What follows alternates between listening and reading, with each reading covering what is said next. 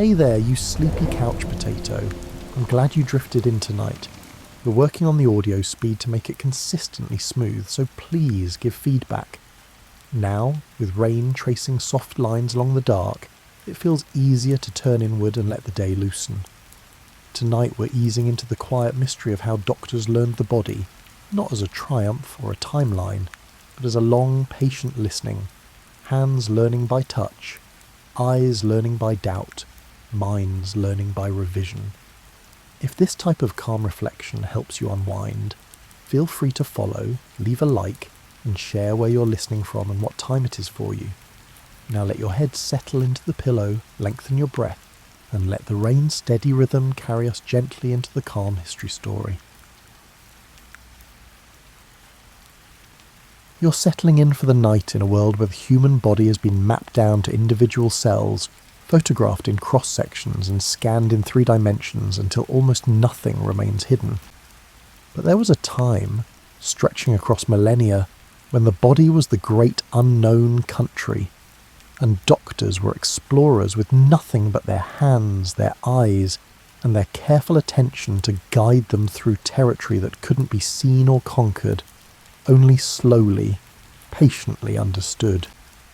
The old physician sits on a wooden stool beside a sleeping child, his hand resting lightly on the boy's wrist.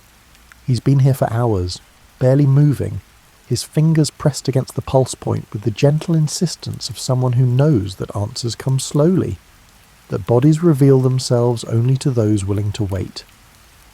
Outside, the marketplace has emptied. The sun has tracked across the sky and begun its descent. Still, he sits. This is medicine in an age when no one has ever seen inside a living human body, when the interior landscape remains as mysterious as the far side of the moon. But this physician, let's call him what his patients call him, simply the healer, has spent 30 years learning to read the surfaces, to interpret the visible signs of invisible processes. His education has been a long, patient accumulation of observations, each one filed away in memory, cross-referenced against thousands of other moments just like this one. The boy's pulse flutters under the healer's fingertips like a trapped bird. Not the steady rhythm of health, but something erratic, uncertain. The healer closes his eyes, not to shut out the world, but to focus entirely on this one sensation, the complex conversation happening between the boy's heart and his own fingers. Fast, then slow. Strong, then weak. He's feeling for patterns, for the particular signature of this illness. You might wonder how anyone could learn medicine this way, through touch alone, through surfaces and symptoms. But consider what you already know without seeing it. You know when you're getting sick before any test could confirm it. You feel the difference between tired and exhausted, between hungry and nauseated, and between the ache of overwork and the ache of injury. Your body speaks a language you understand without having taken a single anatomy class. The healer has simply learned to listen to other people's bodies with the same attention you give your own. He's developed a vocabulary of observation so refined that he can distinguish between dozens of different types of pulse, each one telling him something about what's happening inside, in that hidden country he'll never see. He opens his eyes and looks at the boy's face, pale but with a strange flush across the cheeks, dry lips, slightly parted, the breath coming shallow and quick. The healer leans closer, not touching now, just observing. He notes the faint yellowish tint to the whites of the eyes, the way the boy's hands curl slightly inward rather than lying relaxed, the particular smell rising from the child's skin, not the usual scent of healthy sleep, but something sour, something wrong. Every sense becomes a tool for gathering information. Smell tells him about internal processes, the sweetness that sometimes signals certain fevers, the metallic tang that accompanies others. Sight reveals colour changes, swelling, and the quality of skin and eyes. Hearing catches the rattle or wheeze of breath and the sounds of digestion. Taste, though used more rarely, can detect changes in blood or other fluids. And touch. Touch is everything. The primary language through which bodies communicate their secrets. The boy's mother hovers nearby, wringing her hands. She wants to ask questions, wants reassurance, and wants something to do. But the healer has trained her to silence during these examinations. Not unkindly, he's explained that he needs quiet to hear what the body is saying, that interruptions scatter his concentration like stones thrown into still water. She understands, or tries to, though the waiting clearly costs her. After what feels like an eternity but is probably only half an hour, the healer straightens and nods to himself. He's found the pattern he was looking for and matched it to similar cases in his memory. This fever is the kind that comes from bad water, from something ingested rather than caught from the air. It will burn hot for 3 days, then break suddenly. The boy will be weak for a week after but should recover fully. How does he know this? Because he's seen it before. Dozens of times. He's tracked the progression of this particular illness through its complete cycle, noted what helps and what doesn't, and learned to recognise its signature early enough to reassure worried parents that their child isn't dying, just sick in a predictable, manageable way. This is the foundation of early medicine, pattern recognition, built up through thousands of careful observations. The healer carries in his memory what later physicians will write in textbooks. The natural history of diseases, the typical course each one follows, and the signs that distinguish a dangerous illness from a merely unpleasant one. He finally speaks to the mother, his voice low and calm. The boy needs cool water to drink as much as he'll take. No food until the fever breaks. The body doesn't want food right now, and forcing it will only make things worse. Cool cloths on the forehead and wrists change frequently. Someone should sit with him and watch for any change in the breathing or the colour of the skin. If the lips turn blue, if the pulse becomes thread thin, if the fever climbs so high the boy starts shaking uncontrollably, then send for the healer immediately. Otherwise wait. The body knows how to fight this illness. The healer's job is simply to support that fight, keep the boy comfortable, and ensure nothing interferes with the natural healing process. The mother nods, some of the panic leaving her face. This is another crucial part of the healer's work, managing fear, providing the calm certainty that allows families to endure illness without falling into despair.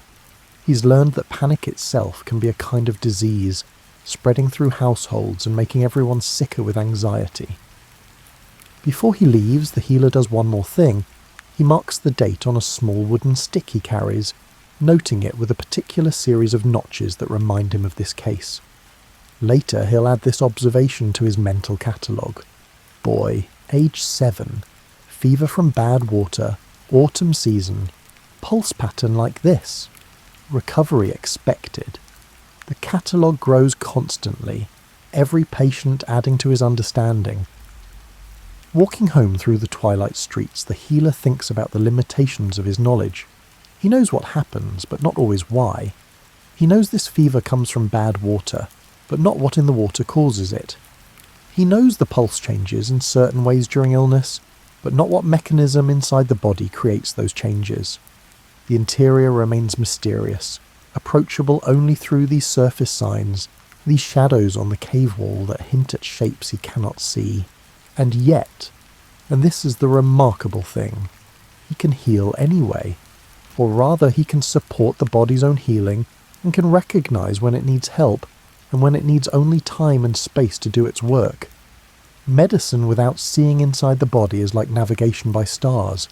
You can't see the ocean floor, can't chart every current and shoal, but you can still find your way if you pay attention to the visible signs, if you learn the patterns that repeat themselves across different journeys. The night deepens. In his room, the healer pulls out a piece of bark and a sharpened stick. He begins to write, not in words. He has few of those, but in symbols and pictures that will help him remember today's observations. A simple drawing of a pulse pattern, a note about the season and the source of the illness. These marks are his textbook, his reference guide, and his way of extending memory beyond what his own mind can hold. This is how it begins.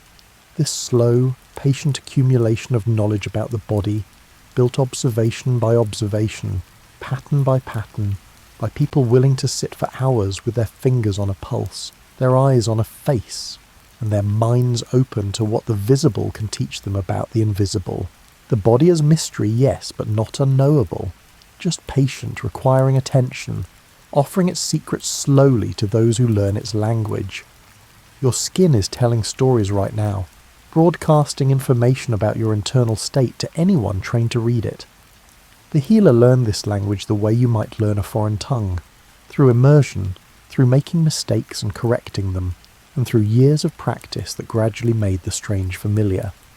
He's teaching his apprentice now, a young woman with quick eyes and steady hands. They're examining a farmer who's come complaining of stomach troubles, and the healer is showing his student what to look for. "Press here," he says, guiding her fingers to a spot below the farmer's ribs. Gentle, like testing whether bread dough is ready. "What do you feel?" The apprentice concentrates, her face scrunched with effort. "It's harder than it should be. Tense." The healer nods. "Now press here." He moves her hand to the other side. "Notice the difference." She does. One side yields normally under gentle pressure. The other resists, the muscle beneath contracted in a way that suggests pain, inflammation, or something wrong.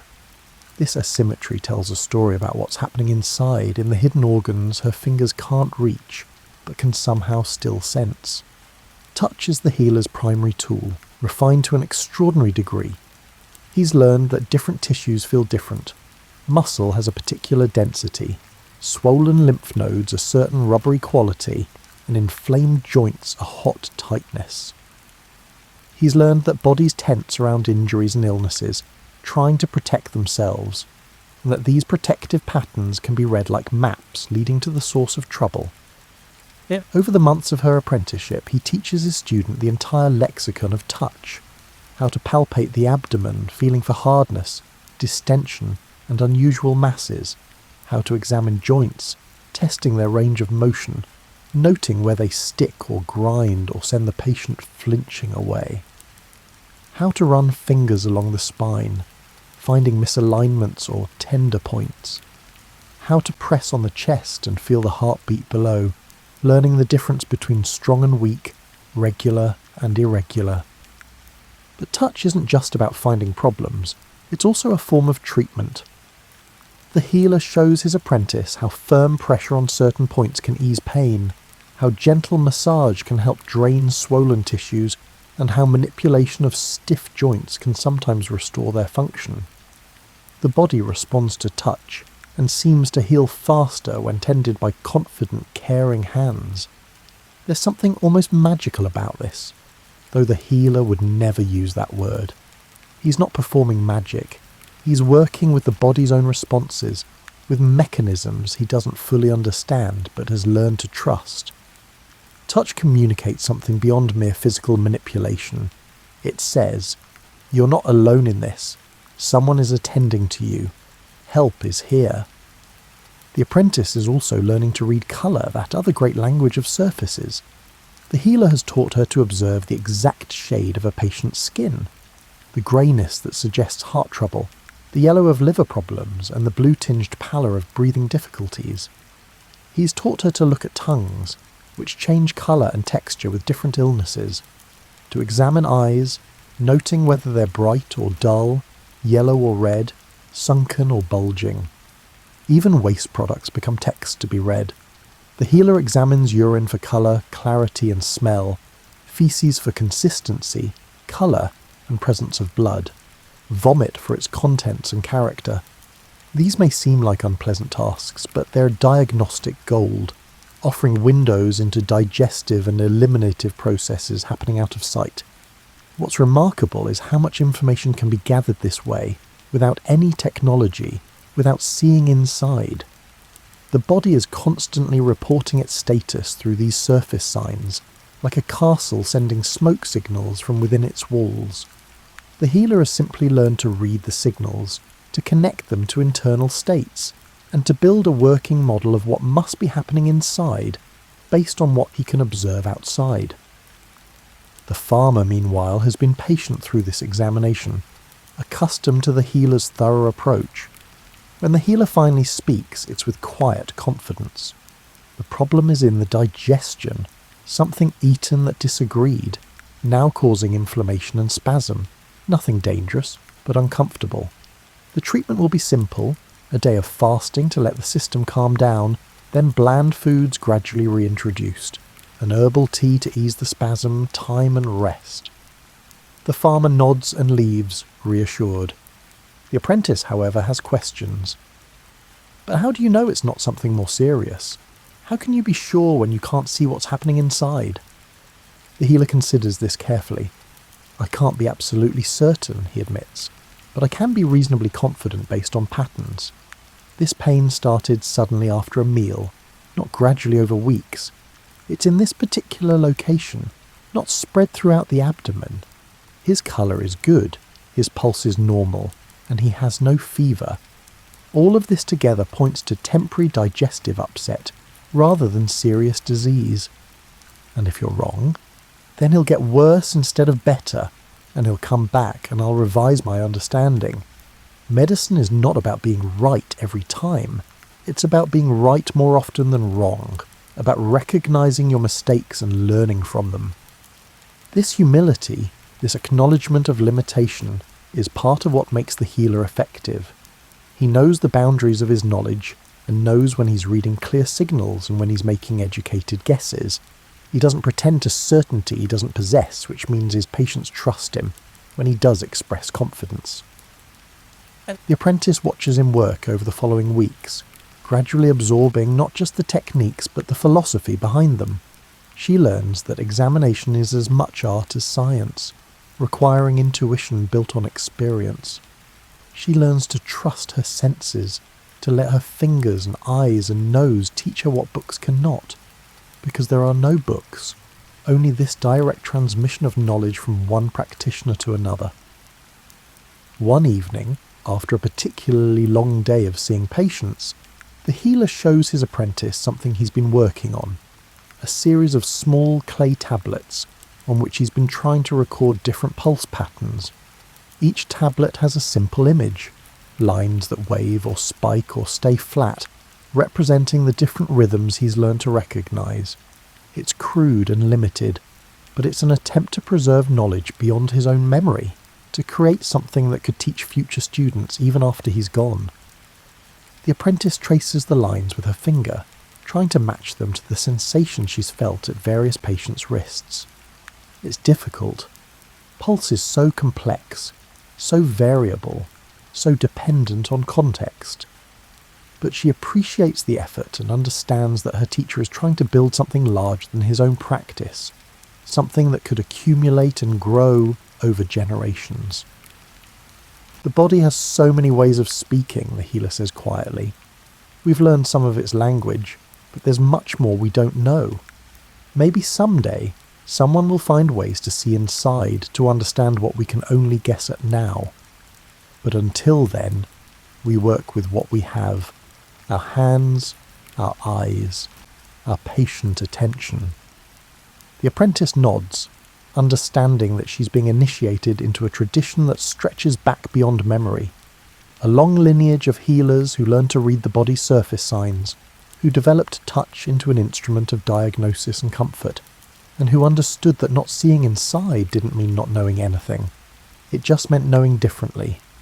As the night deepens and candles burn low, the healer and his apprentice sit together in comfortable silence, two people at different points along the same journey of learning to hear what bodies say when they cannot speak in words, when their truths must be read through skin and pulse and colour, through the subtle languages of flesh that reveal themselves only to those patient enough to learn them. The merchant arrives at the healer's door in mid-morning, well-dressed but moving like someone much older than his years. Everything about him suggests pain.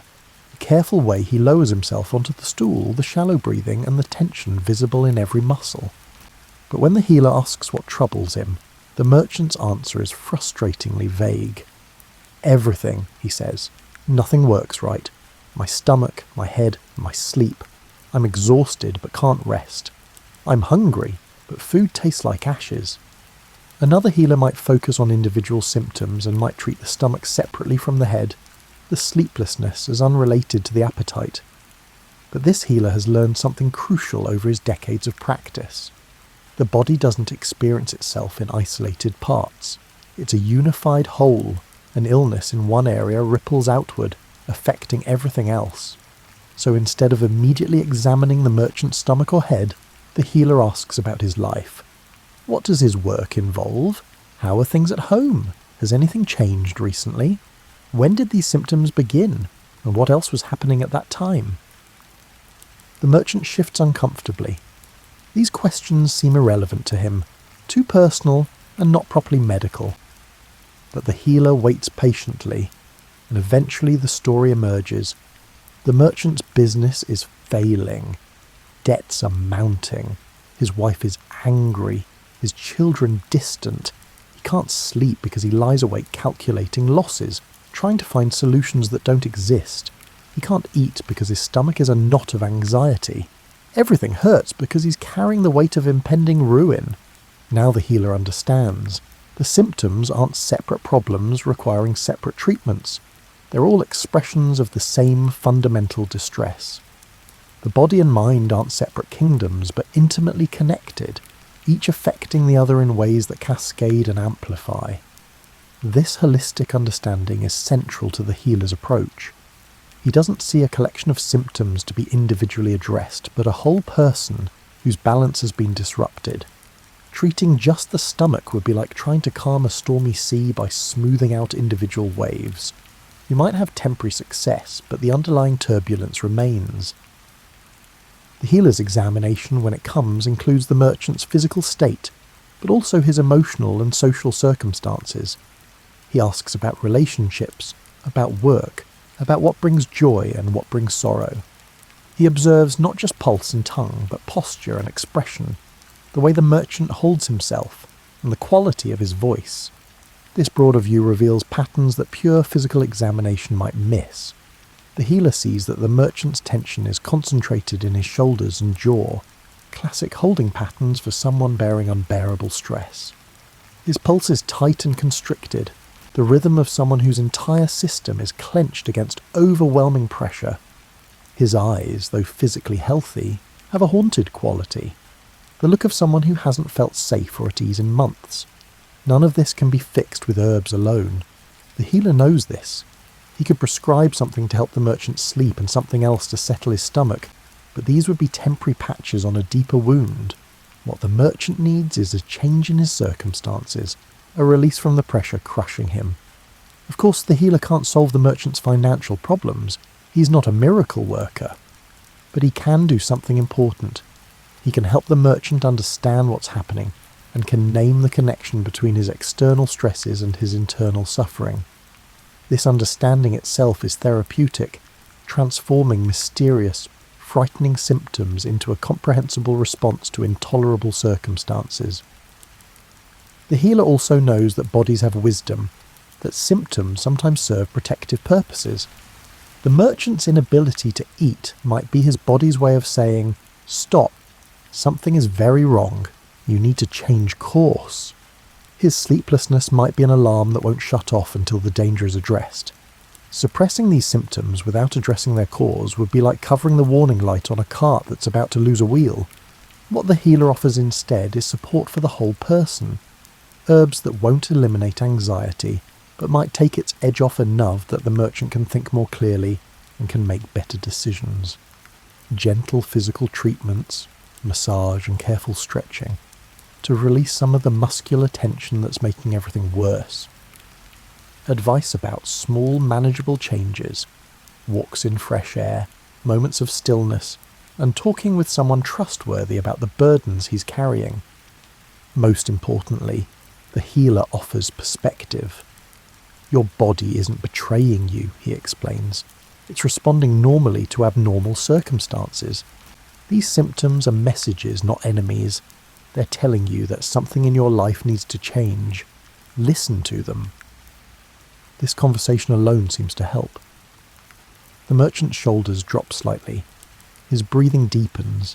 Some colour returns to his face. He's not cured. His problems remain, but he feels less alone with them. less bewildered by his own physical distress. The healer has learned through long experience that illness rarely has a single cause. It emerges from the complex interaction of body, mind, emotion, and circumstance. A person might develop a fever from a physical infection, but whether they recover quickly or slowly can depend on their emotional state, their living conditions, their relationships, and their sense of hope or despair. This is why he always asks about the whole life, not just the ailing part. He wants to know about sleep and food, yes, but also about work and family, about fears and joys, and about what feels wrong even if it can't be named. Bodies exist in context, and healing requires addressing the whole situation, not just the most obvious symptom. His apprentice, watching this interaction, is struck by how much time the healer spends simply listening. She's been trained to examine, to palpate, and to observe, but she's still learning the skill of deep listening, of creating space for people to tell the whole truth of their experience. After the merchant leaves, not cured, but somewhat eased, with some practical suggestions and, more importantly, with understanding, the healer turns to his apprentice. "Remember," he says, "we treat people, not diseases.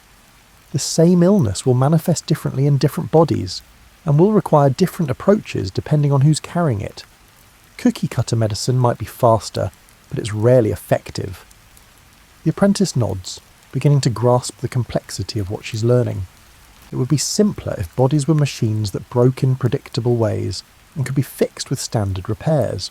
But bodies are living systems embedded in lives, and those lives are messy and complicated and impossible to separate from the physical symptoms they produce. Over the following months, she learns to take this holistic view in her own examinations. She learns to ask not just, "Where does it hurt?" but "What else is happening in your life?"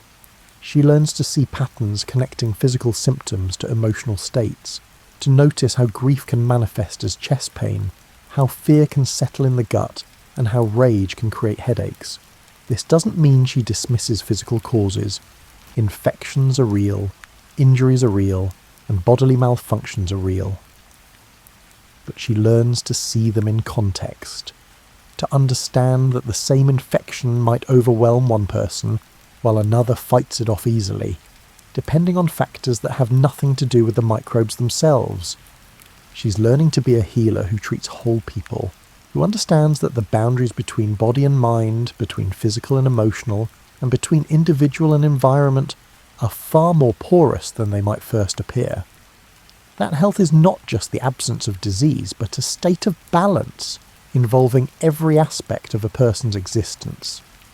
This is sophisticated medicine, built without microscopes or blood tests, without x-rays or lab results. It's medicine based on careful observation of the whole person, on understanding patterns that connect seemingly disparate symptoms, and on recognizing that healing often requires changes that go far beyond prescribing remedies. As night falls and the day's patients depart, the healer and his apprentice sit together, discussing what they've seen. These conversations are part of her education too, learning to think about medicine not as a set of rigid rules, but as a flexible, creative practice that must be adapted to each unique person and situation. The body remains mysterious, its interior still unseen. But through this holistic approach, through attention to the whole person and all their circumstances, the healer has found ways to work with that mystery, to support healing even when he can't see exactly what's happening inside. It's medicine that honours complexity, that works with systems rather than just symptoms, and that understands health as emerging from the intricate balance of countless factors, physical and otherwise. The old healer's memory contains thousands of cases, filed away in intricate detail, cross-referenced, and organised in ways he couldn't fully explain if asked. It's not photographic memory. Those don't really exist, not the way stories suggest, but it's trained memory, honed by decades of deliberate attention to patterns and outcomes. When a new patient arrives with a particular constellation of symptoms, the healer's mind automatically searches through its archives. Has he seen this before? What happened last time? What worked and what didn't? The comparison happens almost instantly, below the level of conscious thought, his experienced eye recognizing patterns the way you might recognize a familiar face in a crowd, without having to consciously analyze each feature. This mental library is the foundation of medical knowledge before writing becomes common. It's how understanding accumulates and deepens, each healer adding their observations to what their teachers taught them, refining and sometimes correcting the wisdom passed down. But memory is also fragile, especially at the boundaries. The healer can remember last week's patients in sharp detail, and can recall unusual cases from years ago because they were memorable. But the ordinary cases, the middle-range observations that didn't stand out, those blur and fade, their lessons potentially lost. This is why, in recent years, the healer has begun working with marks and symbols, trying to create external memory, ways of preserving observations beyond the capacity of his own mind. It's slow work, made difficult by the limitations of materials and by the challenge of finding symbols that can capture the complexity of what he knows. He's not writing in the modern sense. There's no alphabet, no standardized script. Instead, he's developed a personal system of images and marks that help trigger his memory. A drawing of a plant reminds him which herb treats which condition. A pattern of dots represents a particular type of pulse. A stick figure with marks on the abdomen recalls a case of internal pain that resolved with specific treatment. His apprentice is learning the system, adding her own marks and modifications. Together they're creating something that could outlast them both, a primitive medical text that future healers could study and build upon. One afternoon, the healer shows his apprentice a series of notched bones he's collected over the years. Each notch represents a case of a particular fever, marked with small symbols indicating the outcome: recovery, death, or ongoing illness. By counting the notches, he can tell his apprentice, of 47 people I've treated with this fever, 39 recovered, 6 died, and 2 remain chronically ill. The deaths were all among the very young or very old. This is crude statistics born from observation and careful record keeping. The healer doesn't think of it as mathematics. He's just noticed patterns and found a way to track them. But it allows him to make predictions, to tell patients what they can reasonably expect, and to give them odds rather than just guesses. The apprentice is amazed by this. She hadn't realised her teacher was keeping such detailed records, and hadn't understood that healing could be approached so systematically. She asks to learn the marking system to start keeping her own records. Together they develop ways to note not just outcomes, but circumstances. They mark whether the patient was well fed or malnourished, young or old, and treated immediately or only after the illness had progressed. Gradually patterns emerge that wouldn't be visible from individual cases. They see that early treatment improves outcomes, that good nutrition provides some protection against severe illness, and that certain conditions run in families. And this is the beginning of what will eventually become medical literature, the systematic recording and analysis of observations. But it's happening in a world without books, without standardized writing, where each healer must invent their own system of preservation. The healer also teaches his apprentice memory techniques, the same ones he learned from his own teacher. Methods of organizing information mentally so it can be retrieved when needed. He teaches her to associate treatments with vivid mental images, to create memory palaces where different types of knowledge are stored in different imaginary rooms, and to use rhythm and repetition to cement important information. Your mind is your primary tool, he tells her. Sharper than any knife, more reliable than any written record if you train it properly. But you must be deliberate about what you commit to memory and how you organize it.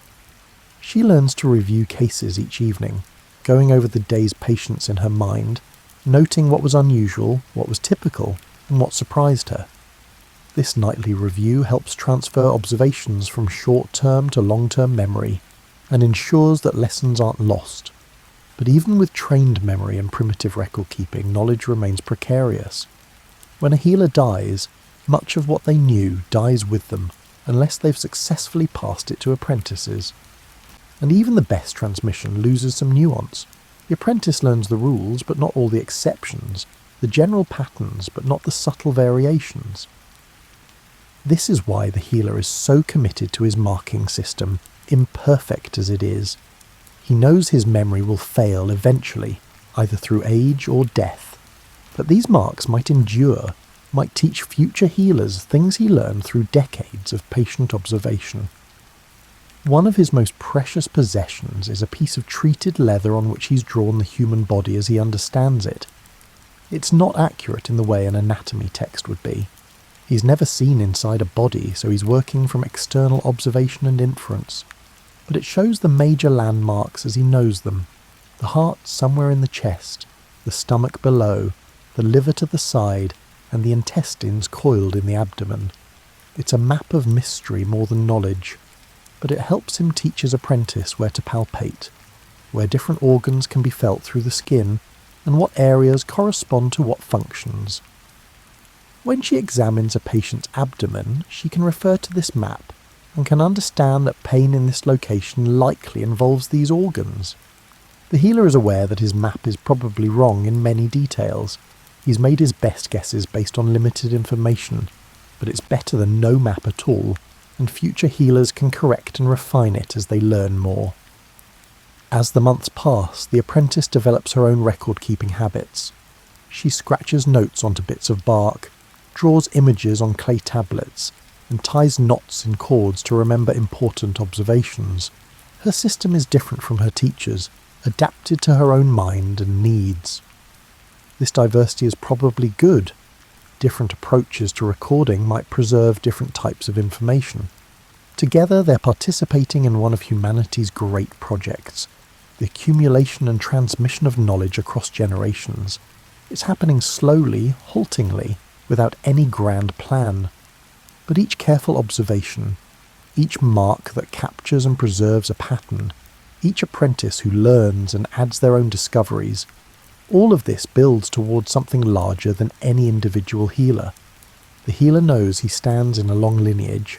His teacher taught him what their teacher taught them, stretching back to the first healers who began this patient work of observation. And his apprentice will teach others, who will teach others still, each generation refining and expanding the understanding of the body and its healing. Memory remains the primary vessel for this knowledge, but now it's being supplemented and preserved in external forms that can outlast individual lives. It's the beginning of medicine as a cumulative discipline, as something that can grow and improve rather than having to be rediscovered anew each generation. As the evening deepens, the healer and his apprentice sit by firelight, reviewing the marks and symbols they've created, discussing what should be preserved and how. It's patient work, this building of knowledge. But then, everything about healing requires patience. The body heals slowly, understanding accumulates gradually, and wisdom takes time to mature. The marks they make tonight might endure for decades and might teach healers they'll never meet. Or they might be lost, destroyed by fire or water, or simply forgotten. There's no way to know. But they make them anyway, driven by the hope that knowledge carefully gathered shouldn't be carelessly lost, that the lessons of experience deserve to outlast the individuals who learned them. The boundary between life and death has always been sacred territory, carefully guarded by custom and fear. Bodies of the dead are powerful things, charged with meaning, surrounded by ritual and taboo. And for most of human history they remain inviolate.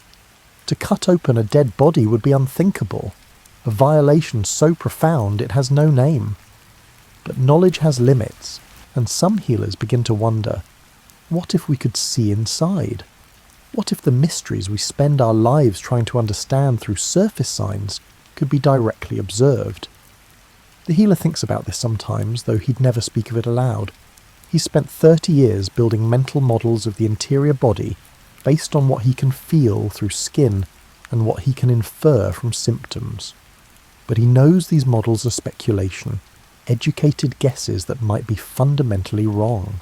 There are moments, examining a patient with an abdominal mass, trying to determine what organ is affected, when he wishes desperately that he could simply look, not in a living person, which would be both cruel and quickly fatal, but in someone already dead, whose suffering was finished, whose body might yet serve by teaching the living. Such thoughts feel dangerous, almost blasphemous. The dead are sacred. They belong to whatever comes after, not to the curiosity of healers. To cut them open would disturb their journey, would show disrespect to ancestors and gods, and would cross lines that exist for good reason. And yet, the wondering persists. In some places far away, he's heard rumours of cultures that handle their dead differently. People who mummify bodies with elaborate care, removing organs in the process.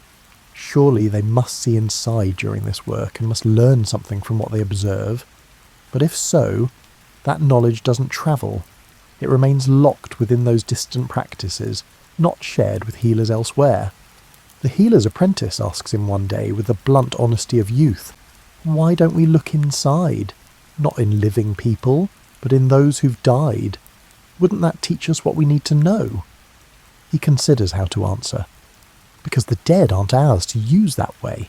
Because there are boundaries between respect and knowledge, and we can't always sacrifice one for the other. Because... He pauses, trying to articulate something he feels more than understands. Because there's wisdom in acknowledging mystery, in accepting that some things remain hidden. But even as he says this, he wonders if it's entirely true. Is there really wisdom in ignorance? Or is he just rationalizing fear, calling inevitable limitation a virtue? The question haunts him. He thinks about all the patients he's lost over the years, all the times he couldn't help because he didn't understand what was happening inside. Would those deaths have been prevented if he'd known more? Would careful, respectful examination of the dead have saved the living? There's no way to know, and perhaps that's the hardest part. The cost of ignorance is invisible. You can't count the lives that might have been saved by knowledge you don't possess. You can only count the lives lost despite your best efforts, despite all your careful observation and accumulated wisdom. In some cities, far to the south, the taboos are beginning to loosen, or so the rumours say. Certain schools of healing are permitted to dissect the bodies of executed criminals, people who forfeited their rights by their crimes, whose bodies are considered available for use that would be unthinkable for ordinary dead.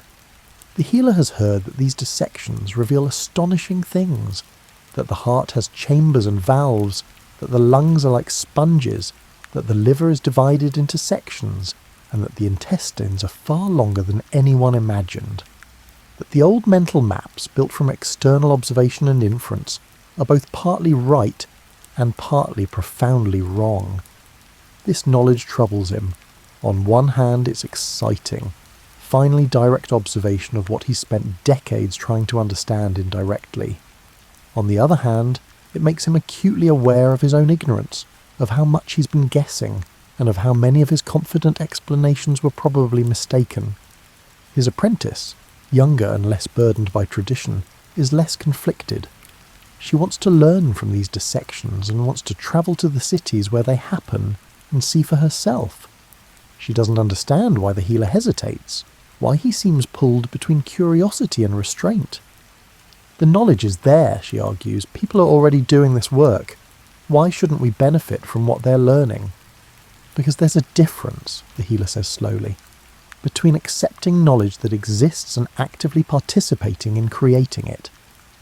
I can't stop those distant physicians from cutting open the dead, but I can choose not to do it myself and can choose to maintain the boundaries my own culture considers sacred. Even if people die because of your respect for those boundaries?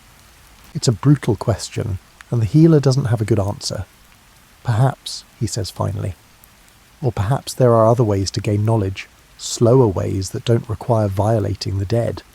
Perhaps patient observation over generations will eventually reveal what dissection shows more quickly. I don't know. I only know that I must practice medicine in a way I can live with, and for me, that means respecting certain limits.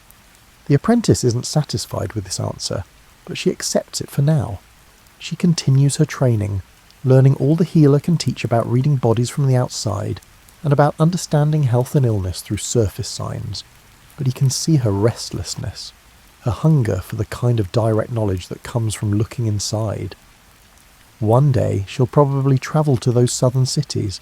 She'll probably observe dissections and learn anatomy in ways her teacher never could.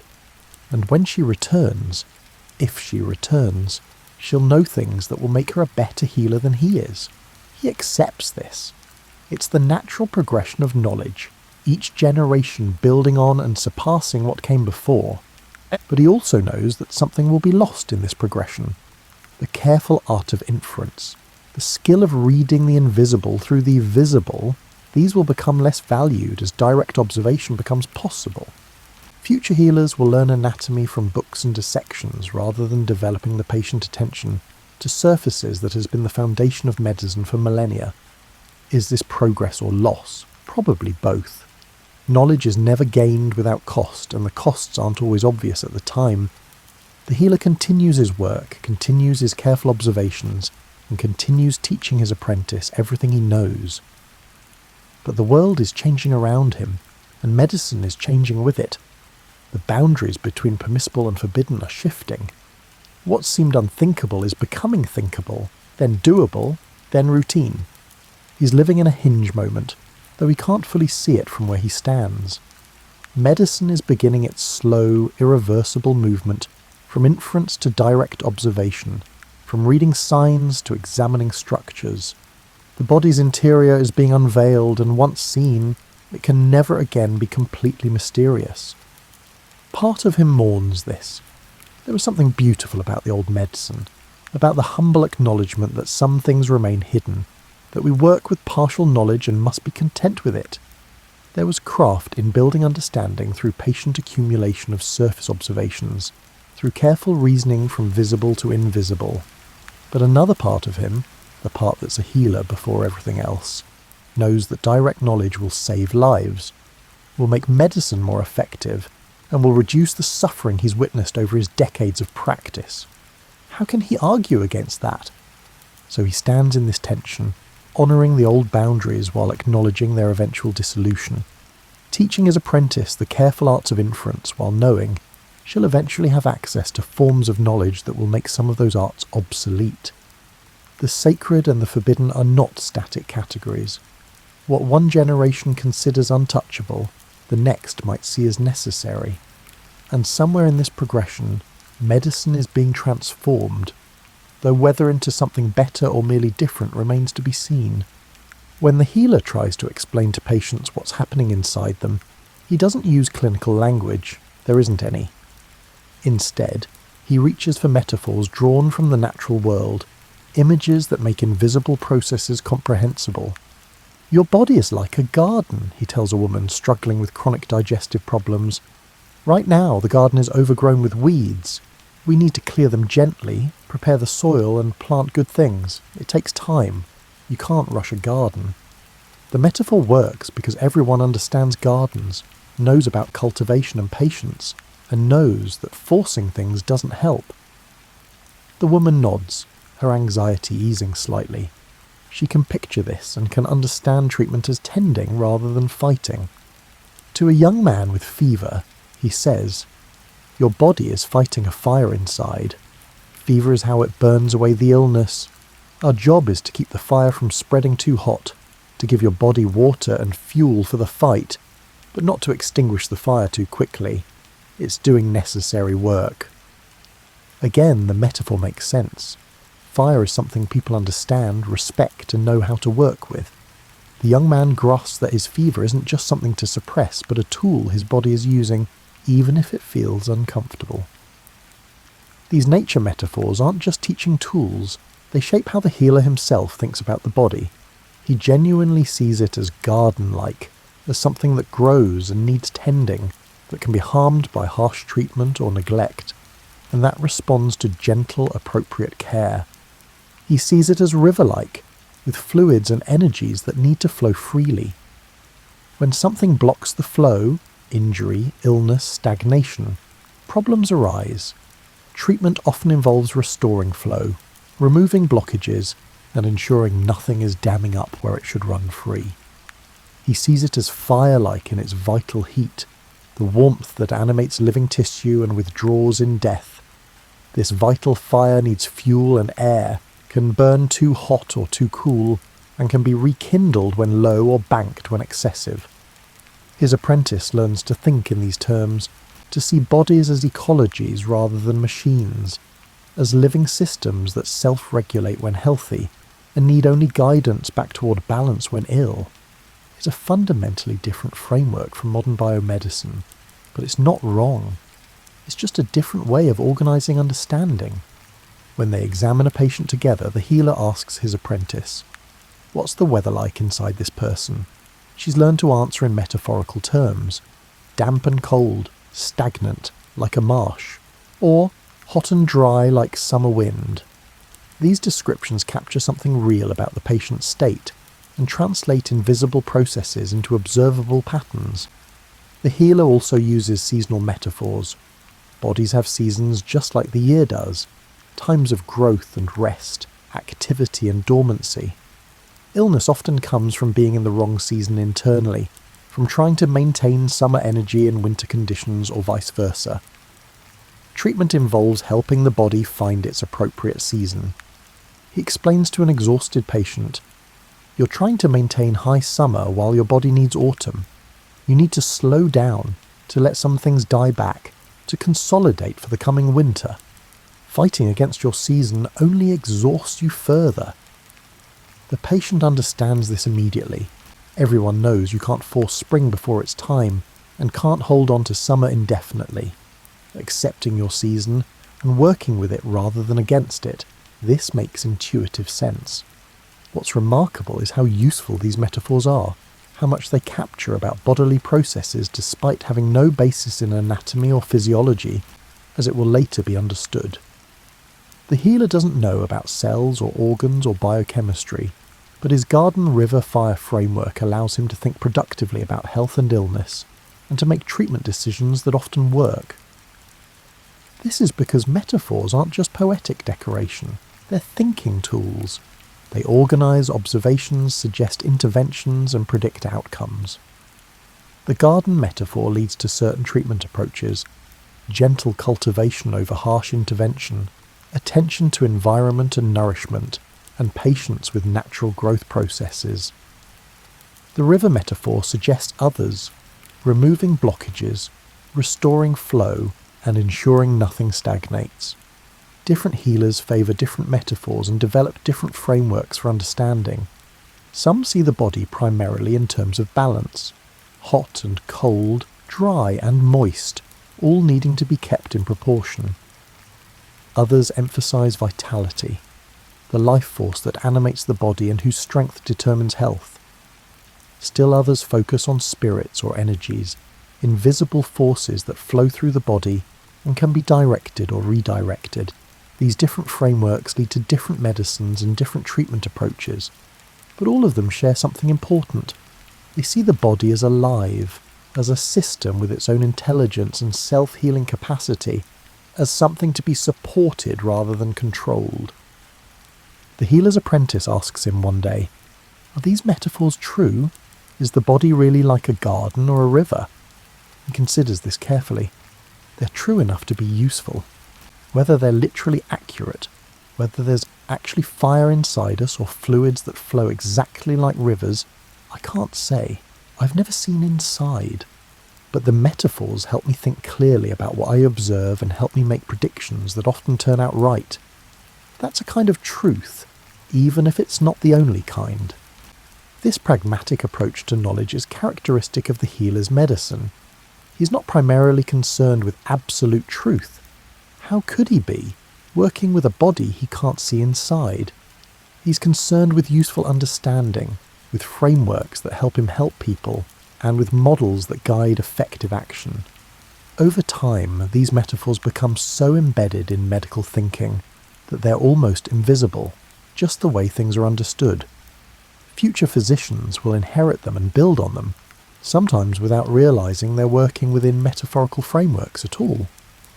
And when direct anatomical observation eventually becomes possible, when the body's interior is finally unveiled, these old metaphors won't immediately disappear. Some will be abandoned as clearly wrong, but others will persist, transformed but recognisable, because they captured something true even if they got the mechanism wrong. The idea of balance, for instance, that health involves maintaining proper proportions between different elements, will continue in new forms, translated into homeostasis and physiological regulation. The idea of flow will persist in understandings of circulation and neural conduction. The idea of vital heat will eventually be understood in terms of metabolism, but the basic insight that living bodies generate and maintain warmth, and that this warmth is essential to life, remains accurate. So the healer's metaphors aren't just primitive placeholders for better knowledge to come. They're genuine insights, ways of organising observation that capture real patterns even when the underlying explanations are wrong. They're how medicine thinks when it can't see, how understanding develops in the absence of direct observation. As the afternoon light slants through the window, the healer and his apprentice continue their work, seeing bodies as gardens needing tending, rivers needing flow, and fires needing fuel. And somehow, impossibly, this works. People get better under their care more often than not. The metaphors, for all their limitations, are sufficient to guide healing. The body remains mysterious in its depths, but its surfaces speak clearly to those who learn its languages.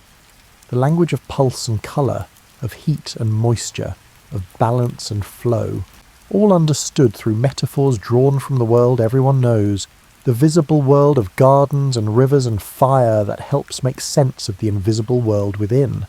The healer's bag contains tools, though none of them would be recognised as medical instruments by modern eyes.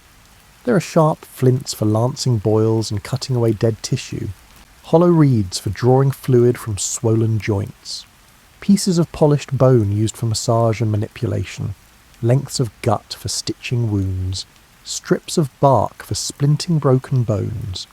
These are primitive tools in the sense that they're made from natural materials, crafted by hand, and limited in what they can do, but they're sophisticated in their use, representing generations of refinement, of discovering what works and what doesn't, and of adapting available materials to medical purposes.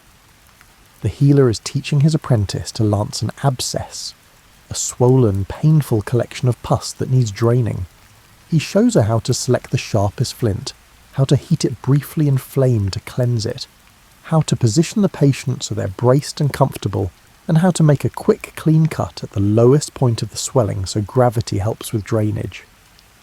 Speed is kindness here, he tells her. Hesitation prolongs pain. Decide where you're going to cut, then do it decisively. She practices first on a piece of fruit, learning the angle and pressure needed for a clean incision. Then, with the healer guiding her hand, she makes her first cut on an actual patient. The abscess drains immediately, relieving pressure. The patient gasps, but then relaxes, the throbbing pain already beginning to ease. This is surgery at its most basic, cutting to release, to remove, to repair. It's limited by tools and by the fundamental problem that cutting deeply into a living body almost inevitably leads to death from bleeding or infection. So surgical intervention remains superficial, confined to surface problems that can be addressed without entering the body's core. But within these limitations, significant work can be done. The healer can stitch torn skin, aligning edges carefully so they heal with minimal scarring. He can set broken bones, feeling through skin to position fragments correctly, then splinting them so they stay in place during healing. He can remove surface growths, extract foreign objects like thorns or embedded stones, and drain fluid collections. He's also learned careful techniques for cautery, using heated metal to seal bleeding or burn away diseased tissue. It's brutal, but sometimes necessary, and he's refined the process as much as possible, knowing how hot the metal should be, how long to apply it, and how to minimise damage to surrounding healthy tissue. His apprentice learns all of this through careful practice, starting with simple tasks and gradually moving to more complex ones. She learns that successful use of tools isn't about the tools themselves, but about the knowledge and skill guiding them. A sharp flint in inexperienced hands is just a dangerous rock. In the healer's hands, it becomes a precise surgical instrument. The healer has also developed specialised tools for specific purposes. A curved bone needle for stitching in awkward locations. A flat stone with a carefully ground edge for scraping away infection from wounds. A hollow bird bone for blowing medicinal powders into ears or throats. Each tool represents someone's clever solution to a practical problem, refined through trial and error. Some tools serve diagnostic rather than therapeutic purposes.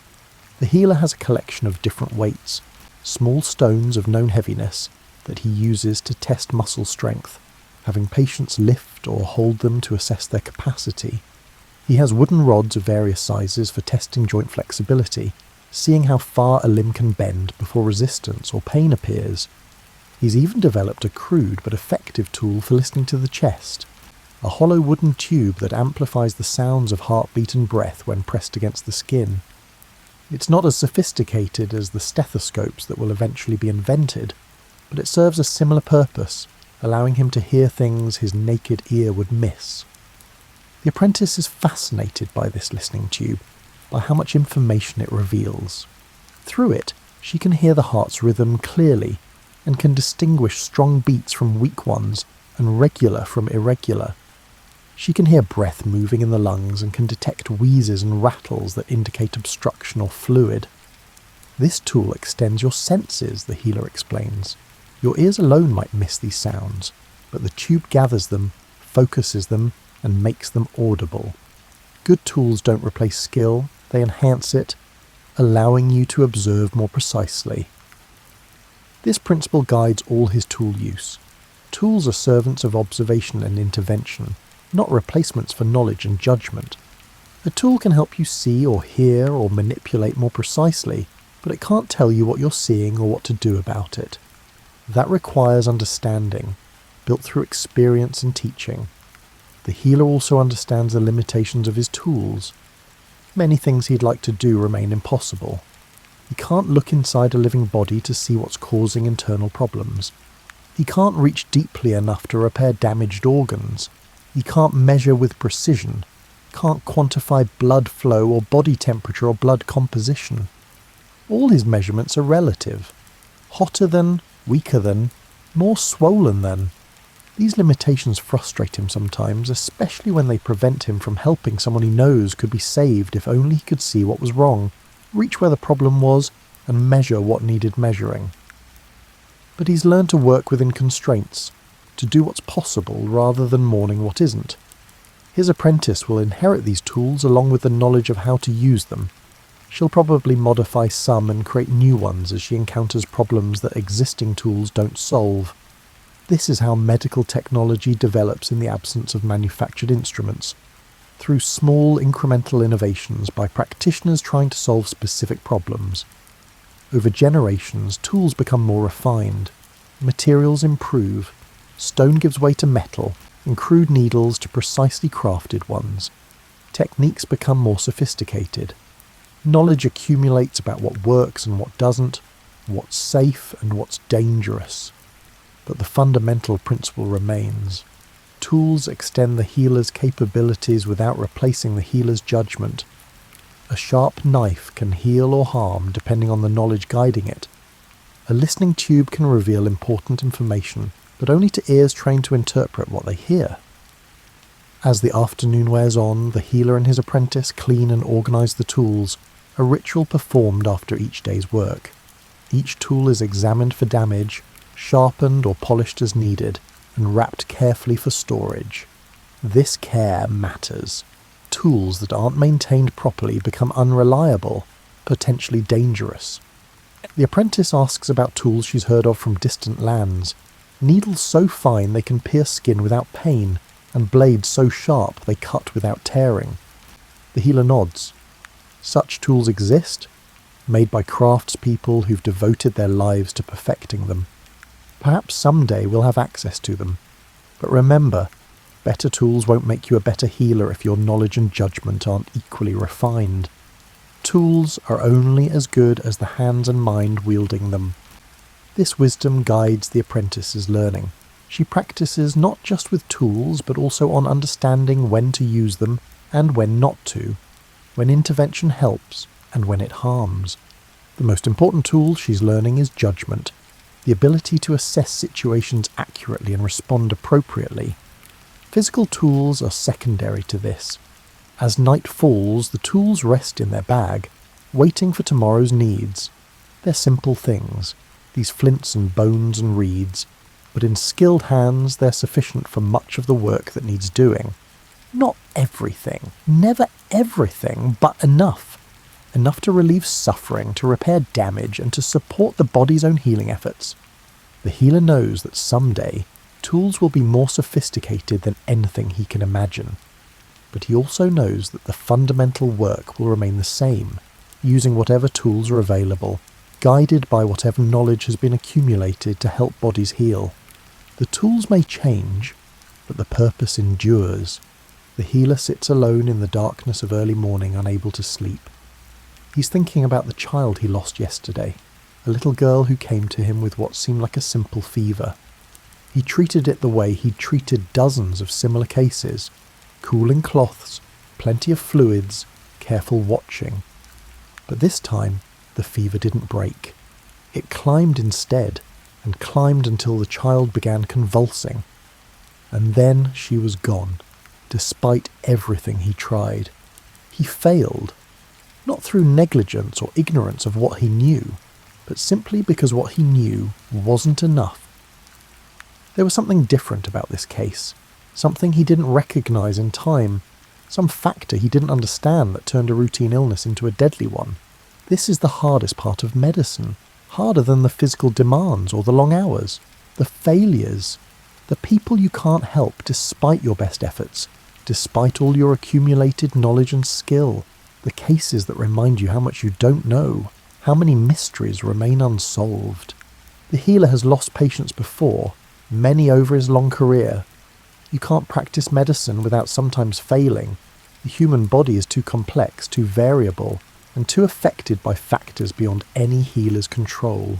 Some people get better, and some don't, and the line between those outcomes isn't always clear. But each loss still hurts. It still feels like personal failure, even when intellectually he knows it isn't. The little girl's face haunts him. Her frightened eyes in those final hours when he could see he was losing her but didn't know why or how to stop it. His apprentice finds him there at dawn, sitting with his grief. She's young enough that she still believes skilled healers shouldn't lose patients, and that knowledge should be sufficient to save everyone. She doesn't yet understand that medicine's power is limited, that many battles are lost regardless of skill. "Tell me what happened," she says. "What went wrong?" The healer describes the case in detail, every symptom he observed, every decision he made, every treatment he attempted. He's trying to learn from the failure, to understand what he missed or misunderstood, and to see if there was a different path he could have taken. But the truth, which he's coming to accept, is that he probably couldn't have saved her. Not with what he knows, not with the tools he has available. The illness moved too fast and attacked something vital that he has no way to reach or repair. Perhaps in the future, with more knowledge, someone will know how to treat such cases, but he doesn't. This realization doesn't comfort him. It just makes the loss feel bigger. Not just this one child, but all the people who will die from similar causes until medicine advances enough to prevent those deaths. How many? How long? His apprentice is struggling with her own reactions. She was there, she helped with the treatment, and she also failed to save the child. Should we have done something differently, she asks. Bled her? Given different herbs? Called for other healers? I don't know, the healer admits. I've been asking myself the same questions, but I don't think any of those things would have changed the outcome. This was beyond our current understanding. Then what use is all our learning if we still can't help? It's a bitter question, and the healer doesn't have a satisfying answer. We help many, he says finally. Not all, but many. And every case teaches us something, even the failures. Especially the failures, maybe. They show us the boundaries of our knowledge and point us toward what we still need to learn. Over the following days, the healer carefully reviews everything about the case, makes detailed notes of symptoms and progression, and tries to identify patterns that might help him recognize similar cases earlier in the future. He asks other healers if they've seen anything like it, shares his observations and seeks their input. Slowly a clearer picture emerges. This illness, though rare, has been seen before. It comes on like an ordinary fever but progresses differently and attacks the brain in ways most fevers don't. It kills quickly, and there's no known treatment that helps. The best anyone can do is recognise it early and warn the family to prepare for the worst. This knowledge doesn't save the little girl who's already lost, but it might help the next child who develops similar symptoms, might allow the healer to give families realistic expectations, and might prevent false hope or unnecessary harsh treatments tried in desperation. This is how medical knowledge advances in part, through failures, through careful attention to cases that don't respond to standard treatments, and through the painful accumulation of understanding about what doesn't work and what might work better. The healer shares this case with his apprentice not to burden her, but to teach her an essential lesson. Medicine is built on failure as much as success. Every effective treatment was discovered by trying many ineffective ones. Every accurate understanding of disease progression was built by carefully observing many disease progressions, including fatal ones. Don't let failure paralyse you, he tells her, but don't dismiss it either. Hold each failure carefully, learn from it, and let it make you more humble and more determined. The worst thing would be to become callous, to stop caring about the ones you lose. Your grief is proof that you're still taking this work seriously. The apprentice nods, trying to integrate this difficult truth. She's learning that medicine isn't about always winning. It isn't about heroic interventions that snatch people back from death. It's about steady, patient work, about helping where you can, accepting limits where you must, and constantly trying to expand what's possible through careful observation and learning. Some failures are preventable, caused by ignorance or carelessness or poor judgment. Those demand accountability and improvement. But other failures are simply the current boundary of possible, and all you can do is try to push that boundary outward through patient effort over time. The healer returns to work, carries on with his rounds and treats the patients who come to him. But he carries the little girl's memory with him, adding her case to his mental catalogue of unsolved mysteries, of illnesses he doesn't yet know how to treat. Someday someone might understand such cases better. Someday children with those symptoms might be saved. But that someday isn't now, and the healer has to practice medicine in the present, with present limitations. So he does what he can, saves whom he can, and bears the weight of those he couldn't save. It's part of the work, perhaps the hardest part, but unavoidable for anyone who takes healing seriously. His apprentice watches him return to his duties with renewed respect. She's seeing that skill and knowledge aren't enough, that medicine also requires resilience, the ability to continue working despite failures, and to maintain compassion despite losses. These qualities can't be taught directly. They're developed through experience, through facing your own limitations and choosing to continue anyway. As the weeks pass, the acute pain of this particular failure fades somewhat, though it never disappears entirely. The healer adds it to the weight he carries, the collection of people he's lost over his long career. Each one is remembered, each one matters, and each one drives him to keep learning, keep observing, and keep trying to understand more about the body and its workings, so that future failures might be prevented. This is the healer's relationship with failure. Not acceptance in the sense of surrender, but acknowledgement that it's inevitable, that learning requires encountering the limits of current knowledge, and that progress happens only by carefully studying what went wrong and trying to understand why. The body remains mysterious despite everything, continues to surprise and confound, and continues to present cases that don't fit established patterns. And the healer continues his patient work of observation and learning, one case at a time, building understanding through both successes and failures, through both healing and loss. Years have passed now, decades. The healer is old, his hands are shaky, and his eyesight is fading. His apprentice, no longer an apprentice but a healer in her own right, has taken over most of the active practice. But he still sees patients occasionally, still teaches when asked, and still participates in the ongoing work of trying to understand the body. And he's come to a surprising realization. He knows both more and less than he did when he started. More because of accumulated experience, thousands of cases observed, patterns recognized, and successful treatments identified. His mental catalogue of medical knowledge is vast, refined by decades of practice. He can recognise subtle variations in pulse that his younger self would have missed, and can predict disease progression with accuracy born from having seen it all before. But less because he's also learned how much remains unknown, how many questions have no answers, and how many mysteries resist solution despite patient investigation. The deeper he's gone into medicine, the more he's discovered complexity beyond his capacity to fully understand. The body is not a simple system that yields its secrets to persistent inquiry. It's astonishingly intricate, interconnected in ways that make it nearly impossible to isolate single causes or predict individual outcomes with certainty. It responds to treatment, but also doesn't respond in ways that seem random but probably aren't, following rules he can sense but not articulate. He's learned that two people with apparently identical symptoms can have completely different outcomes from the same treatment. That illness can vanish spontaneously or persist despite aggressive intervention. That the body's own healing capacity sometimes works miracles that no healer could orchestrate, and sometimes fails for no clear reason. This isn't discouraging so much as humbling.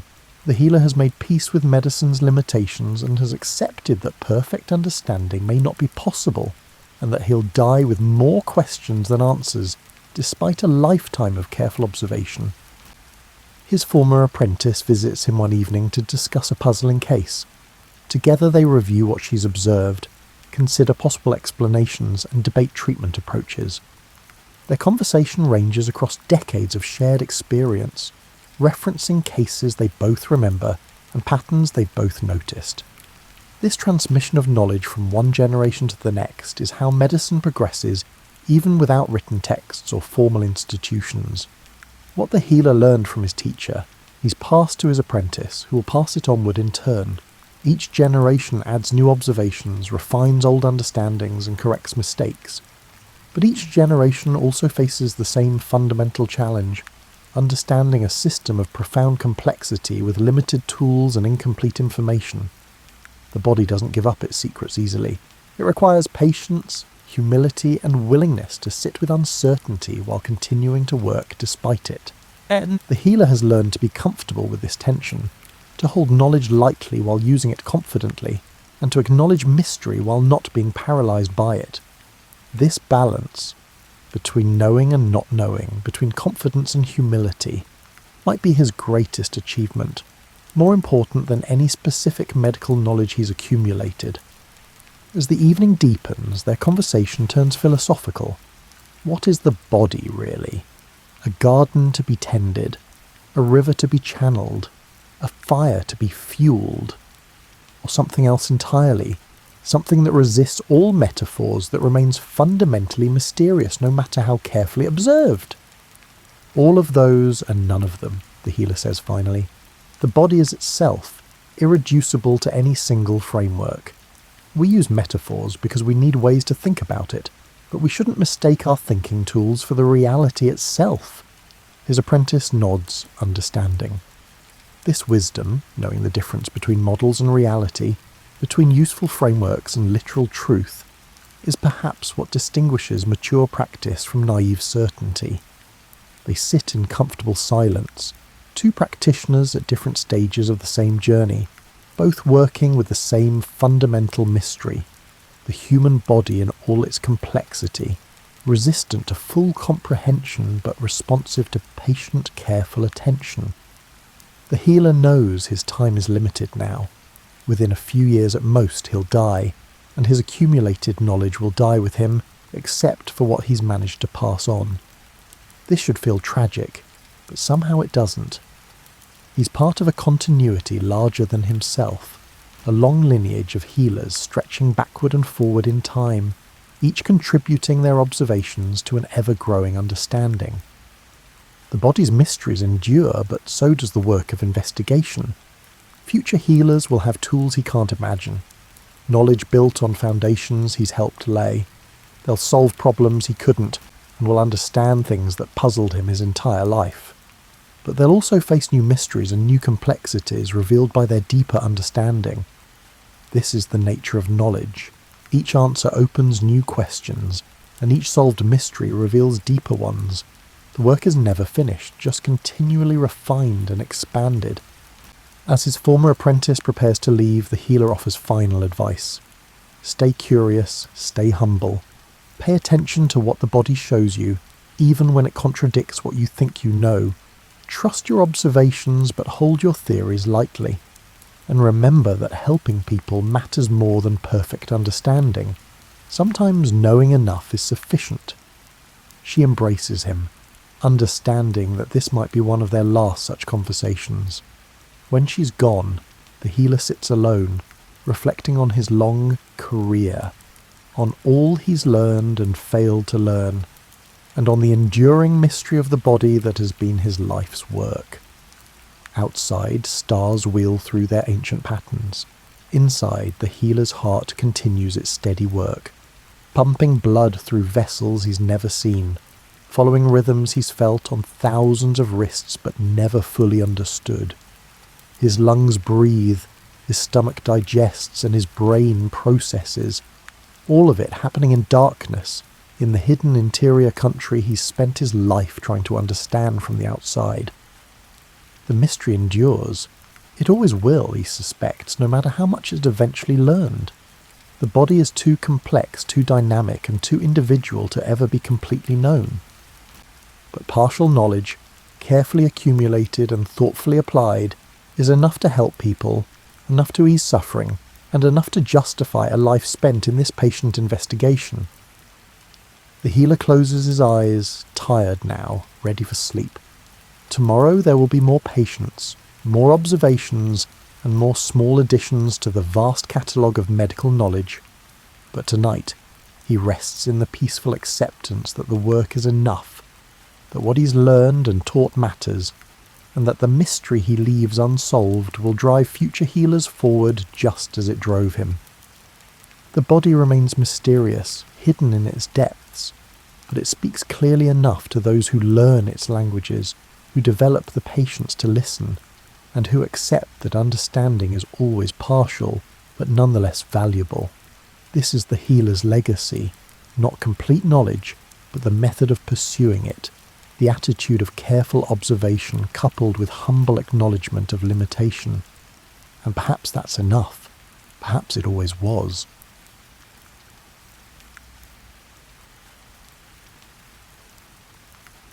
Imagine you're sitting around humanity's first controlled fire, maybe 400,000 years ago, give or take a few millennia.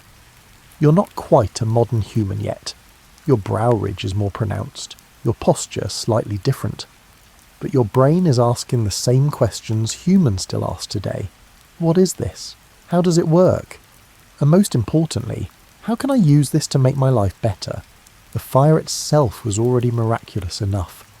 Your ancestors had watched lightning strikes for generations and seen the devastating and cleansing power of wildfire. But now they could carry this elemental force in their hands, feed it, control it, and make it dance to human rhythms. The warmth alone would have been revolutionary, transforming caves from cold stone chambers into something approaching homes. But then something unexpected happened. Someone, let's call her the world's first accidental aromatherapist, threw some green wood onto the fire. Maybe it was wet sage or pine boughs, or some resinous branch that hadn't dried properly. The smoke that rose wasn't the usual grey plume. This smoke was thick and aromatic, and when it drifted past someone's face, something changed. You have to understand that these early humans had no context for what we'd call relaxation or stress relief. Life was an endless cycle of hunting, gathering, avoiding predators, and trying not to die from infected wounds or bad weather. The concept of deliberately calming yourself would have seemed as alien as quantum physics. But when that fragrant smoke passed by, muscles that had been tense for days suddenly loosened. Minds that had been vigilantly scanning for danger found themselves drifting into something approaching peace. It probably took generations to connect the dots. Fire plus certain plants equals feeling different. but humans are pattern recognition machines, and eventually someone noticed that burning juniper made the cave smell clean and left people feeling lighter. Burning certain resins made everyone drowsy and content. Burning others seemed to sharpen the mind or lift the spirits. These early experiments weren't written down. Writing wouldn't be invented for hundreds of thousands of years, but they were passed down through demonstration and experience. The knowledge became embedded in human culture so deeply that by the time we invented writing, smoking various substances for various effects was already an ancient practice. The interesting thing is that this discovery was almost certainly made independently in dozens of different locations around the world. Humans in Africa, Asia, Europe, and eventually the Americas all figured out that smoke could be more than just a byproduct of fire. It could be a tool, a medicine, a pathway to altered states of consciousness, or simply a moment of relief in otherwise relentless lives. Consider the sensory experience for these early humans. They lived in a world that was simultaneously more vivid and more limited than ours. No artificial lights meant that fire was the only thing holding back absolute darkness. No processed foods meant every meal was an adventure in wild flavours, and no air pollution meant that the smell of burning herbs was a profound departure from the normal sense of earth, animals, and unwashed humans. When aromatic smoke filled a cave, it transformed the space entirely. The flickering firelight would make the smoke visible as it rose and swirled, creating patterns that human eyes, evolved to spot predators and prey, couldn't help but follow. The smell would announce itself immediately, overwhelming the cave's normal odours with something intentional and controlled. And the taste, because smell and taste are intimately connected, would linger on the tongue, a reminder that this moment was different from normal moments. Some of these early smoke experiments probably went badly. Certain plants, when burned, produced toxic fumes that caused nausea, headaches, or worse. There must have been countless trial and error incidents that ended with everyone stumbling out of a cave, gasping for fresh air and wondering why their ancestors had recommended burning that particular plant. But the successes, those plants that produced pleasant, calming or consciousness-altering smoke, those got remembered and repeated. By the time humans were anatomically modern, roughly 300,000 years ago, the knowledge of smoke and its effects was already an established part of human culture. Archaeological evidence shows that even Neanderthals, our close cousins who died out around 40,000 years ago, used aromatic plants deliberately. We've found traces of medicinal herbs in their teeth, suggesting they were either eating them or breathing their smoke for therapeutic purposes. This wasn't superstition or primitive ignorance. These early humans were conducting empirical experiments with their own consciousness, discovering that certain substances could reliably produce specific effects. They were, in their way, the world's first pharmacologists, working without laboratories or double-blind studies, but with a deep intuitive understanding of how plants and human bodies interact. The smoke itself became a teacher. Watch how it rises, always seeking the sky, never moving straight but dancing in response to air currents too subtle for human senses to detect. See how it gathers along the cave ceiling, creating a visible layer between earth and stone. Notice how it clings to hair and clothing, marking those who sat closest to the fire with a lingering reminder of the experience. These observations would later become metaphors and spiritual concepts. Smoke rises like prayers. Smoke connects earth to sky. Smoke transforms solid matter into something ethereal and temporary. But before the metaphors came the simple, physical reality. Burning certain things produces smoke that makes you feel different, and feeling different can be exactly what you need. Fast forward several 100,000 years, humans have invented agriculture, built cities, developed writing systems, and created the first civilizations. We're now in the ancient world of temples and priests, of organized religion and institutionalized ritual. And smoke, our old friend from the cave, has become absolutely central to how humans interact with the divine. Picture yourself in an ancient Egyptian temple around 2000 BCE. You've been awake since before dawn, preparing for a ceremony that will honour the gods and, hopefully, secure their blessings for the coming harvest. The temple itself is a marvel. massive stone columns carved with hieroglyphs, painted in colours that would seem garish by modern standards, but that shimmer beautifully in lamplight. But what hits you first, before you even enter the inner sanctuary, is the smell. Incense has been burning in this temple for hours, maybe days. The priests know that the sacred space must be properly prepared, and preparation means filling the air with fragrance so thick you can almost see it. The ancient Egyptians took their incense seriously. And by seriously, I mean they built an entire economic system around it. They imported frankincense and myrrh from the mysterious land of Punt, probably modern Somalia or Yemen, paying enormous sums for resins that were literally worth their weight in gold. The famous reliefs at Deir el-Bahari show Queen Hatshepsut's expedition to Punt, bringing back living myrrh trees like botanical trophies. Why this obsession with aromatic smoke?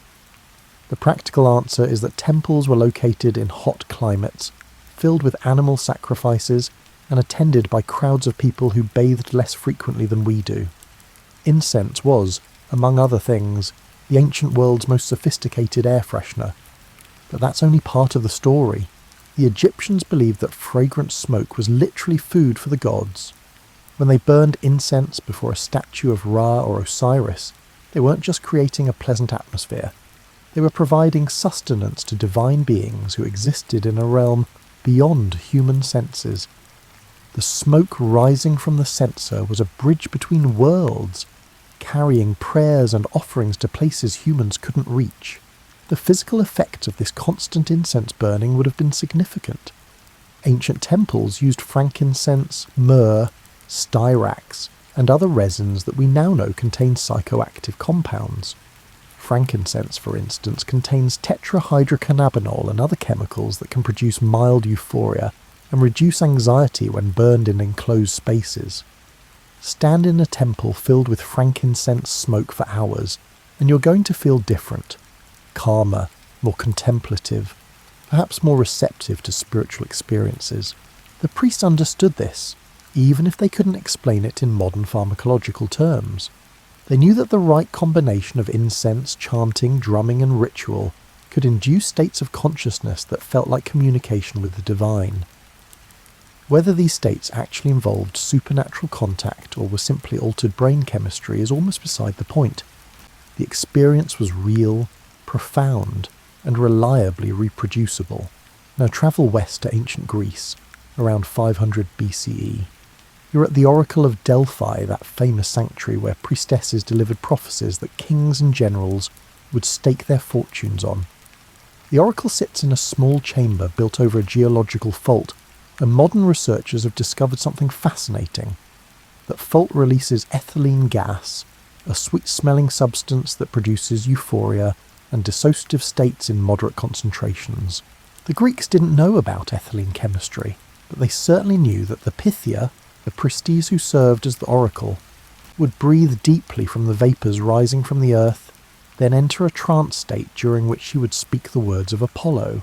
They burned additional substances, laurel leaves, barley and other materials, to enhance the effect and create an atmosphere thick with smoke and mystery. You can imagine standing in that sacred precinct, waiting your turn to consult the oracle. The smell of burning laurel fills your nostrils, sharp, slightly medicinal, strangely compelling. The Pythia's attendants maintain the fires, adding more leaves when the smoke begins to thin. The whole process has been refined over centuries to produce maximum psychological and pharmacological effect. When the Pythia finally speaks, her words are often cryptic and ambiguous, famously so. But in that smoke-filled chamber, with your own consciousness slightly altered by the atmospheric compounds you've been breathing, those ambiguous words seem pregnant with meaning. Your mind makes connections, sees patterns, and finds significance that might not survive exposure to clear air and sober reflection. The Romans, practical as always, took incense culture and industrialised it. They imported so much frankincense and myrrh that the trade routes carrying these materials became some of the most important economic arteries of the ancient world. Roman temples burned incense constantly, not just during special ceremonies, but as a regular offering to maintain good relations with the gods. But Romans also recognised the secular uses of aromatic smoke. Wealthy households burned incense to mask unpleasant odours and create an atmosphere of luxury. Roman physicians like Galen and Dioscorides wrote extensively about the medicinal properties of different incenses, recommending specific substances for specific conditions. Headache? Try burning willow bark. Anxiety? Chamomile smoke. Insomnia? Valerian or poppy. The censers themselves, those ornate metal containers designed to burn incense, became works of art. Some were simple clay bowls, others were elaborate bronze constructions with chains for carrying, perforated lids to control airflow, and decorative elements that showed exactly how important incense had become to Mediterranean culture. Across the Mediterranean in ancient Judea, incense played a central role in temple worship. The Book of Exodus describes a specific incense recipe: stacte, onycha, galbanum, and frankincense, mixed in precise proportions, that was so sacred that making it for any purpose other than temple worship was punishable by exile. The cloud of incense smoke in the temple's Holy of Holies was thought to veil the very presence of God, making the divine bearable to human eyes.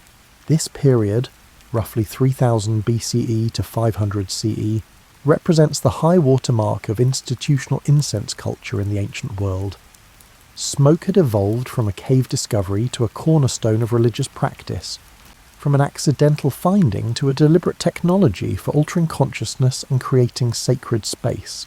While priests were burning incense in temples, another group of professionals was discovering that smoke could heal the body as directly as it elevated the spirit. The ancient physicians, those observers of human suffering who combined empirical observation with theoretical frameworks that seem both sophisticated and charmingly wrong by modern standards, developed an entire branch of therapeutics based on inhaling medicinal smoke. Let's visit ancient China around 200 BCE. You're suffering from a persistent cough that's been keeping you awake at night, and your family has finally scraped together enough money to consult a physician.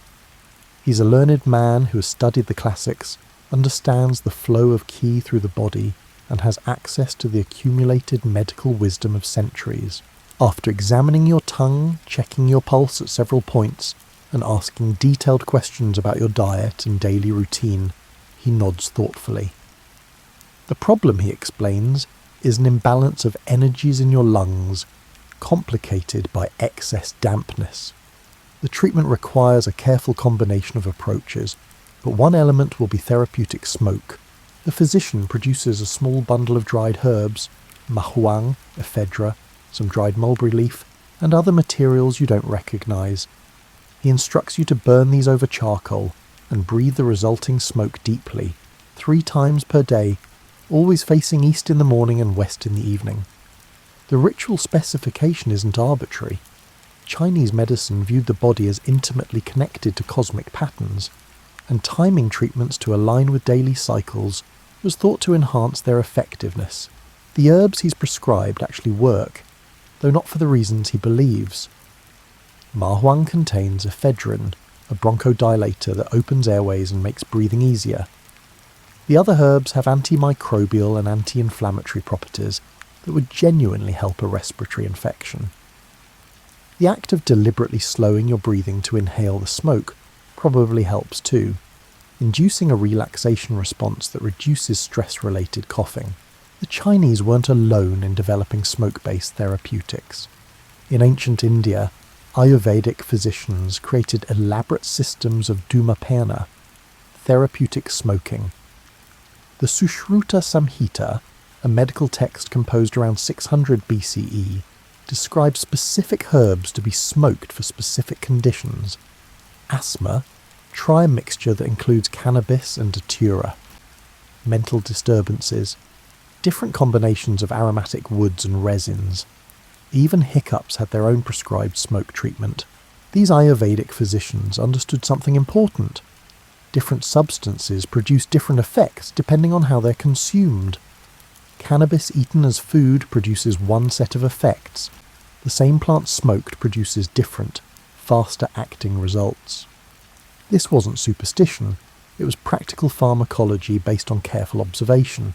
The Greeks and Romans also incorporated therapeutic smoking into their medical practice.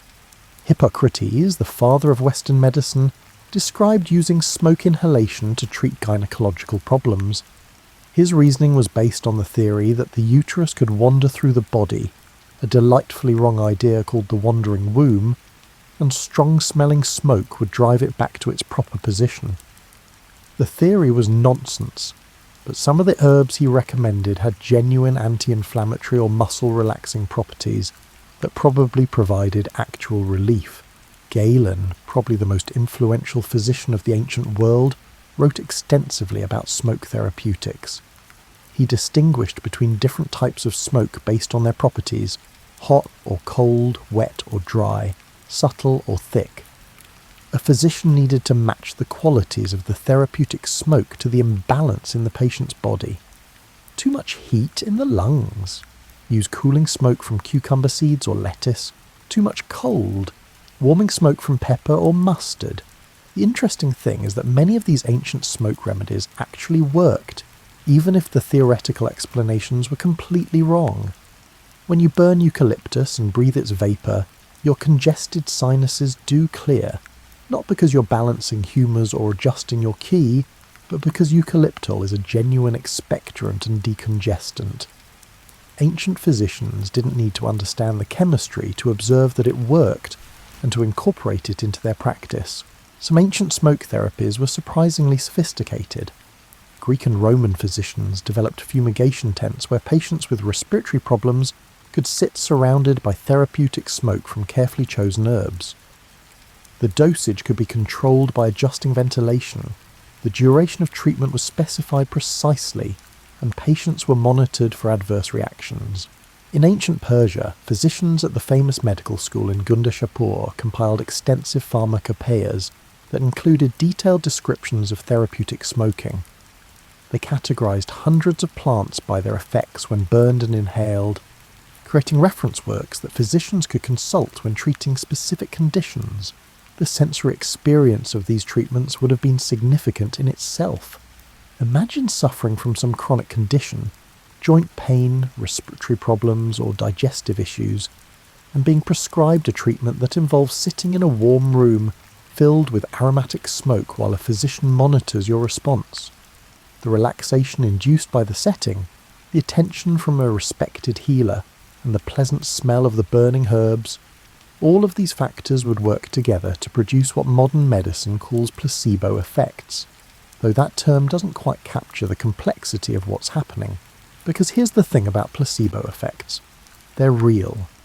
When your brain believes healing is occurring, it triggers physiological processes that promote actual healing. Stress hormones decrease, immune function improves, pain perception changes. The ancient physicians may not have understood the mechanisms, but they understood that healing involved the whole person, body, mind, and spirit, and that therapeutic smoke could address all three aspects simultaneously. While physicians were refining therapeutic smoke into a medical art and priests were perfecting incense rituals, merchants were creating networks that would carry aromatic substances across continents and oceans. These trade routes, particularly the famous Silk Road and the maritime spice routes, didn't just transport goods. They carried knowledge, practices, and entire cultural traditions around smoke and its uses. Picture yourself as a merchant in a caravan travelling the Silk Road around 200 CE. You've been on the road for months, moving slowly from oasis to oasis across the heart of Asia. Your camels are loaded with various goods, but the most valuable items are small, light, and incredibly expensive. Resins, herbs, and aromatic woods that will eventually be burned in temples, palaces, and wealthy homes across the known world.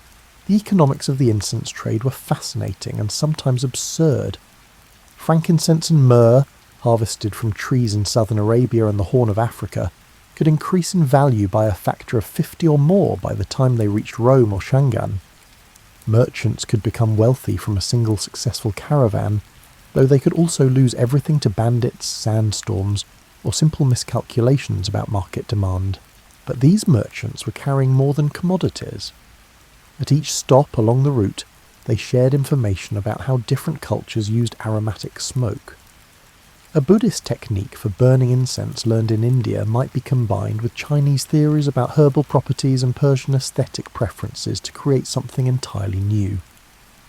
The Silk Road was like a massive, slow-motion cultural blender, mixing practices and beliefs about smoke into increasingly complex combinations.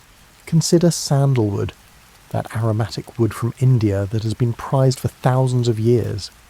In its homeland, sandalwood was primarily a religious substance, burned in Hindu and Buddhist temples to purify space and honour the divine. But as it travelled along trade routes, it acquired new uses and meanings. Chinese Buddhists adopted sandalwood incense but integrated it with Taoist practices and Confucian aesthetics. Japanese culture eventually transformed incense appreciation into kodo, literally the way of incense, a ceremonial art form as refined as tea ceremony. Islamic cultures incorporated sandalwood into their own devotional practices, while developing new combinations with rose, oud, and other aromatics. Christian churches began using it as an alternative to frankincense. The same substance, moving through different cultural contexts, became multiple different things while remaining itself. This is one of smoke's interesting properties. It's concrete enough to be a definite substance with specific effects, but ephemeral enough to acquire whatever symbolic meanings humans want to project onto it.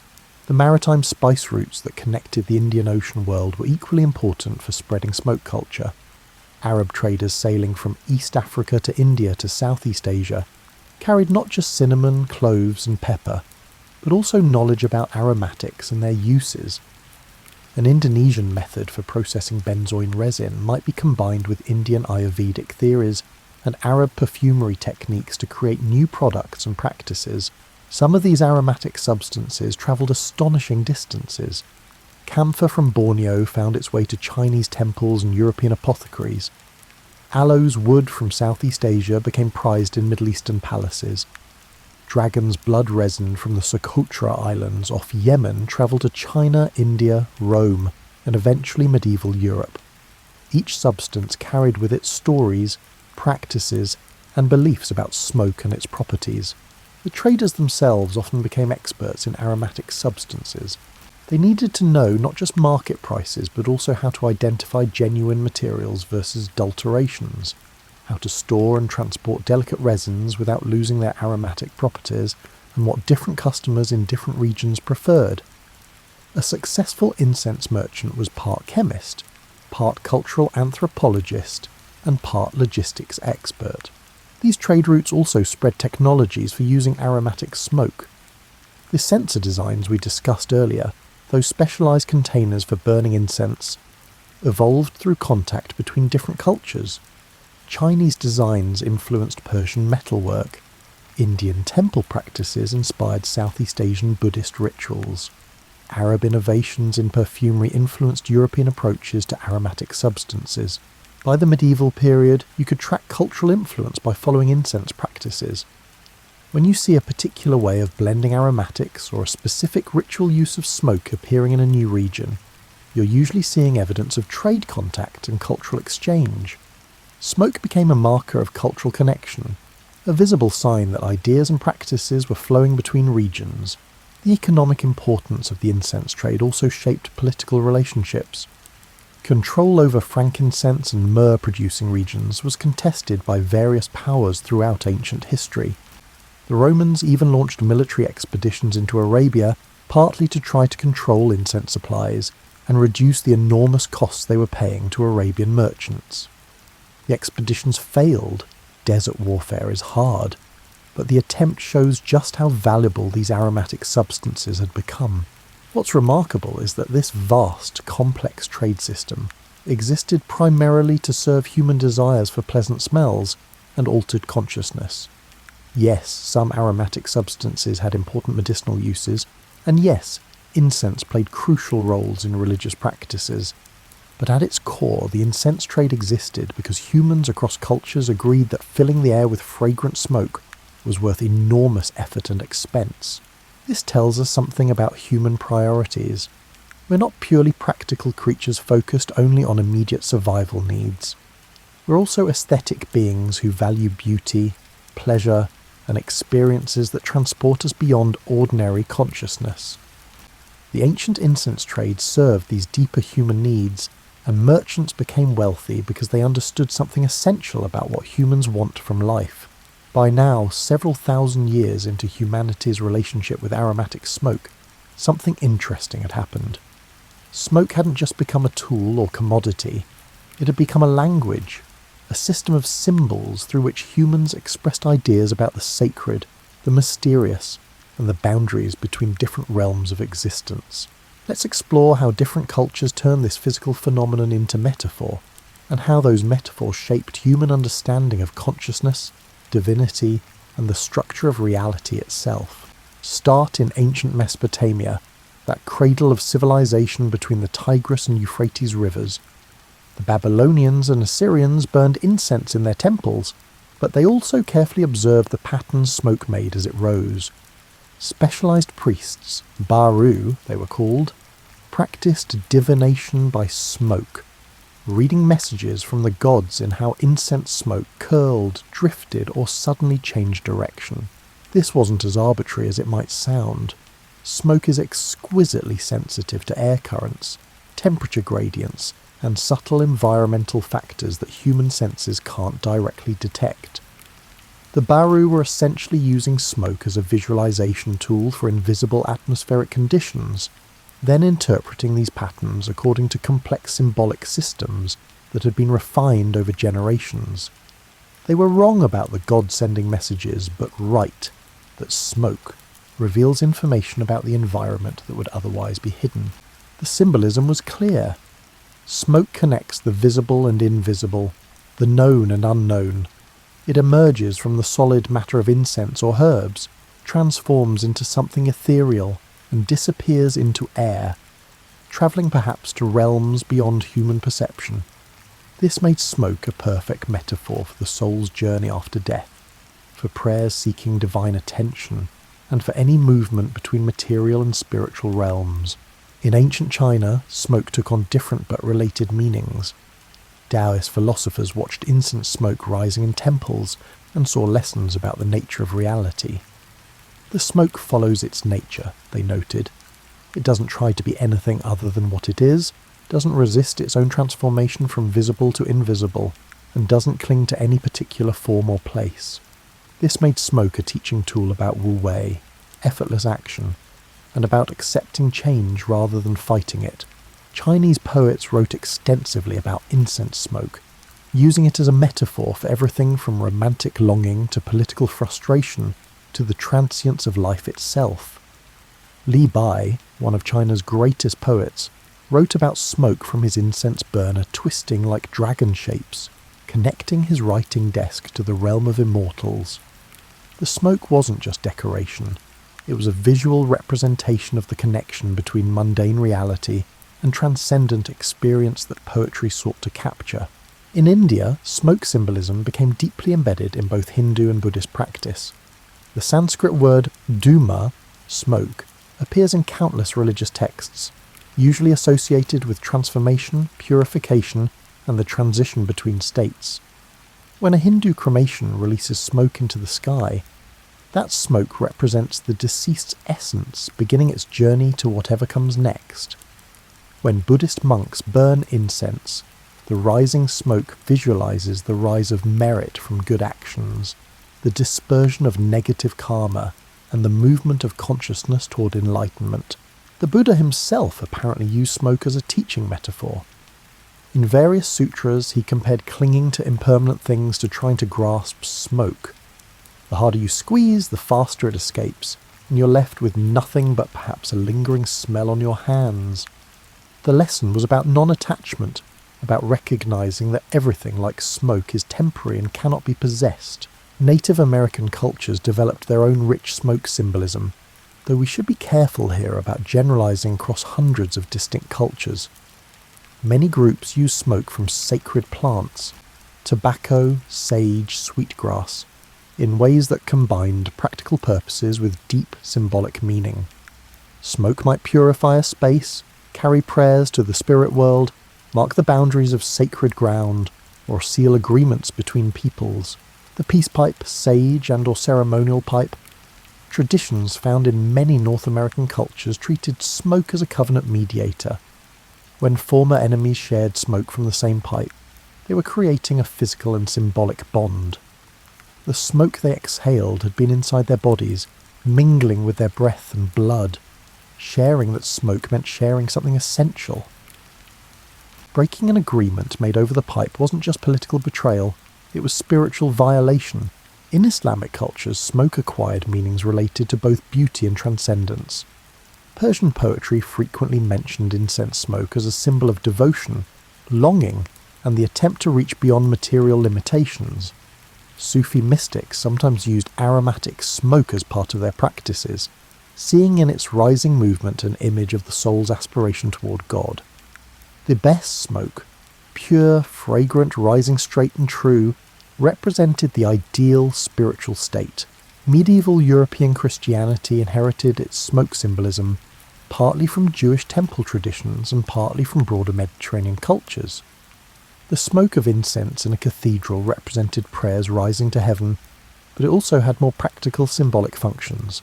It marked sacred space as distinct from ordinary space, created an atmosphere for experiences of the numinous, and literally illustrated theological concepts about mediation between human and divine realms. The writers of medieval mystical texts often used smoke as a metaphor for spiritual experiences that couldn't be captured in ordinary language. How do you describe a vision of God? It's like seeing through smoke. You perceive something. You know something is there, but you can't make out clear details and the experience is inherently transitory. Smoke became the language for describing encounters with the ineffable. What's interesting across all these traditions is how smoke's physical properties, its visibility combined with intangibility, its upward movement, and its gradual dissolution, made it almost universally available as a metaphor for similar concepts. Different cultures didn't arrive at identical smoke symbolism, but there are striking parallels in how humans have interpreted this phenomenon. The colour of smoke also acquired symbolic meanings. White smoke was generally positive, pure, clean, auspicious. Black smoke suggested something wrong, dangerous or malevolent. Grey smoke was ambiguous, neither clearly good nor bad. These colour associations weren't arbitrary. They related to what actually produces different coloured smoke. White smoke comes from clean burning aromatics, and black smoke from incomplete combustion or impure materials. Humans turned these practical observations into symbolic systems. Even the smell of smoke carried symbolic weight. Sweet smoke suggested divine presence, spiritual purity, or successful ritual. Acrid smoke indicated something gone wrong, either in the physical preparation of materials or, metaphorically, in the spiritual state of the people involved. Smell, that most primal and emotionally evocative of senses, became a way of evaluating the quality and success of smoke-based practices. While temples filled with incense smoke and physicians prescribed therapeutic fumigations, another tradition was developing, one more personal, more intimate, and more focused on individual consciousness than collective ritual. This was the tradition of smoking from pipes, a practice that would eventually circle the globe and become one of humanity's most widespread ways of altering consciousness. The earliest pipes we know about come from various places and probably represent independent invention rather than diffusion from a single source. Ancient peoples in Africa, Asia, and the Americas all developed pipe technologies, though they used them for different substances and invested them with different meanings. Let's start in the Americas, where tobacco was first domesticated and smoking first became a complex cultural practice. Long before Europeans arrived, indigenous peoples throughout North and South America were cultivating tobacco and developing elaborate technologies and rituals around smoking it. But here's something that often gets misunderstood. These weren't casual recreational practices. When a Mayan priest smoked tobacco through a long reed tube, or when a Cherokee elder filled a ceremonial pipe with sacred tobacco mixed with other herbs, They were engaging in religious practice as serious as any temple ceremony. The smoke from these pipes was medicine, sacrament, and diplomatic tool all rolled into one. The physical experience of smoking tobacco through a pipe would have been intense, far more so than modern cigarettes. Ancient tobacco varieties were significantly stronger than modern breeds, and pipe smoking delivers nicotine more efficiently than modern smoking methods. The immediate effects, mild euphoria, slight nausea, dizziness, altered perception, would have reinforced the sense that something spiritually significant was occurring. Native American pipe traditions often treated the pipe itself as sacred. Materials were chosen carefully, certain woods, specific stones, and decorations that carried symbolic meaning. The process of filling, lighting, and smoking the pipe followed prescribed patterns. Smoke might be offered to the four directions, to the earth and sky, or to ancestors or spirits. The entire practice was choreographed to create an experience that was simultaneously physical, the nicotine effects, social, pipes were often smoked communally, and spiritual, the ceremonial context provided meaning. In Asia, different pipe traditions developed around different substances. Chinese and Southeast Asian opium pipes represented a fascinating case study in how substance, technology, and culture interact. Opium smoking, which became widespread in China during the 17th and 18th centuries, required specialized equipment and technique. The pipes were often works of art, bamboo stems with ceramic bowls, sometimes decorated with intricate carvings or inlays. The opium smoking ritual was elaborate. The opium had to be prepared, cooked, cleaned, formed into pills. The pipe had to be held at the correct angle over a lamp. The smoker had to know exactly how to heat the opium pill and when to inhale. Done correctly, the process produced a distinctive sweet smell and a wave of relaxation that opium users described as like floating on a warm sea. We should note here that opium addiction became a severe social problem in 19th century China, with devastating consequences for individuals and society. But understanding the appeal requires acknowledging the sensory and psychological attractions of the practice, the ritual, the taste, the immediate relief from pain or anxiety, and cleaned, and the temporary escape from difficult lives. In the Middle East and Central Asia, water pipes, hookahs or nargilas, evolved as a way to smoke tobacco and other substances with some of the harshness filtered out. The hookah represents sophisticated engineering. Smoke is drawn through water, which cools it and removes some irritants, then through a long tube to the smoker's mouth. Multiple people can smoke from the same hookah simultaneously, making it a social technology as much as a drug delivery system. Hookah smoking in traditional Middle Eastern culture was a leisurely practice associated with coffee houses, intellectual discussion, and unhurried socializing. You didn't just smoke a hookah, you spent an evening at a hookah lounge talking philosophy or politics or everyday concerns with friends while sharing flavoured tobacco smoke that tasted of apple, rose, or other aromatics. The practice created a specific kind of social space, slightly removed from ordinary time, where conversation could wander and people could relax. European and American pipe smoking traditions, which developed primarily in the 16th through 19th centuries, created their own cultures around the practice.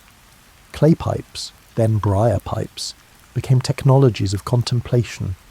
The ritual of choosing a tobacco blend, filling the pipe properly, lighting it with care, and maintaining the burn through strategic puffing. These actions required attention and provided structure for thinking.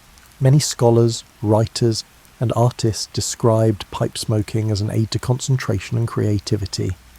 The gentle stimulation from nicotine, combined with the meditative quality of the ritual and the pleasant taste of good tobacco, created conditions that many found conducive to intellectual work. This wasn't just justification for a habit. There's evidence that moderate nicotine intake can enhance certain cognitive functions, particularly sustained attention. The pipe itself became a symbol in European and American culture of masculinity, intellectuality, leisure, or contemplation, depending on context. Sherlock Holmes's pipe suggested his analytical mind. Father Christmas's pipe represented jolly contentment. The pipe-smoking professor became such a cultural archetype, that even people who never smoked recognised the stereotype. What united all these different pipe traditions, from Amazonian tobacco to Asian opium to European briar pipes, was the intimate personal quality of the experience.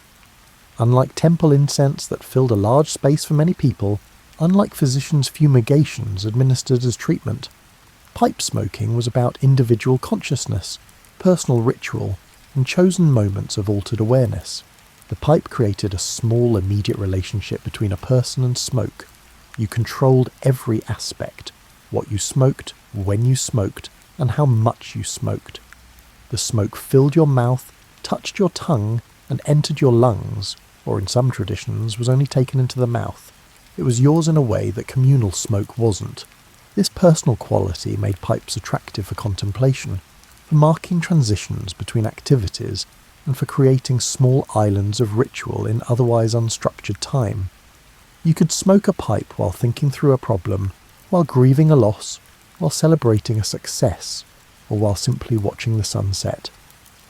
The smoke became a companion to your thoughts, a physical manifestation of the moment you were inhabiting. Different cultures developed different etiquettes around pipe smoking. In some Native American traditions, interrupting someone who was smoking would be deeply disrespectful. The act demanded its own time and space.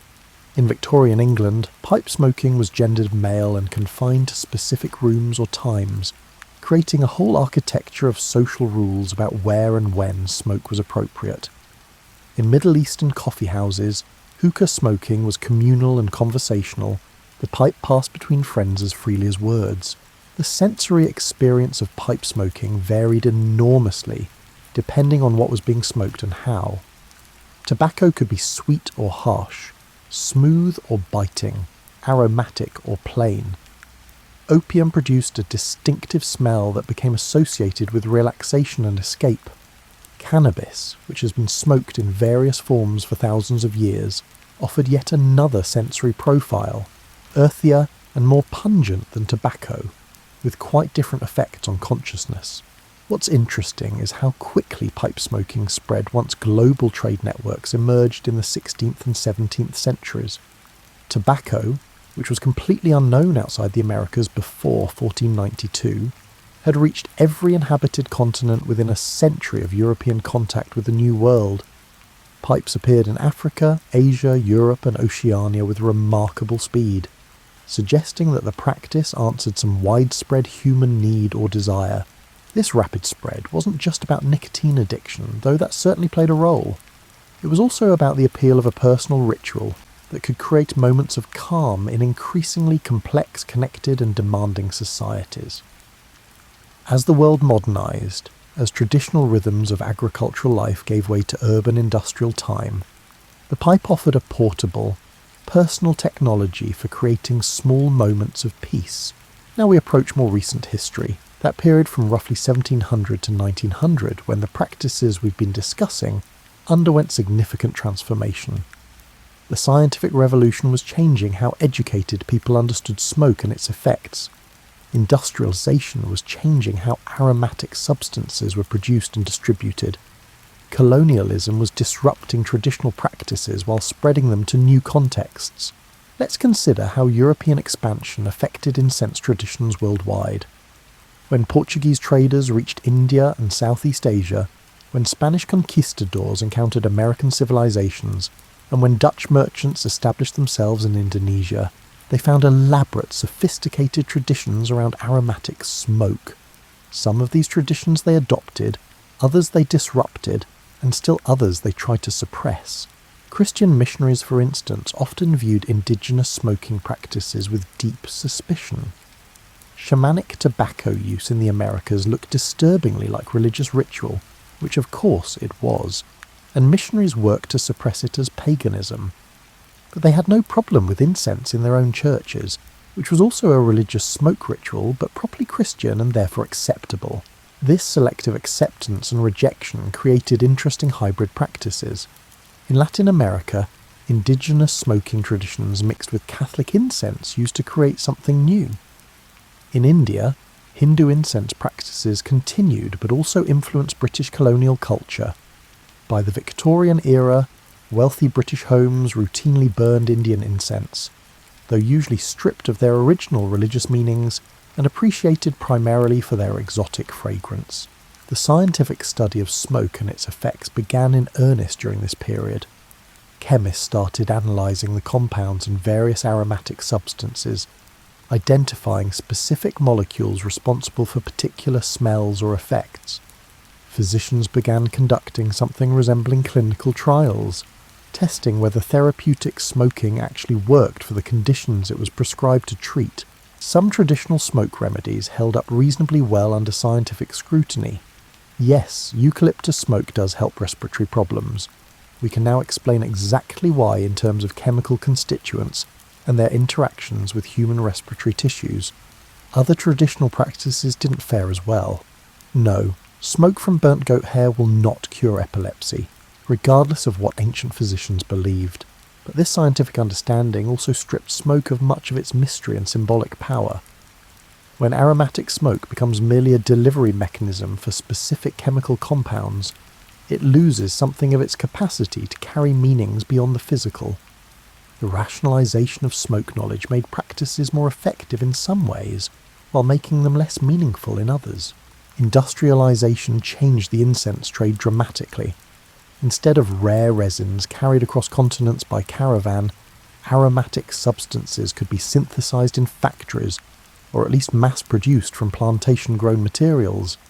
This made incense much cheaper and more widely available, which was good for access, but not so good for the sense of precious rarity that had surrounded aromatics for thousands of years. The 19th century also saw increasing concerns about smoking's health effects. Physicians who had once prescribed therapeutic smoking began noticing that heavy smokers seemed to develop distinctive health problems. The connection between tobacco and various diseases was beginning to be recognised, though it would take until the mid-20th century before the full scope of smoking's health impacts became clear. This created an interesting divergence. Temple incense and aromatic smoke for atmosphere remained relatively uncontroversial. People recognised you weren't inhaling enough smoke in these contexts to cause health problems. But pipe smoking, and especially cigarette smoking, came under increasing scrutiny, as evidence mounted that regular smoke inhalation damaged lungs and contributed to various diseases. The cigarette, which became dominant in the 20th century, represented a departure from older smoking traditions in important ways. Cigarettes were industrial products, uniform, mass-produced, and designed for quick consumption rather than contemplative ritual. The cigarette break replaced the pipe smoking session. Same basic activity, but compressed, hurried, and stripped of most ceremonial elements. Where pipe smoking had required some skill and attention, you had to pack the pipe properly, keep it lit, and manage the ash. Cigarette smoking was nearly effortless. Strike a match, inhale, exhale, repeat. This ease of use contributed to much higher consumption rates and consequently much worse health outcomes. The cigarette was smoke practice optimized for nicotine delivery, rather than for ritual, contemplation, or social bonding. Yet even cigarettes acquired their own rituals and meanings. The sharing of cigarettes between soldiers created bonds. The offered cigarette became a social gesture. The lighting of someone else's cigarette had its own etiquette, and even romantic connotations. Humans, it seems, will create ritual around any repeated practice, even industrial ones. Meanwhile, incense traditions continue to evolve in various directions. In Japan, kodo, the way of incense, became increasingly refined as an aesthetic practice, separate from religious contexts. Practitioners learned to distinguish hundreds of different aromatic woods, to appreciate subtle differences in fragrance, and to use incense as a focus for meditation and mindfulness. It was like wine tasting, but for smoke, and equally sophisticated. In India, the ancient traditions of incense making continued, but also adapted to modern commerce. Factories in cities like Bangalore produced incense sticks in enormous quantities, maintaining traditional formulations while using modern manufacturing techniques. The smell of jasmine or sandalwood incense became associated with Indian culture generally. Carried worldwide by the Indian diaspora, Western counterculture movements in the 1960s and 70s rediscovered incense, and brought it into mainstream Euro-American culture. Young people burning nag champa in their apartments were participating, often unknowingly, in smoke traditions that stretched back thousands of years. The context had changed, Bohemian flats rather than ancient temples, but the basic practice of filling a space with aromatic smoke remained the same. This period also saw renewed interest in indigenous smoking practices, particularly ayahuasca ceremonies and similar traditions. Some of this interest was respectful and carefully conducted. Some of it amounted to cultural appropriation, with sacred practices stripped from their original context and treated as recreational drug use. The distinction matters. There's a difference between participating meaningfully in a tradition and simply consuming exotic experiences. As you nestle deeper into your blankets and perhaps notice how your own breathing has slowed while reading this story, let's turn to what modern science has discovered about why smoke-based practices affect us the way they do. Understanding the mechanisms doesn't diminish the experience. If anything, it reveals how intuitive our ancestors were in their observations. The human olfactory system, your sense of smell, is directly connected to the limbic system, those ancient structures deep in your brain that process emotion and memory. This is why certain smells can instantly transport you to childhood, evoke powerful emotional responses, or create immediate feelings of calm or anxiety. When you smell incense or aromatic smoke, the molecules trigger not just sensory perception, but emotional and memory responses that bypass conscious reasoning. Ancient peoples didn't know about the limbic system, but they certainly knew that certain smells made them feel certain ways. They were working with the same neurological architecture we have today, conducting empirical experiments in altering their own consciousness and carefully noting which plants produced which effects. Modern chemistry has identified the specific compounds responsible for many traditional incense effects. Frankincense contains boswellic acids and other molecules that have genuine anti-inflammatory and anxiolytic, anxiety-reducing properties. When burned, frankincense releases these compounds in a form that can be absorbed through the respiratory system, producing measurable effects on brain chemistry and emotional state. Lavender smoke contains linalool and linaloyl acetate, compounds that have been shown in laboratory studies to reduce stress hormones and promote relaxation. The Greeks and Romans, who burned lavender to promote calmness, weren't just engaging in superstition. They were using a substance that genuinely affects human neurobiology in ways that reduce anxiety. Similarly, the therapeutic smoking practices of ancient physicians often prescribed genuinely effective substances. When Chinese doctors recommended smoking mahuang for respiratory problems, they were unknowingly prescribing ephedrine, a powerful bronchodilator. When Indian Ayurvedic physicians prescribed cannabis smoke for various conditions, they were using a substance with documented effects on pain, nausea, and several other symptoms. Modern neuroscience has also helped explain why ritual and setting matter so much for smoke-based practices. The brain doesn't just respond to chemical compounds, it responds to expectations, context, and meaning. When you burn incense in a context you've learned to associate with relaxation or spiritual experience, your brain begins producing the associated response before you've even inhaled any smoke. This isn't just psychological, by the way. The expectation of relaxation triggers real, measurable changes in brain chemistry, increased serotonin and dopamine, and decreased cortisol and adrenaline. The chemical compounds in the smoke then enhance and extend these changes, creating a synergistic effect that's more powerful than either context or chemistry alone. Breathing patterns matter too, and this is something ancient practitioners understood intuitively. When you deliberately slow and deepen your breathing to inhale aromatic smoke, you're activating your parasympathetic nervous system, the rest and digest mode that counteracts stress responses. The compounds in the smoke enhance this effect, but the breathing pattern itself is doing significant work. This explains why similar practices emerged in different cultures. Humans everywhere have the same basic neurobiology, the same limbic system responses to aromatic compounds, and the same parasympathetic relaxation response to slow breathing. Ancient peoples in China, India, Rome, and the Americas independently discovered that burning certain plants and breathing the smoke deeply produced specific desirable effects because they were all working with the same human hardware. Modern research has also revealed some unexpected benefits of certain aromatic compounds. Rosemary smoke, for instance, contains molecules that appear to enhance memory and cognitive function. Studies have shown that people performing memory tasks in rooms scented with rosemary perform better than control groups. Ancient peoples who burned rosemary while studying or before important meetings may have been unwittingly using a genuine cognitive enhancer.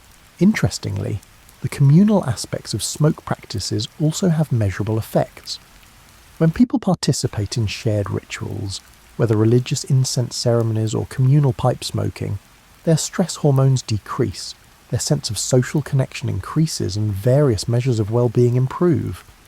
The smoke is part of this, but so is the ritual itself, the shared experience, and the sense of participating in something larger than yourself. The placebo effects we mentioned earlier turn out to be far more complex and interesting than once thought. Modern research shows that placebo responses involve genuine changes in neurotransmitter levels, immune function, and even gene expression. When ancient healers conducted elaborate smoke rituals for sick patients, they were triggering healing responses that were as real as any pharmaceutical effect, even if the mechanisms were completely different from what the healers believed. There are also risks, and modern science has made these clearer than ever. Regular smoke inhalation, regardless of the substance, damages respiratory tissues and increases risks of various cancers and lung diseases.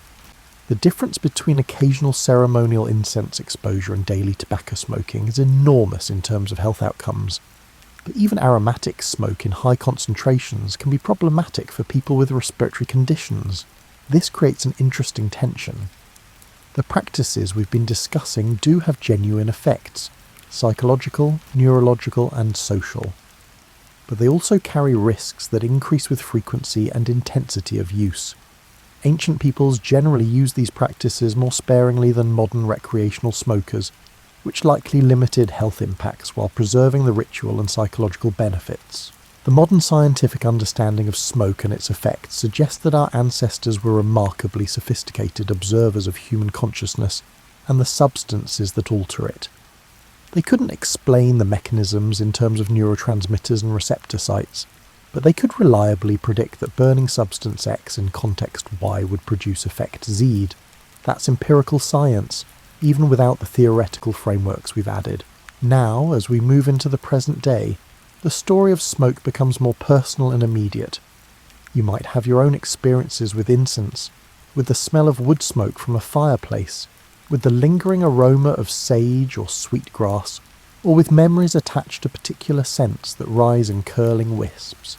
The relationship between modern people and aromatic smoke is complicated, full of contradictions that would have baffled our ancestors. We know more about the chemistry and health effects than any previous generation, yet we often use this knowledge poorly. We have access to aromatics from around the world at prices that would astound ancient merchants, yet we often fail to appreciate the depth of traditions behind them. Walk into most metaphysical bookstores, yoga studios, or wellness centres in the Western world, and you'll find incense for sale, often nag champa from India, but also white sage bundles, palo santo sticks, copal resin, and various other aromatics from traditions worldwide. This represents unprecedented access to global smoke traditions, but also raises questions about cultural appropriation, sustainable harvesting, and whether transplanted practices retain their meaning outside their original contexts. The white sage situation is particularly instructive. White sage is sacred to various Native American peoples, particularly in California and the Southwest. Smudging with white sage, burning bundles of the dried herb to purify spaces, is an important practice in these traditions. But commercial harvesting has put white sage populations under pressure, and seeing their sacred plant sold in every New Age shop understandably bothers many Native Americans. This is the smoke tradition encountering globalization, and it's complicated. On one hand, people worldwide seeking calm and purification through aromatic smoke, are participating in fundamentally human practices that transcend culture. On the other hand, there's something troubling about sacred traditions being commodified and stripped of their contexts. The smoke remains the same, but the meanings change in translation. Meanwhile, incense traditions in their homelands continue to evolve. Visit a Buddhist temple in Taiwan, Thailand, or Japan, and you'll find practices that combine ancient formulations with modern sensibilities. The incense might be made using traditional recipes, but manufactured in climate-controlled facilities, with quality testing that ensures consistent products. The rituals continue, but in buildings that have electric lights, air conditioning, and live stream services for distant devotees. In India, the incense industry has become a significant economic sector, employing thousands of people in traditional craft manufacturing that's been modernised without being completely industrialised. Families that have made incense for generations now export their products globally, while maintaining recipes and techniques passed down through the centuries. It's tradition adapting to modernity, finding ways to continue that don't require rejecting change entirely. The medical use of aromatic smoke has largely disappeared in developed countries, replaced by more reliable pharmaceutical approaches. Your doctor isn't going to prescribe therapeutic fumigation for your respiratory infection. They'll give you antibiotics or antivirals. But aromatherapy, the use of essential oils and aromatic compounds for psychological and mild physical benefits, has found a niche as complementary medicine. Essential oil diffusers represent an interesting evolution of smoke practice. Instead of burning aromatic substances, these devices vaporize essential oils in water, creating a fragrant mist that disperses through a room. It's smoke without combustion, aromatics without ash, and a sanitized version of ancient practices adapted for modern homes that have smoke detectors and fire codes. Does it work? Yes and no. The aromatic compounds still affect the limbic system, still produce psychological responses, and still create pleasant environments. But something is lost when you remove the visual element of smoke rising, the slight edge of danger from working with fire, and the ritualized aspects of preparing and lighting incense. The diffuser is more convenient and probably safer, but convenience and safety aren't the only values that matter. The cigarette culture that dominated much of the 20th century is finally declining as health consequences become undeniable, and social acceptance evaporates. Fewer people smoke cigarettes now than at any time since the 1920s in most developed countries. This is undoubtedly good for public health, but it's also removed one of the few remaining widespread smoke practices from everyday life. Some of this void is being filled by cannabis legalization in various jurisdictions.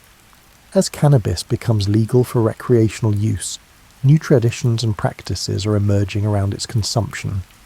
Some of these echo older traditions. The passed joint as a social bonding ritual has parallels to passed pipes in various cultures. Others are distinctly modern, vaporizers and edibles representing approaches to cannabis consumption that minimize or eliminate smoke entirely. The use of incense in religious and spiritual contexts continues worldwide, relatively unchanged by modernity's other transformations. Walk into a Catholic church during High Mass, visit a Hindu temple during puja, or attend a Buddhist meditation session. You'll encounter aromatic smoke being used for purposes that would be instantly recognizable to practitioners from centuries ago. This continuity is remarkable given how much else has changed. Interestingly, there's been a modern revival of interest in contemplative practices generally, and incense has followed along. Mindfulness meditation, which has become surprisingly mainstream in secular Western culture, often incorporates incense as a focus for attention or simply as atmosphere. The practice has been stripped of religious associations, but retains the basic insight that aromatic smoke can help create mental states conducive to calm awareness. The Japanese incense ceremony, Kodo, has even found adherents outside Japan, though whether these practitioners fully appreciate the aesthetic and philosophical depths of the tradition is debatable. Still, the fact that people are willing to spend hours learning to distinguish subtle differences in aromatic woods suggests that ancient approaches to smoke appreciation can still resonate with modern sensibilities. Environmental concerns are adding new dimensions to how we think about smoke. Burning incense or anything else releases particulate matter and various chemicals into the air. Indoor air quality has become a recognised health concern, and burning substances indoors regularly isn't great for it. This creates another tension. The practices that brought calm to countless generations now face questions about whether they're worth the environmental and health costs. There's also the simple fact that many modern people don't know how to safely work with fire. We've outsourced flame to gas stoves, furnaces and pilot lights, controlled, automatic, requiring no attention. The idea of deliberately lighting something on fire and managing it while it burns is foreign to people who've grown up with smoke detectors that sound at the first hint of combustion. Ancient practices assume a comfort level with fire that many modern people simply lack, yet the fundamental human responses to aromatic smoke haven't changed. When you smell sandalwood or frankincense, your brain processes it using the same neural pathways that lit up in an ancient Egyptian's brain. When you watch smoke curl and rise, you're seeing the same patterns that fascinated Mesopotamian diviners. When you associate certain smells with calm or contemplation, you're participating in conditioning processes that humans have been using for millennia. As we approach the end of our journey through smoke's history, it's worth pausing to reflect on why this matters. Why the story of humanity's relationship with aromatic smoke deserves telling, and what it reveals about who we are as a species. At the most basic level, the story of smoke is a story about human curiosity and experimentation. Our ancestors didn't have to figure out that burning certain plants produced pleasant or interesting effects. They could have just burned whatever wood was convenient and been content with warmth and light. But humans don't work that way. We experiment, observe, remember, and refine. We notice patterns and explore possibilities. We turn accidental discoveries into deliberate practices. The fact that humans in wildly different cultures independently discovered similar uses for aromatic smoke tells us something about universal human needs. Across every continent, in climates from Arctic to tropical, people sought ways to alter consciousness, create sacred space, mark important moments, find relief from pain or anxiety, and connect with something beyond everyday reality. Smoke became one tool among many for meeting these needs. This suggests that the desire for altered consciousness isn't a pathology or a weakness, but a fundamental aspect of human psychology. We're not meant to exist in one constant state. We need variety in our experiences, access to different modes of consciousness, and ways to step outside ordinary perception and see from different angles. Aromatic smoke provided this for most of human history, which is why its practices spread so widely and persisted so long. The story of smoke is also a story about the tension between material and meaning. Smoke is a physical phenomenon, combustion, producing particulate matter suspended in air, but humans have never been content to treat it as merely physical. We've invested smoke with meanings, used it as a language for concepts that can't be expressed in words alone, and made it carry our hopes and prayers to realms we can't directly perceive. This capacity to see beyond the purely physical, to find meaning in natural phenomena, to create symbol systems that let us think about abstract concepts, this is distinctly human. Other animals might enjoy pleasant smells, but only humans burn aromatics in specific contexts to deliberately alter their mental states, while simultaneously expressing spiritual beliefs through the act itself. The global spread of smoke traditions through trade routes tells us something about human connectivity. We tend to think of ancient peoples as isolated in their own cultures, but the fact that frankincense from southern Arabia ended up in Chinese temples, that tobacco from the Americas reached Asia within decades, and that incense formulas spread across continents. All this reveals networks of human connection that were surprisingly robust and far-reaching. These trade networks weren't just about economics. They were about shared human experiences, about the recognition that people in distant lands were seeking similar things: calm, transcendence, healing, and connection to the divine. The merchant who carried frankincense from Arabia to Rome was carrying more than a commodity. They were carrying one culture's approach to these universal needs and introducing it to people who would adapt it to their own purposes. The evolution of smoke practices over time shows human creativity and adaptability.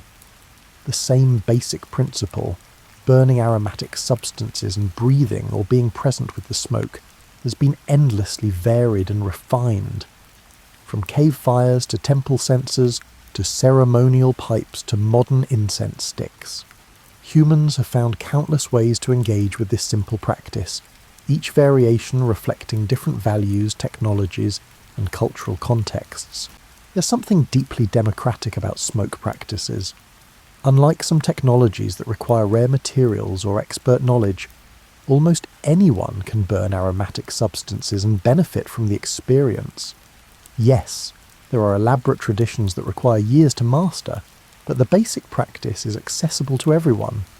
This accessibility helps explain why smoke practices spread so widely and persisted across huge differences in wealth, power, and social organisation. The modern decline of some smoke traditions raises questions about what we're losing. Not just specific practices, but a whole way of engaging with consciousness, ritual, and the material world. When we replace incense with room deodorizers, when we substitute essential oil diffusers for censers, when we eliminate smoke practices entirely due to health concerns, what are we giving up along with what we gain?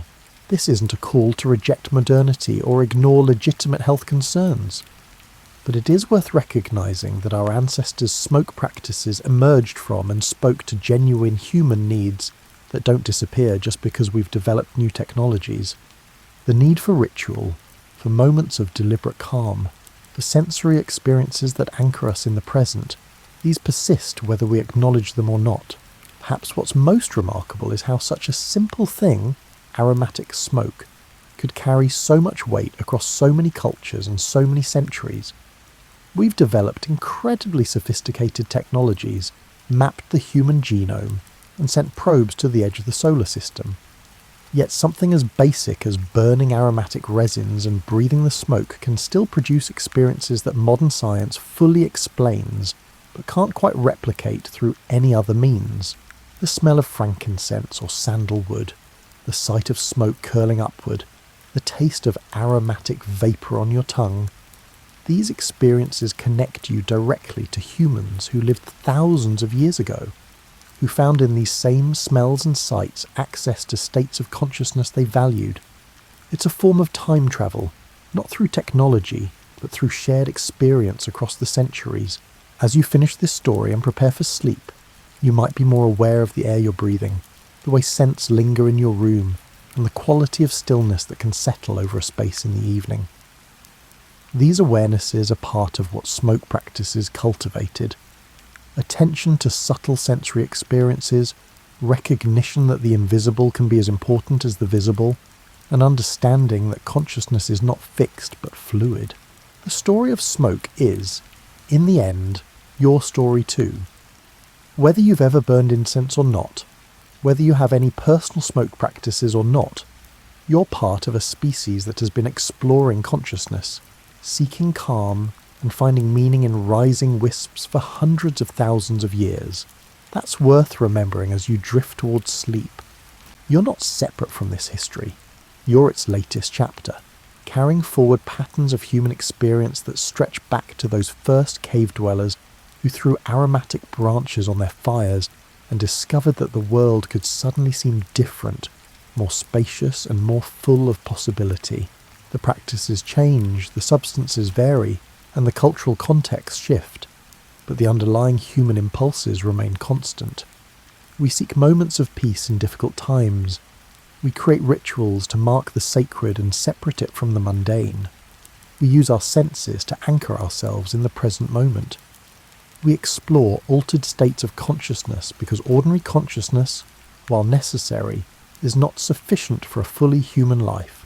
Smoke, visible breath, transformation made tangible, the boundary between solid and air, serves all these purposes and more.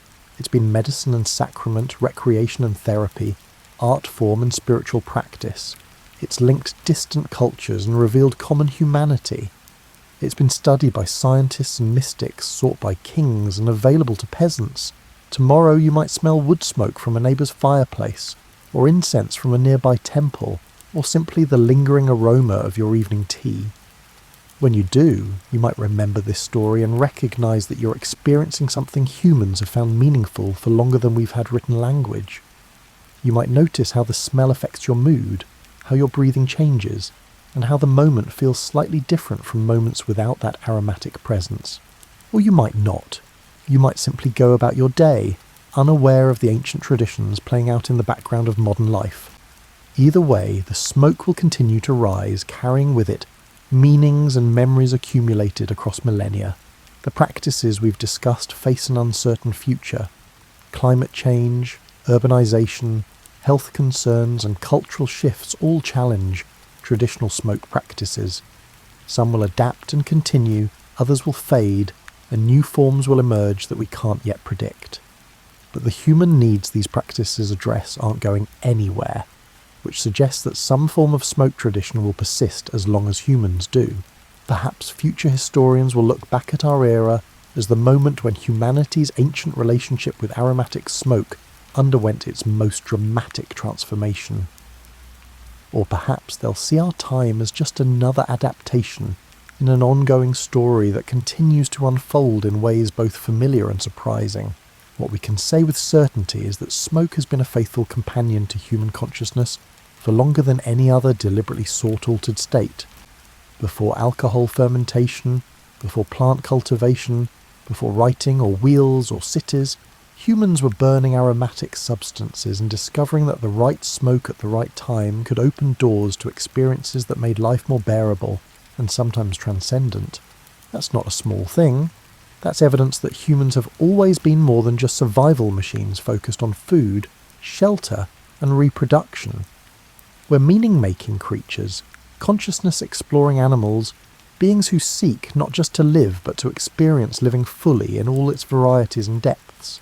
As you close your eyes and feel yourself beginning to drift into sleep, imagine for a moment all the people across all the centuries who have lain down at day's end with the smell of aromatic smoke still lingering in their awareness. Roman priestesses after a day of temple service, Chinese scholars after evening study sessions, Native American elders after ceremonial pipe sharing, medieval monks after evensong, Victorian gentlemen after contemplative pipe smoking. You're part of that vast, invisible community. All the humans who have sought and found moments of peace, insight, or transcendence through the simple act of being present with aromatic smoke. The specific practices differ, the beliefs vary, and the cultural contexts shift. But the experience connects you across time to countless others who breathed deeply, watched smoke rise, and felt something shift in their awareness. Sleep well, knowing that the air you breathe has carried not just oxygen but meaning for as long as humans have existed. The darkness that gathers around you as you sleep once glowed with firelight, and the stillness you enter was filled with the scent of sacred smoke. You're not alone in this moment. You're accompanied by ancestors beyond counting who found in smoke something worth preserving and passing down. Tomorrow will bring its own challenges and joys, its own moments of stress and peace. But you'll carry with you now this story, this awareness that calm has always been available, that humans have always found ways to create space for reflection and renewal, and that something as simple as aromatic smoke has served as a bridge to better states of mind for longer than we can fully comprehend. And if you choose to light incense or simply notice the scent of wood smoke drifting past your window, you'll do so with deeper understanding of what you're participating in. Not just a personal preference or a pleasant smell, but a practice that connects you to the oldest, most persistent human traditions. The last ember glows, fades, and finally goes dark. The smoke rises one last time, thinning as it climbs, becoming invisible as it joins the air. The story continues, even as this telling ends. Rest now.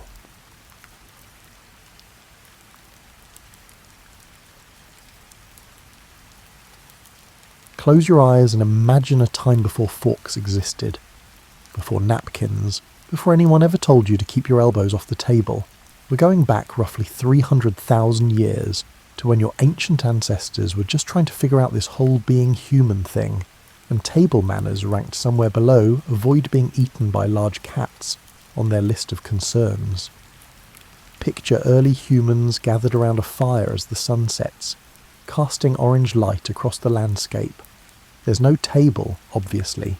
That innovation is still tens of thousands of years away. Instead, people crouch or sit on the ground, probably on whatever flat rock seemed most comfortable that day.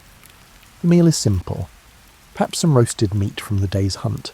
Maybe roots or berries gathered from the surrounding area, all eaten with the original utensils, your hands. There's a certain poetry to this simplicity. No one worried about which fork to use because forks didn't exist. No one stressed about proper posture because there were no chairs to slouch in. The biggest etiquette concern was probably making sure everyone got their fair share, which is actually a form of table manners when you think about it, just the most fundamental kind. The fire crackles softly. Someone tears off a piece of meat and passes it along. Fingers get greasy, and that's perfectly fine because the concept of finger bowls won't be invented for another several millennia. When you're done eating, you might wipe your hands on grass or simply lick them clean. The evening air is cool and bellies are full, and that's really all that matters. As thousands of years drift by like lazy clouds, humans start developing small rituals around eating. Not rules exactly, but patterns. Maybe the eldest person eats first. Maybe certain foods are shared while others are claimed individually. These aren't written guidelines, writing hasn't been invented yet, but they're the seeds of what will eventually become table manners. The rhythm of communal eating develops its own gentle cadence. There's something deeply soothing about eating together, sharing food prepared over the same fire. You can almost hear the soft sounds of prehistoric meals, the crackle of flames, the murmur of voices in early languages we'd never recognise, and the simple satisfaction of full stomachs and warm companionship. In caves across Europe, Africa and Asia, similar scenes play out night after night. The details vary. Different foods, different landscapes, different faces around different fires. But the essence remains constant.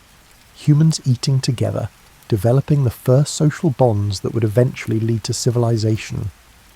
Table manners, in their most primitive form, are really just the codification of respect and sharing. There's no stress in these ancient meals, no wondering if you're using the right spoon, or whether your napkin should go on your left or right. Just the simple act of eating, together, as darkness settles in around the fire's warm glow. Let that simplicity wash over you like a warm bath. Now we're going to fast forward, and you can feel time flowing like honey, slow and sweet, to around 3000 BCE, when civilizations in Mesopotamia and Egypt started getting fancy with their eating arrangements. This is where things start getting interesting in a wonderfully drowsy sort of way. The Sumerians, those clever people who invented writing and the wheel and beer, truly humanity's greatest hits, also began developing the first real dining customs. Imagine a wealthy Sumerian household where low tables appear for the first time. People still sit on the floor or on cushions, but now there's a designated surface for food. It's a small change that makes a big difference, like the first time someone decided beds were better than sleeping on bare ground. In these early Mesopotamian homes, bread served as both food and plate. You'd tear off a piece of flatbread and use it to scoop up stews, vegetables and meats. When you finished eating, you could eat your plate. It's brilliantly efficient and remarkably tidy. No dishes to wash afterward. The warm bread in your hands, slightly oily from whatever it had scooped, still radiating gentle heat from the oven. Egyptian dining customs evolved along similar lines, but with their own special flourishes. The wealthy Egyptians loved a good feast, and they developed elaborate protocols around these meals. Servants would bring water and natron, a naturally occurring salt, for guests to wash their hands before eating. It's the first recorded instance of pre-meal hand washing, which means somewhere around 2500 BCE. Someone decided clean hands made for better dining. Picture yourself at an Egyptian banquet. The room is cool despite the desert heat outside thanks to thick mud brick walls. Palm fronds wave gently overhead, creating shifting patterns of shadow and light. You're seated on a low stool, and before you is a small table laden with food. Roasted duck, fresh figs, bread still warm from the oven, and beer in a clay vessel that stays surprisingly cool. A servant approaches with a bowl of water and a clean cloth. You dip your fingers in the water. It's been infused with flower petals, and it smells faintly of lotus blossoms. The cloth is soft linen, woven so finely it feels like a whisper against your skin. This is civilization's way of saying, before we eat together, let's be clean together. It's a small gesture that carries enormous meaning. The Egyptians also pioneered the concept of dining in courses rather than having everything presented at once.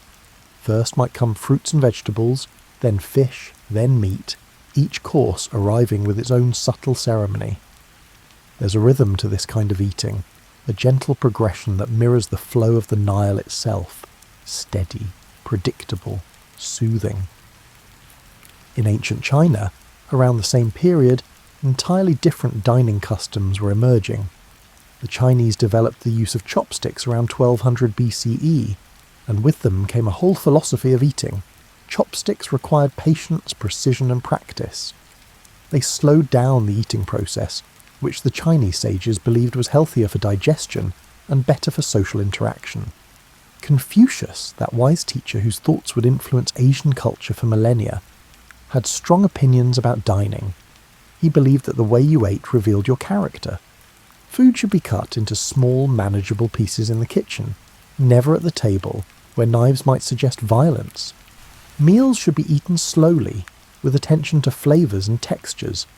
Conversation should be gentle and thoughtful. Can you feel how these ancient practices were already moving toward mindfulness? The Egyptians with their ritual hand-washing, the Chinese with their deliberate chopsticks, and the Mesopotamians with their orderly progression of courses, all of them were discovering that eating could be more than just fuel consumption. It could be meditation, ceremony, or art. In ancient Greece, symposiums became the height of civilized dining. Men would recline on couches, yes, lying down while eating. The Greeks really knew how to relax and enjoy course after course of food while discussing philosophy, poetry, and politics. Wine was mixed with water in special vessels called craters, and there were specific protocols for how much water to add depending on the seriousness of the discussion. The gentle clinking of ceramic cups, the soft rustle of robes as diners shifted on their couches, and the murmur of thoughtful conversation punctuated by laughter. Greek dining rooms must have had a wonderfully peaceful energy. Even the occasional heated debate would eventually smooth out into philosophical contemplation as the evening wore on and the wine-to-water ratio shifted. Romans, never ones to be outdone by Greeks, took the concept of elaborate dining and expanded it to almost absurd levels.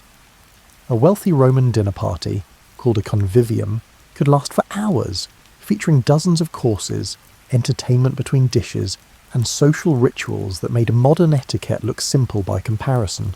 But here's what's lovely about Roman dining customs. Despite all the elaborate protocols, the underlying goal was comfort and pleasure. Couches were cushioned with the softest fabrics. Rooms were designed to catch cooling breezes in summer and retain warmth in winter. Servants moved silently, ensuring guests never had to reach for anything. The entire experience was engineered to help diners relax completely. Imagine reclining on one of those Roman dining couches, propped up on your left elbow as was customary, leaving your right hand free for eating. The cushions beneath you are stuffed with wool and covered in linen that's been washed so many times it feels like silk. The room smells of olive oil, herbs, and the faint smokiness of the kitchen fires. Someone is playing a lyre in the corner, very softly, just loud enough to fill the silence between conversations. These ancient civilizations were discovering something profound, that how we eat together shapes who we become together. Table manners weren't just arbitrary rules, they were frameworks for connection, opportunities for artistry, and pathways to peace. As you drift deeper into relaxation, let that understanding settle over you like a warm, gentle blanket. We're moving forward now through time like a slow river, arriving in medieval Europe around 1000 CE. This is when table manners started becoming truly codified, written down in manuscripts that nobles would study with the same seriousness we might apply to learning a new language.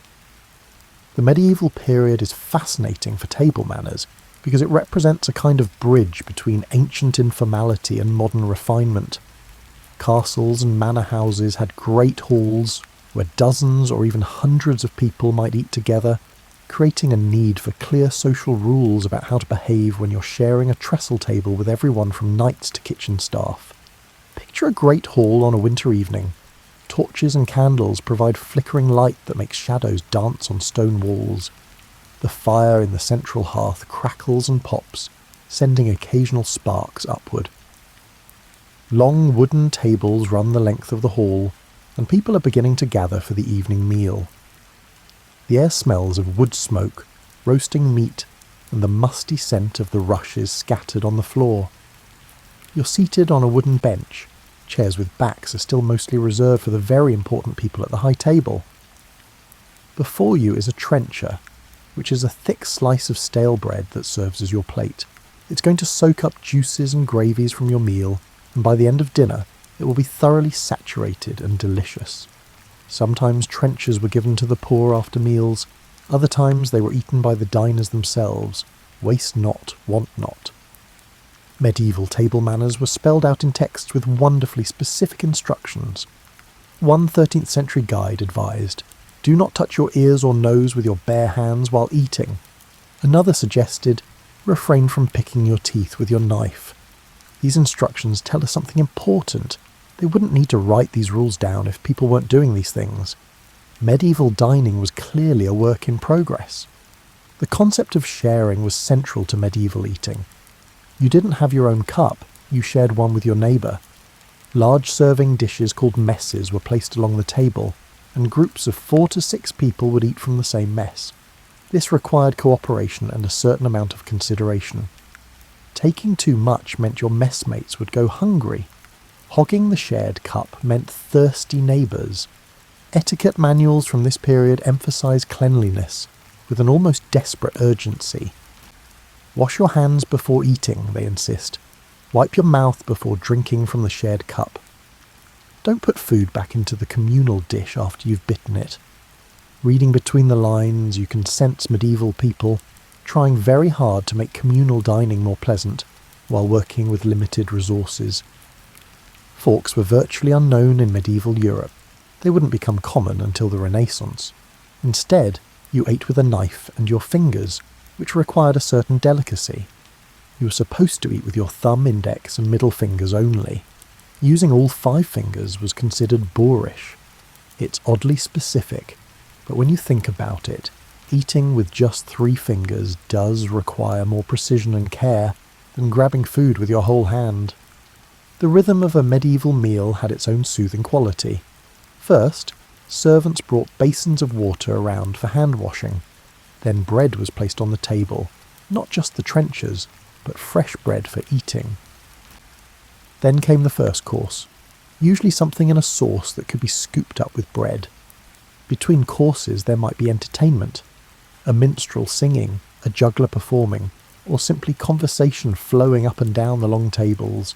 Drinking customs had their own gentle ceremony. When you wanted wine or ale, you didn't just grab the shared cup and drink. You were supposed to wipe your mouth first, so you wouldn't leave food residue on the rim. Then you drank, wiped the rim clean, and passed the cup to your neighbour. It created a rhythm. Wipe, drink, wipe, pass. The cup was making its way around the table like a slow, companionable dance. One particularly charming medieval custom was the voider, a bowl placed on the table for bones, shells, and other inedible scraps. The name itself is wonderfully descriptive. It's where food goes to be voided from the meal. Servants would periodically empty the voiders and bring fresh ones, keeping the table relatively tidy despite the absence of individual plates. As the evening progressed and the meal moved through its courses, The great hall would grow warmer from all the bodies and the fire, louder from wine and conversation, and somehow more intimate despite the crowds. There's something about sharing food from communal dishes and drinking from shared cups that breaks down social barriers, even in hierarchical medieval society. The highest-ranking people sat at the high table, which was literally elevated on a platform so everyone could see them. This created a theatre of dining, the noble family eating in full view while the rest of the hall watched and tried to emulate their manners. It was etiquette as performance art, teaching by example rather than lecture. By the end of a medieval feast, the trenchers would be soggy with gravy, the voiders full and the shared cups well circulated. More water would be brought for hand washing, even more important now than before the meal. Herbs might be chewed to freshen breath. Some households provided finger bowls scented with rose water, a small luxury that made the clean-up process feel less like a chore and more like a ritual. As you imagine all of this, the warm hall, the friendly chaos, the shared dishes and cups, the gentle rhythm of medieval dining, let yourself relax into the communal nature of it all. There's something deeply comforting about eating together like this, connected by shared vessels and shared spaces, all of you experiencing the same meal in the same moment. Drift forward with me now through the 1400s and into the 1500s, as Europe awakens from its medieval slumber into the Renaissance. This is when table manners transformed from practical guidelines for group eating into an elaborate code that signalled education, status and sophistication. It's also when dining becomes genuinely beautiful, in ways that would have seemed impossibly fancy to our medieval ancestors. The Renaissance began in Italy, and so did many dining innovations. Italian nobles, flush with wealth from trade and banking, began competing to host the most impressive dinner parties. This competition drove innovation in everything from table settings to menu planning to the physical act of eating itself. Imagine being invited to a dinner at a Florentine palazzo in 1550. You enter a room that's been transformed into a work of art. The walls are hung with tapestries depicting classical scenes. The ceiling has been painted with clouds and cherubs. Candles, expensive wax candles, not smoky tallow, provide warm, steady light from silver candelabras. The table itself makes you pause. It's covered with white linen so fine you can almost see through it, and the cloth drapes to the floor in perfect folds. On this pristine white canvas, an entire landscape of dishes has been arranged. Silver platters, ceramic bowls painted with intricate designs, and glass vessels that catch the candlelight and throw rainbow sparkles across the tablecloth. And here's something new. Each guest has their own plate. Not a bread trencher, but an actual plate made of pewter or ceramic. Individual plates were a Renaissance innovation that changed everything about how people ate. Even more revolutionary, you have your own cup, made of glass perhaps, or silver if your host is particularly wealthy. It sits to your right, and it's yours alone for the entire meal. No more wiping and passing. You can drink whenever you want without coordination or consideration for others. It's a small change that represents a massive shift in dining philosophy, from communal to individual, from shared to personal. But the most significant innovation sits beside your plate, looking innocent but carrying revolutionary implications. A fork. The fork had existed for centuries in the Byzantine Empire and parts of the Middle East, but it was Catherine de' Medici who really popularised it in Western Europe when she brought the custom from Italy to France in 1533. At first, people thought forks were pretentious, even sinful. After all, God gave you fingers for eating. But slowly the fork's practicality won out. Using a fork required learning entirely new skills. You couldn't just stab at your food randomly. There was a right way and a wrong way. The fork went in your left hand, the knife in your right. You used the knife to cut and the fork to spear and lift to your mouth. It was a kind of dance, a coordination of both hands working together. Mastering it marked you as educated and refined. Italian etiquette manuals from this period are wonderfully detailed. They explain not just what to do, but why. Don't blow on your food to cool it. Wait patiently for it to cool naturally. Don't make noise when you eat. Chew quietly and deliberately. Don't gesture wildly with your hands while talking. Keep your movements controlled and graceful. Every action should demonstrate restraint, patience, and consideration. The Renaissance obsession with classical antiquity extended to dining. Wealthy hosts tried to recreate Roman banquets with similar reclining couches and elaborate courses. But they also added new elements: printed menus describing each course, decorative sculptures made of sugar or marzipan, and even mechanical devices that moved dishes around the table. Dining became theatre, spectacle, and art. Picture yourself at one of these elaborate Renaissance dinners. The first course arrives, a delicate soup served in painted bowls. You notice everyone picking up the bowl carefully, bringing it to their lips to sip rather than slurping from a spoon. The warmth of the soup, the subtle flavours of herbs and cream, the gentle clink of ceramic against the table, it's all very refined, very controlled. Between courses, servants appear with water and cloths for hand washing, even though you're using utensils and theoretically not getting your hands dirty. It's become more ritual than necessity, a pause in the meal that allows for conversation and digestion. The water is scented, perhaps with lavender or lemon, and the cloths are warmed. Even the practical aspects of dining have become luxurious. The French court took Italian refinement and elevated it further. Under Louis XIV, dining at Versailles became so elaborate that it required guidebooks. The Sun King dined in public like a medieval lord, but with such ceremony that watching him eat was considered entertainment. There were officials whose only job was to carry the king's napkin, others who tasted his food, and still others who managed the progression of courses. French etiquette introduced the concept of service à la française, French service, where all the dishes for each course were placed on the table simultaneously, creating an impressive display. You didn't simply eat.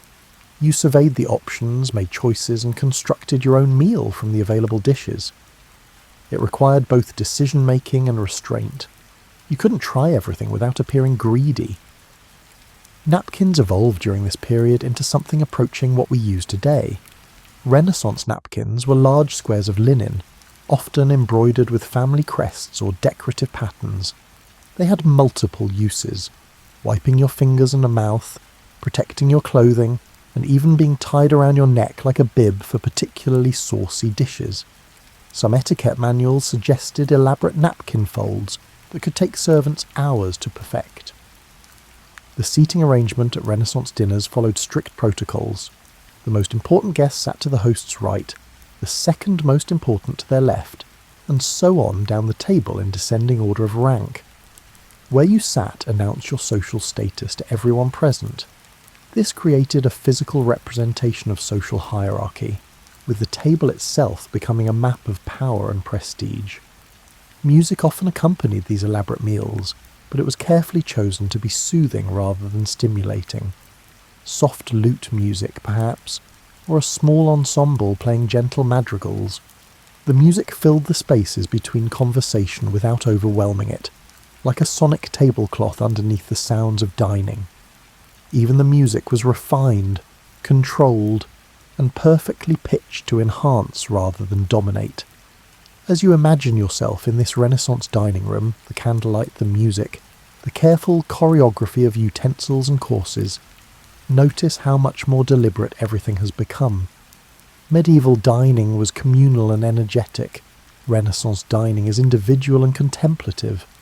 Both have their charms, but there's something particularly peaceful about this new approach, where every movement is considered, every gesture meaningful. Let the refinement of it all wash over you. The careful placement of forks and knives, the gentle rhythm of courses, the soft candlelight reflecting off polished silver. This is dining as meditation, eating as an art form. Close your eyes and breathe in the lavender-scented water from the finger bowl, feel the smooth linen of the napkin, and hear the quiet clink of silver against ceramic. Everything is designed to create peace, beauty, and harmony. Now we're moving into the 19th century, and if you thought Renaissance dining was elaborate, just wait. The Victorian era took table manners and transformed them into something approaching rocket science. This was the peak of dining complexity, when knowing which fork to use could make or break your social standing. Settle deeper into your comfortable spot, because understanding Victorian table manners requires a kind of relaxed attention. If you try too hard to follow all the rules, you'll just get confused. Better to let them wash over you like a gentle, very particular wave. In Victorian Britain and America, the middle class was expanding rapidly. Suddenly, people who had grown up eating simple meals from simple dishes found themselves with enough money to host dinner parties. But having money wasn't enough. You also needed to know how to behave properly. This created a massive market for etiquette books, which multiplied like rabbits and filled pages with increasingly specific instructions. The Victorian dinner table was a marvel of organisation. At a formal dinner, you might have 6 or 7 different forks, each designed for a specific course. There was the fish fork with its slightly wider tines. The salad fork is smaller than the dinner fork, the oyster fork tiny and specialised. The placement of these utensils communicated the menu. You could read the table like a map of the meal to come. But forks were just the beginning. You also had multiple knives, a butter knife, a fish knife, a dinner knife, and a cheese knife. Multiple spoons, soup spoon, dessert spoon, and demi-tasse spoon for coffee.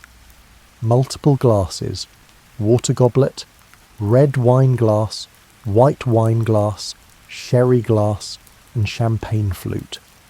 A fully set Victorian table could have 20 pieces of silverware and glassware per person. The rule for using all these utensils was actually quite simple, though memorising what went where was complex. Start from the outside and work your way in. The outermost fork was for the first course, the next one in for the second course, and so on.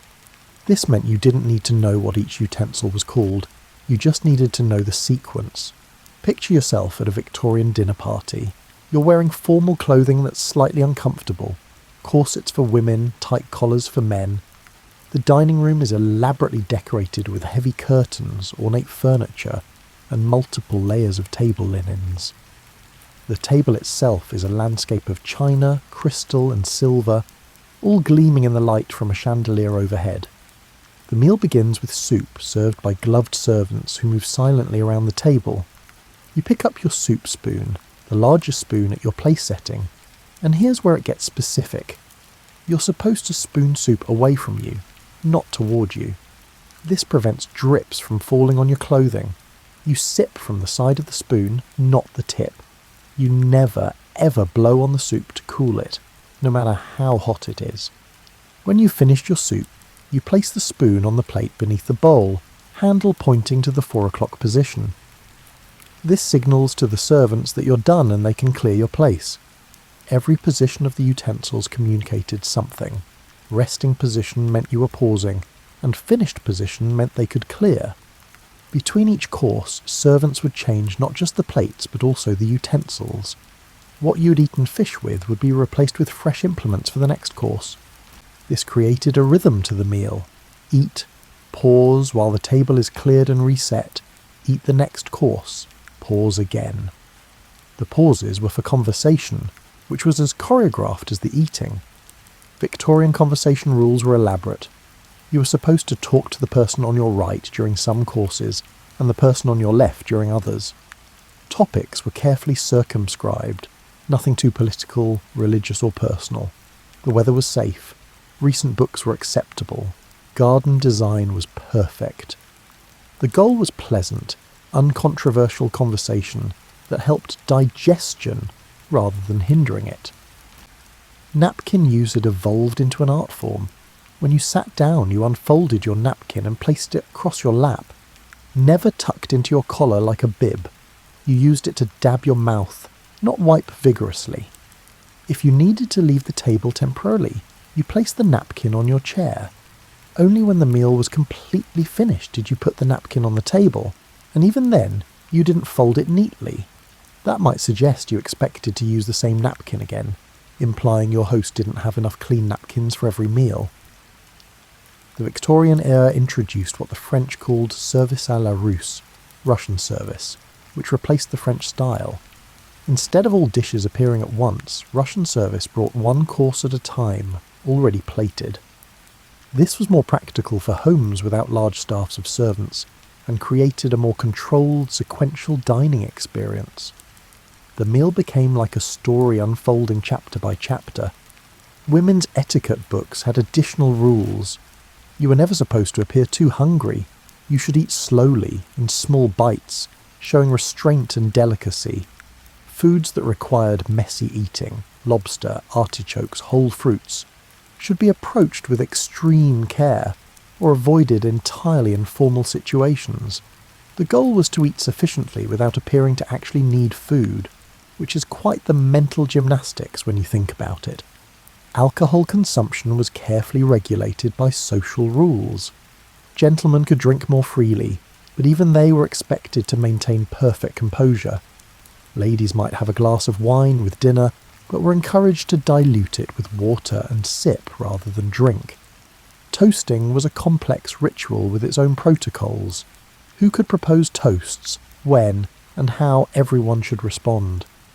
The length of Victorian formal dinners could be astonishing. 7 or 8 courses spread over 3 or 4 hours wasn't unusual for an important dinner party. This required enormous stamina from both hosts and guests. You had to pace yourself, eating enough to be polite, but not so much that you would be uncomfortably full before the meal ended. Imagine how these long dinners must have felt. The initial excitement of arriving and seeing the beautifully set table. The careful attention required for the first few courses, making sure you used the right utensils and followed all the rules.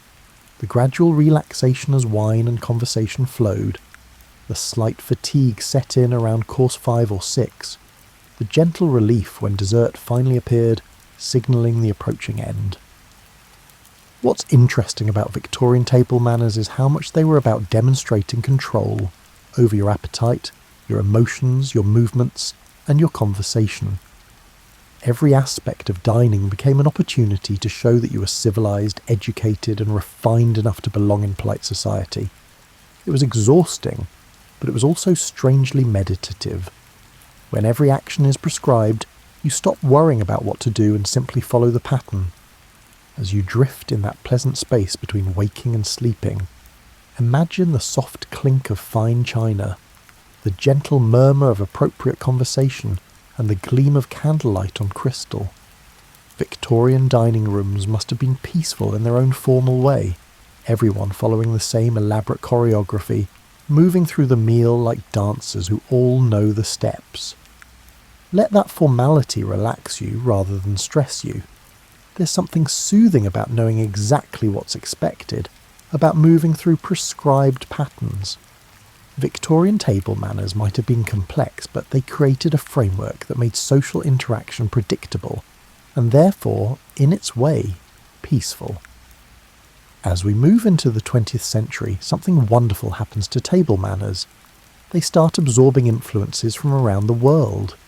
The elaborate European rules that had dominated for centuries begin mixing with customs from Asia, Africa, the Middle East, and the Americas, creating a richer, more diverse understanding of how people can eat together.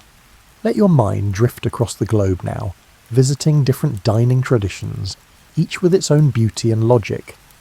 We'll travel gently, like a slow boat on a calm sea, stopping at various ports to observe and appreciate.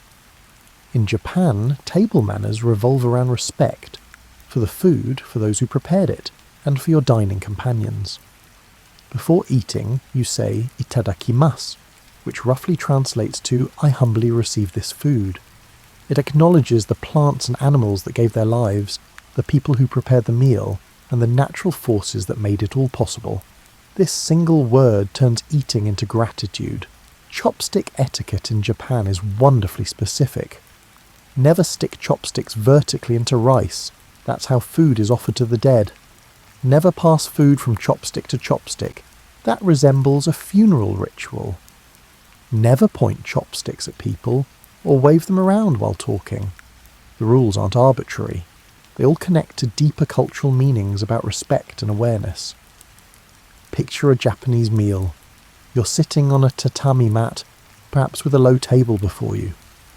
Multiple small dishes are arranged beautifully, each one a miniature work of art. There's rice in a lacquered bowl, miso soup steaming gently, carefully arranged vegetables and perhaps some fish.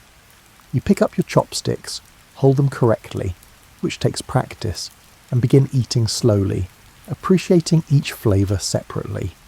The pace of a traditional Japanese meal is beautifully meditative. Small portions mean you eat slowly. The variety of dishes means you're constantly experiencing new flavours and textures. Slurping noodles is not just acceptable but encouraged. It cools the noodles and enhances the flavour. The sound of slurping noodles in a Japanese restaurant is the sound of appreciation, pleasure and enjoyment. Travel with me now to India, where eating with your hands is not only common but also considered preferable for certain foods. There's a technique to it. You use your right hand only, and specifically your fingers, not your palm. You mix the rice or bread with curry or dal, forming a small ball, and lift it to your mouth with your thumb pushing from behind. This isn't careless or messy, it's actually quite precise. The temperature of the food, the texture, the way flavours combine, all of this is enhanced by the tactile experience of eating with your hands. Western utensils create a barrier between you and your food. Indian eating customs remove that barrier, making the meal more intimate and immediate. Indian dining etiquette emphasises hospitality above almost everything else. Guests are served first and encouraged to eat their fill. Refusing food is considered insulting to the host. There's a phrase in Hindi, Atithi Devo Bhava, which means the guest is God. This philosophy shapes everything about how meals are served and shared. Drift now to Ethiopia, where communal eating reaches a beautiful extreme with the practice of eating from a shared platter. Injera, a spongy flatbread, covers a large plate, and various stews and vegetables are spooned onto it. Everyone eats from the same platter, tearing off pieces of injera to scoop up the food. There are no individual plates, no personal portions, just shared abundance. There's even a practice called gursha, where you tear off a piece of injera with food and feed it directly to someone else at the table, usually a guest or someone you want to honour. This intimate act of feeding another person is a gesture of love and respect. It breaks down barriers between people more effectively than any formal etiquette rule could. In the Middle East, hospitality and generosity define dining customs. Coffee service becomes an elaborate ritual involving multiple rounds and specific protocols. Meals often begin with mezze, small dishes of appetizers that encourage lingering tasting and conversation. The pace is unhurried. Rushing through a meal would insult both the food and your companions. Traditional Middle Eastern dining often happens on floor cushions around a low table, or cloth spread on the ground. The posture itself, sitting cross-legged or with legs to the side, creates a relaxed atmosphere. You can't eat formal course after formal course when you're lounging on cushions. The environment encourages ease and comfort. Mexican dining customs blend indigenous and Spanish influences into something unique. The concept of sobremesa, the time spent lingering at the table after a meal, is central to Mexican food culture. The meal itself might last an hour. The sobremesa could last 2 or 3. This isn't wasted time. It's when real conversation happens, when relationships deepen, and when the community strengthens. Chinese banquets introduce the lazy Susan, a rotating platform in the centre of the table that makes sharing dishes effortless. Everyone can access everything without reaching or asking for things to be passed. It's both practical and symbolic, representing the circular nature of community and the idea that everyone has equal access to shared resources. Korean dining brings side dishes called banchan, small portions of kimchi, vegetables and other items that accompany the main meal. These are communal and replenished throughout the meal. The number of banchan reflects the formality of the occasion. More banchan means more honour to the guests. It's a quantifiable demonstration of respect and care. What's beautiful about experiencing all these different traditions is realising that table manners aren't about arbitrary European rules. They're about creating frameworks for connection, respect, and community. Japanese chopstick etiquette, Indian hand-eating techniques, Ethiopian communal platters, and Middle Eastern hospitality, they're all saying the same thing in different languages.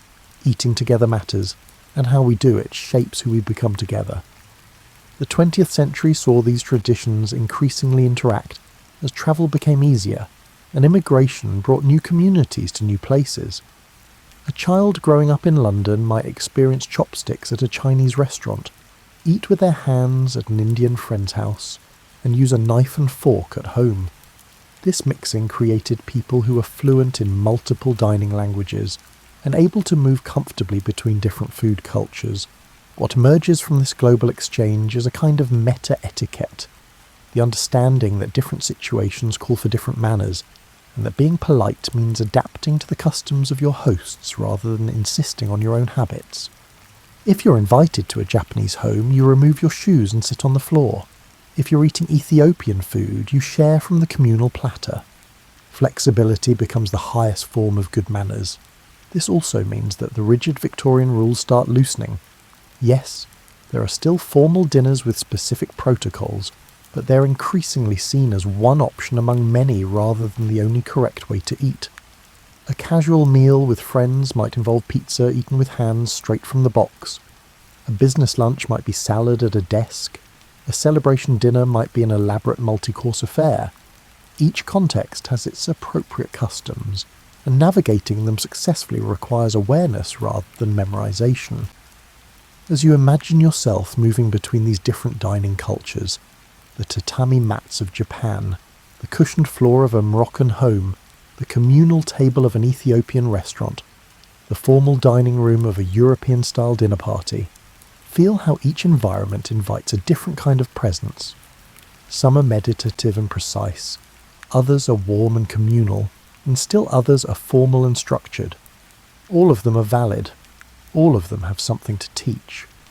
The blending of global influences also brings new foods to new places, and with those foods come new challenges for table manners. How do you eat sushi politely? Is it okay to use your hands for tacos? What's the proper way to approach po, with its complicated combination of noodles, broth, herbs, and condiments? These questions don't have single answers. They depend on context, company, and cultural sensitivity. What's delightful is watching how different cultures handle the same practical problems in different ways. Everybody needs to clean their hands before and after eating. The Japanese use oshibori, hot, damp towels. Middle Eastern cultures offer rosewater in beautiful bowls. Europeans provide finger bowls with lemon. Americans might just gesture toward the bathroom. Same need, different elegant solutions. Similarly, every culture has developed ways to show respect for food and those who prepared it. Saying grace before meals, offering the first portion to elders, complimenting the cook, and leaving a small amount on your plate to show you've been well fed. These customs vary in detail but unite in purpose. They all acknowledge that eating is more than just a biological necessity. It's a spiritual and social act. Let yourself relax into this beautiful diversity. There's no single right way to eat, no universal code of table manners that applies everywhere. Instead, there's a rich tapestry of customs, each reflecting the values, environment, and history of the people who practice them. Understanding this can be liberating. You don't need to know every rule, just the willingness to observe, adapt, and show respect. As we drift into the 21st century, your time, the present moment, table manners find themselves in an interesting position. The elaborate Victorian rules still exist in certain contexts, but they're no longer the default assumption for every meal. Instead, modern table manners are situational, flexible, and increasingly focused on practical considerations rather than arbitrary status markers. The pace of modern life has changed how we eat in fundamental ways. Quick lunches at desks, grabbing dinner between activities, eating while commuting. These weren't options in previous eras.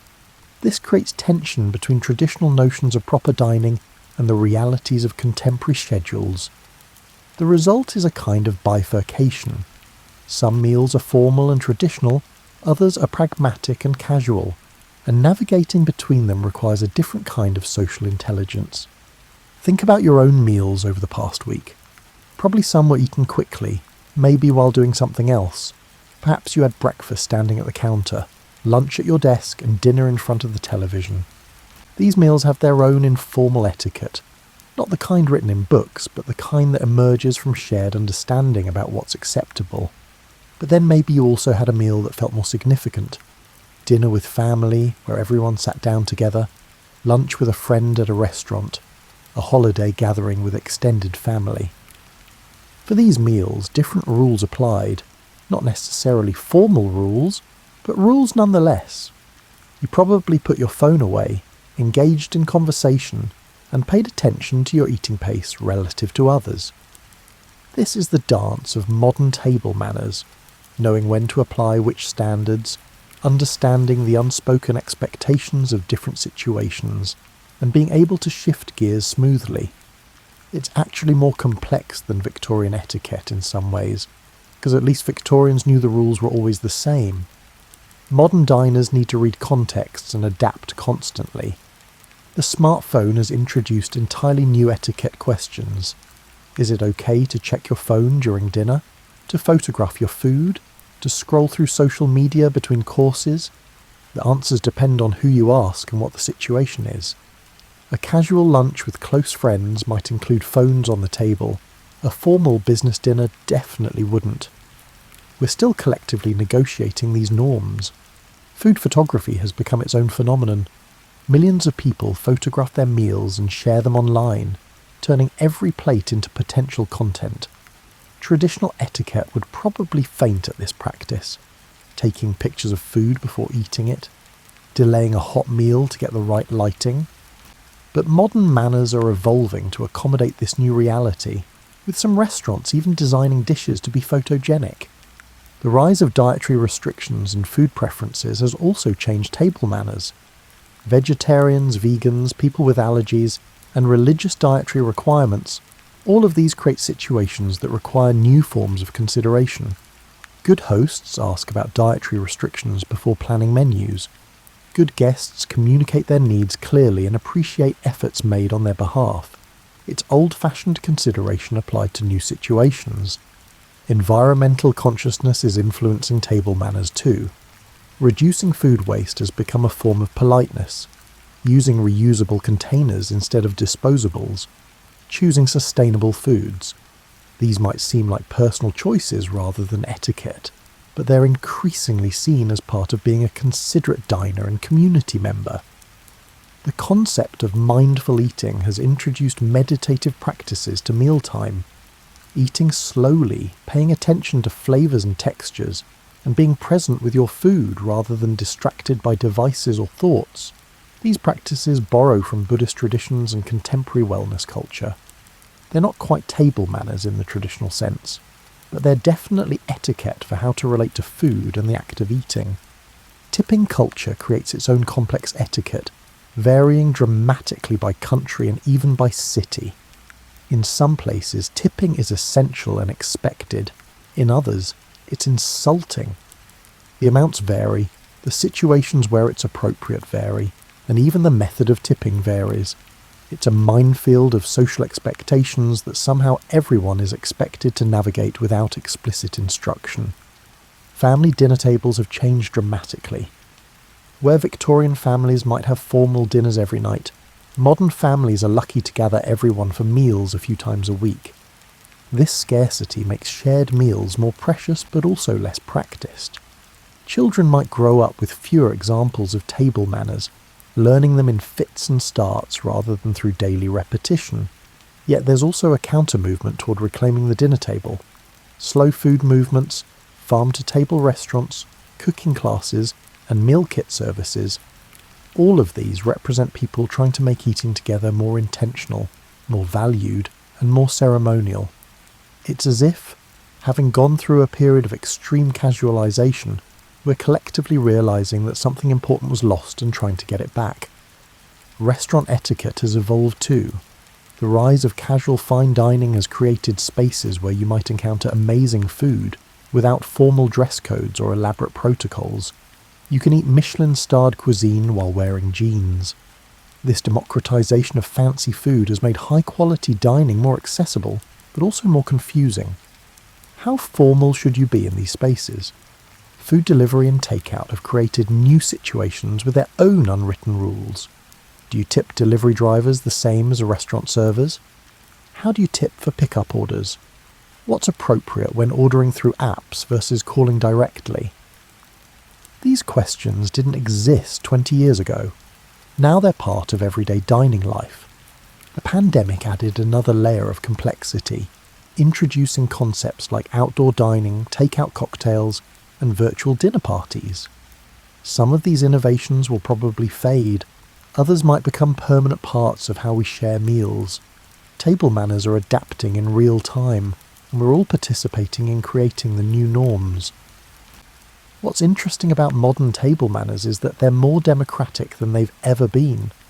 Victorian etiquette was explicitly about class distinction. Knowing the rules marked you as upper class. Not knowing them marked you as an outsider. Modern etiquette is more about context and consideration.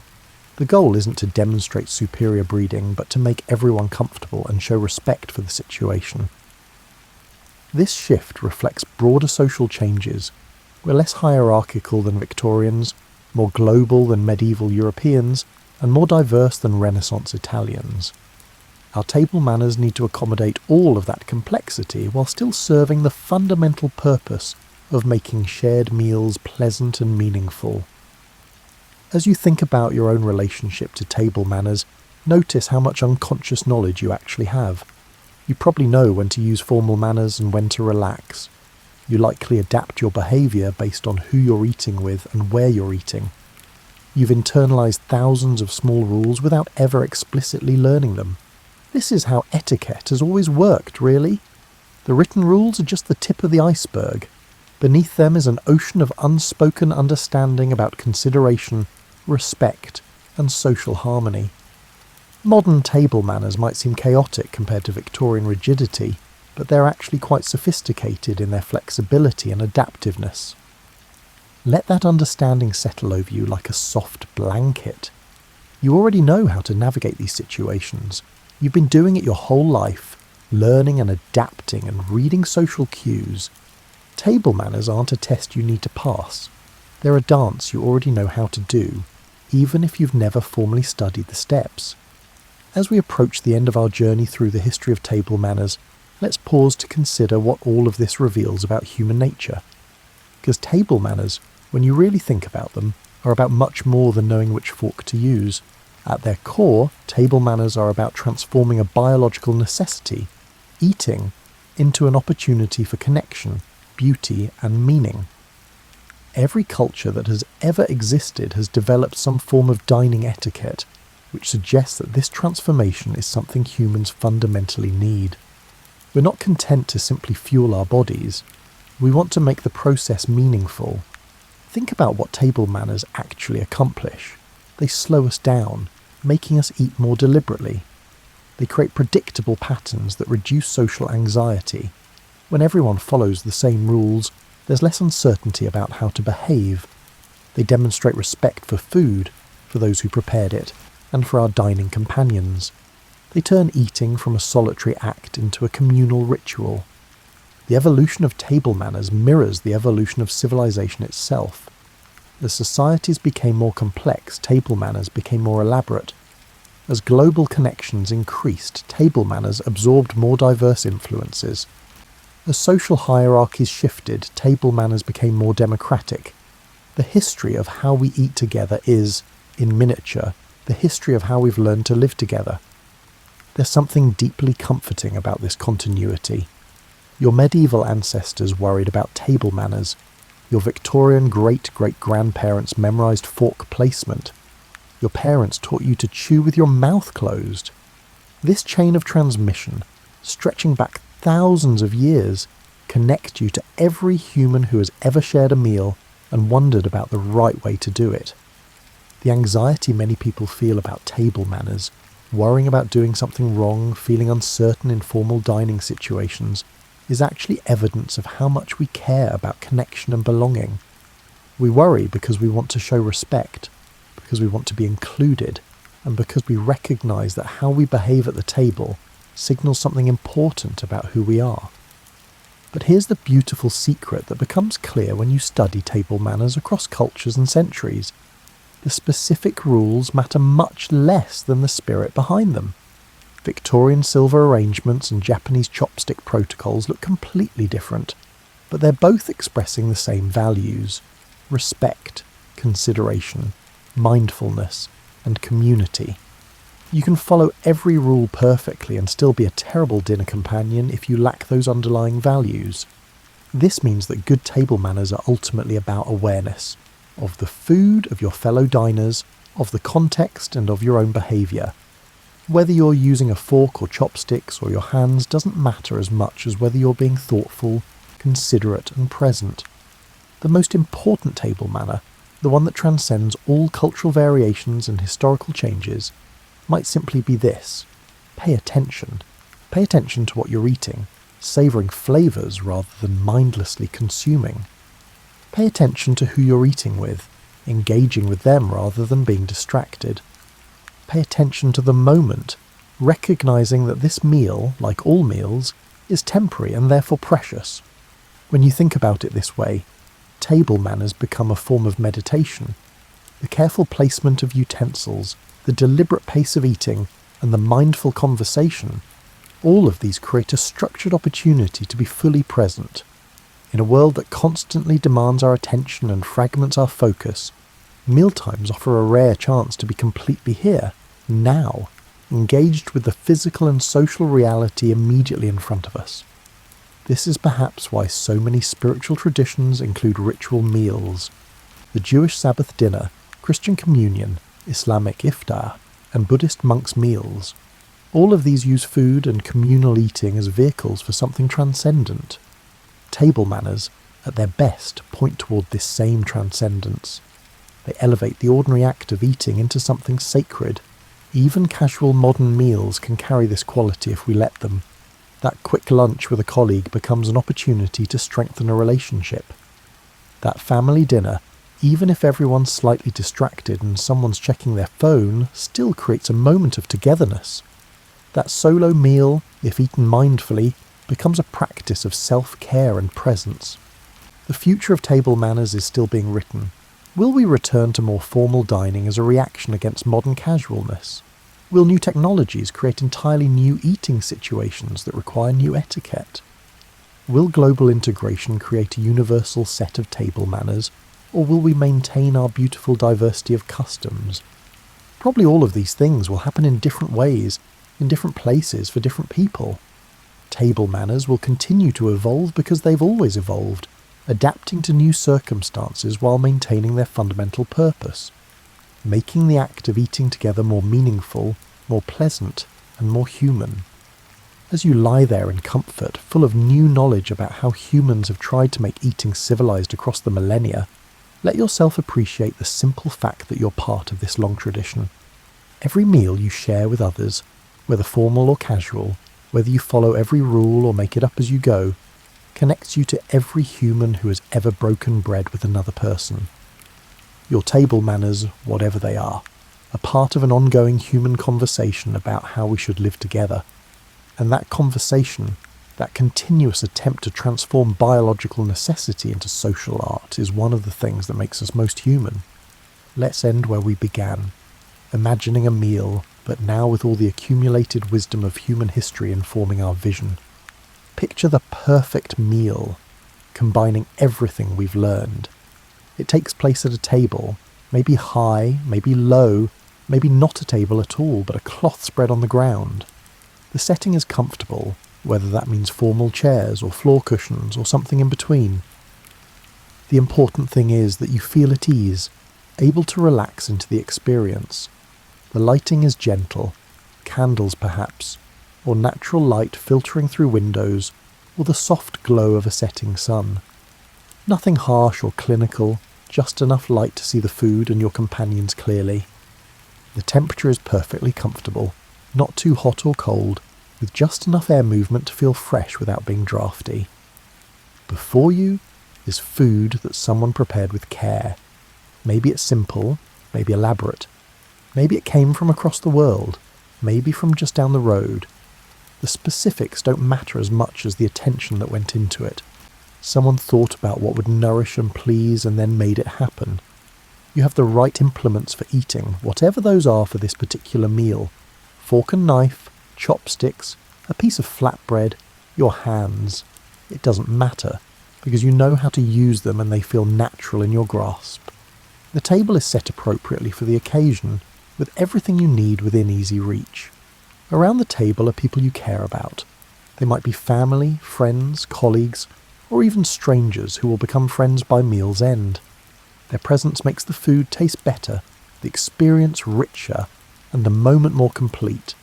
You can see their faces clearly, hear their voices easily, and feel their presence without crowding. The meal begins with some acknowledgement, perhaps formal grace, perhaps a simple toast, perhaps just a moment of shared appreciation before the first bite. This brief pause creates a threshold, marking the transition from ordinary time to mealtime, from scattered activity to shared focus. You eat slowly enough to taste what you're eating. The flavours register fully, salt and sweet, bitter and sour, and the complex middle notes that make food interesting. Textures matter too. Crisp and soft, smooth and rough, and the way different foods play against each other in your mouth. You're not just consuming calories, you're experiencing something. The conversation flows naturally, with space for both talking and eating. No one dominates, everyone contributes. Topics range freely, but stay pleasant. This isn't the place for argument or stress, though real discussion is welcome. Laughter comes easily, along with the comfortable silences of people who don't need to fill every moment with noise. The pace is unhurried. If there are multiple courses, they arrive with enough time between them for digestion and conversation. If it's a single course, everyone eats at roughly the same speed, with no one feeling rushed or held back. Time becomes elastic, expanding to fill whatever space the meal needs. You're present, not thinking about what comes next, not dwelling on what came before, just here in this moment with this food and these people. Your phone is somewhere else, or at least silenced and ignored. The outside world can wait. Right now, there's only this table, this meal, this company. When the meal ends, and all meals must end eventually, it ends gently. There's no abrupt transition, no rushed clearing of plates. Perhaps there's coffee or tea, perhaps just a lingering at the table, extending the experience a few more precious minutes. The acknowledgement that it's ending makes the last moment sweeter. You leave the table satisfied but not overstuffed, nourished in body and spirit, and grateful for the food and the company and the time.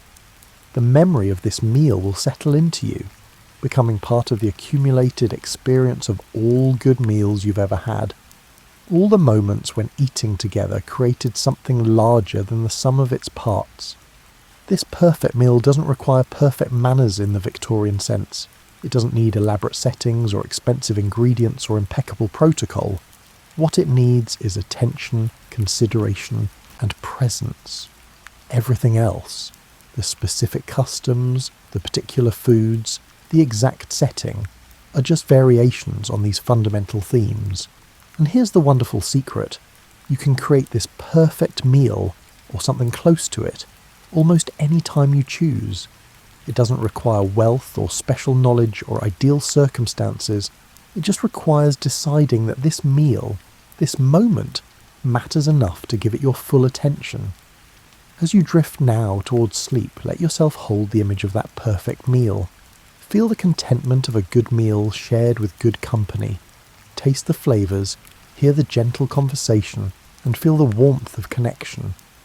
Let it all settle into you like satisfaction after eating, that sense of being well fed in every way that matters. All around the world at this very moment people are gathering to eat together.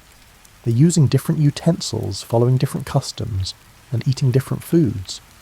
but they're all doing the same essential thing, transforming the act of eating into an opportunity for connection, beauty, and meaning.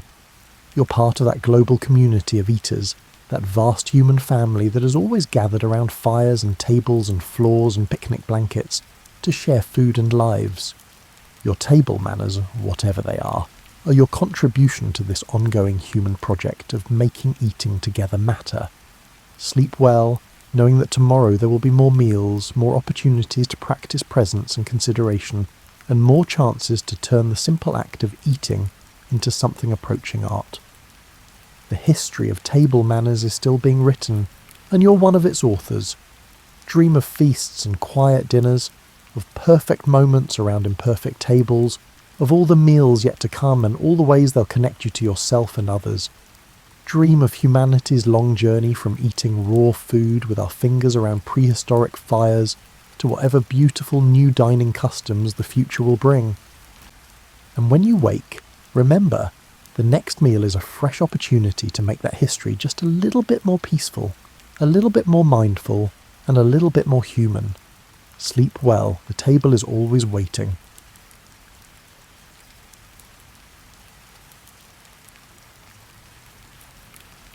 You've seen the paintings, haven't you?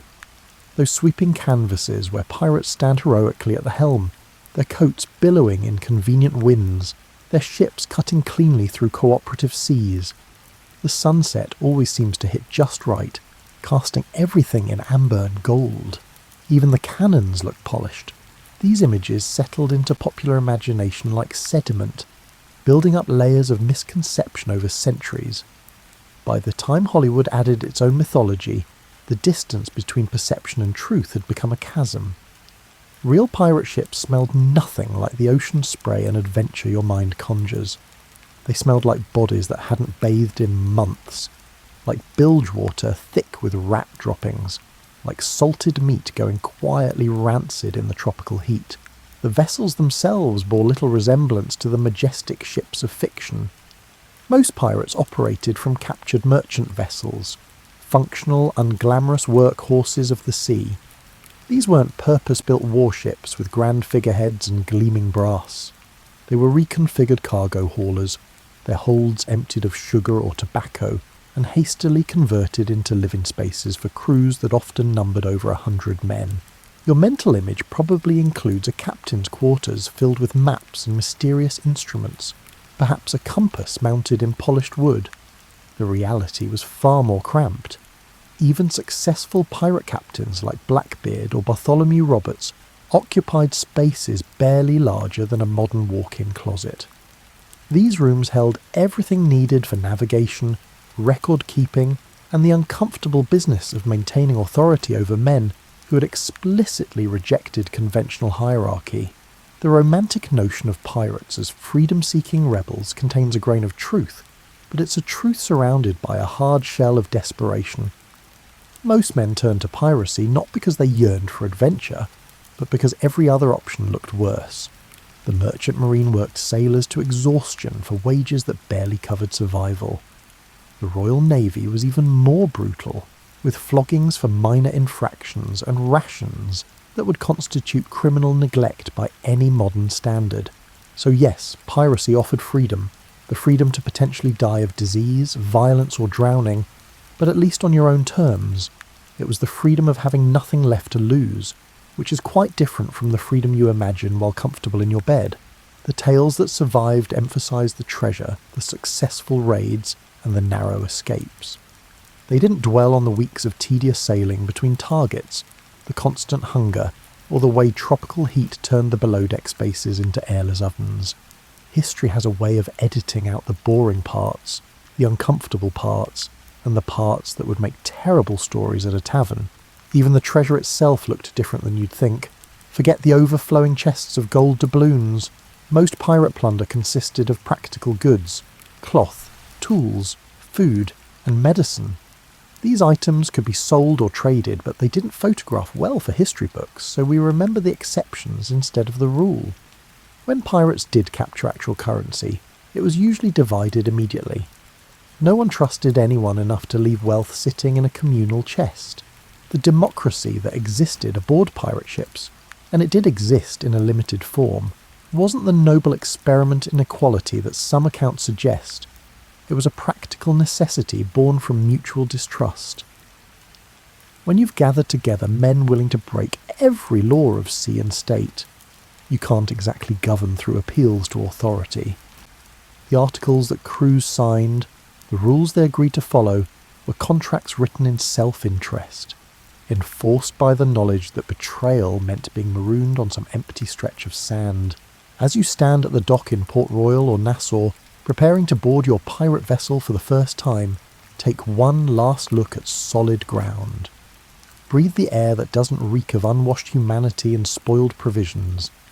In just a few hours, you'll understand why even the most desperate men sometimes jumped ship at the first opportunity, choosing the uncertain mercy of a jungle island over another day at sea. The hatch leads down into darkness that seems to have texture and thickness. Your eyes adjust slowly, revealing a space that triggers something primal in your modern brain, the part that rebels against confinement, that needs personal space like it needs oxygen. You're looking at the gun deck, which doubles as living quarters for most of the crew.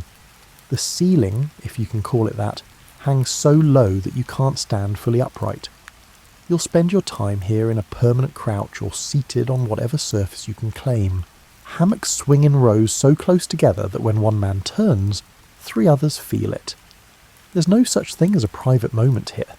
Sleep comes in fragments, interrupted by someone's elbow in your ribs, someone else's feet in your face, the constant symphony of snoring and coughing, and the wet sound of men spitting tobacco juice toward buckets they can't see in the dark. Your assigned space amounts to roughly the dimensions of a modern yoga mat. In this area, you'll sleep, store your possessions if you have any, and exist for whatever hours you're not actively working. There are no lockers, no foot lockers, and nothing resembling storage. What you own, you keep on your person or risk losing to the casual theft that flows through the ship like humidity. The air itself feels borrowed, recycled through too many lungs. In calm weather with the hatches open, you get some circulation. But when storms blow in and everything must be battened down, the atmosphere below deck transforms into something nearly solid. The smell of unwashed bodies mingles with the sweet rot stench of the bilge, where water too filthy to be called water sloshes with every movement of the ship. Men vomit, men relieve themselves in buckets that don't always make it topside before spilling, and men bleed from injuries and infections that never quite heal in this environment. The darkness rarely lifts completely. Candles and lanterns pose fire hazards that terrify even the bravest pirates, so light below deck comes grudgingly, in small measures. You navigate mostly by feel and memory, learning the location of every beam that might crack your skull and every protrusion that might catch your shins. Your body becomes a map of bruises. The deck beneath you stays perpetually damp. Water seeps through the planking above, especially in heavy seas. The wood never fully dries, never stops sweating its moisture into the enclosed space. This wetness breeds mould that climbs the walls in abstract patterns, fuzzy colonies that spread across any surface that stays still long enough.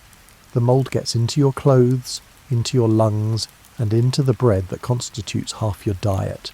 Personal hygiene exists only as a concept, something remembered from life ashore. There's no fresh water for washing bodies or clothes. The saltwater alternative leaves your skin sticky and your garments stiff with dried brine. Men develop their own particular odours, signatures you learn to identify in the dark. Some smell of sweat and tobacco. Others carry the sweetish scent of infection, the rot of teeth gone bad, and the sour notes of digestive problems that plague anyone eating the ship's standard fare. Privacy dissolves into something quaint, a luxury from another life. You urinate over the side in full view of anyone who cares to look.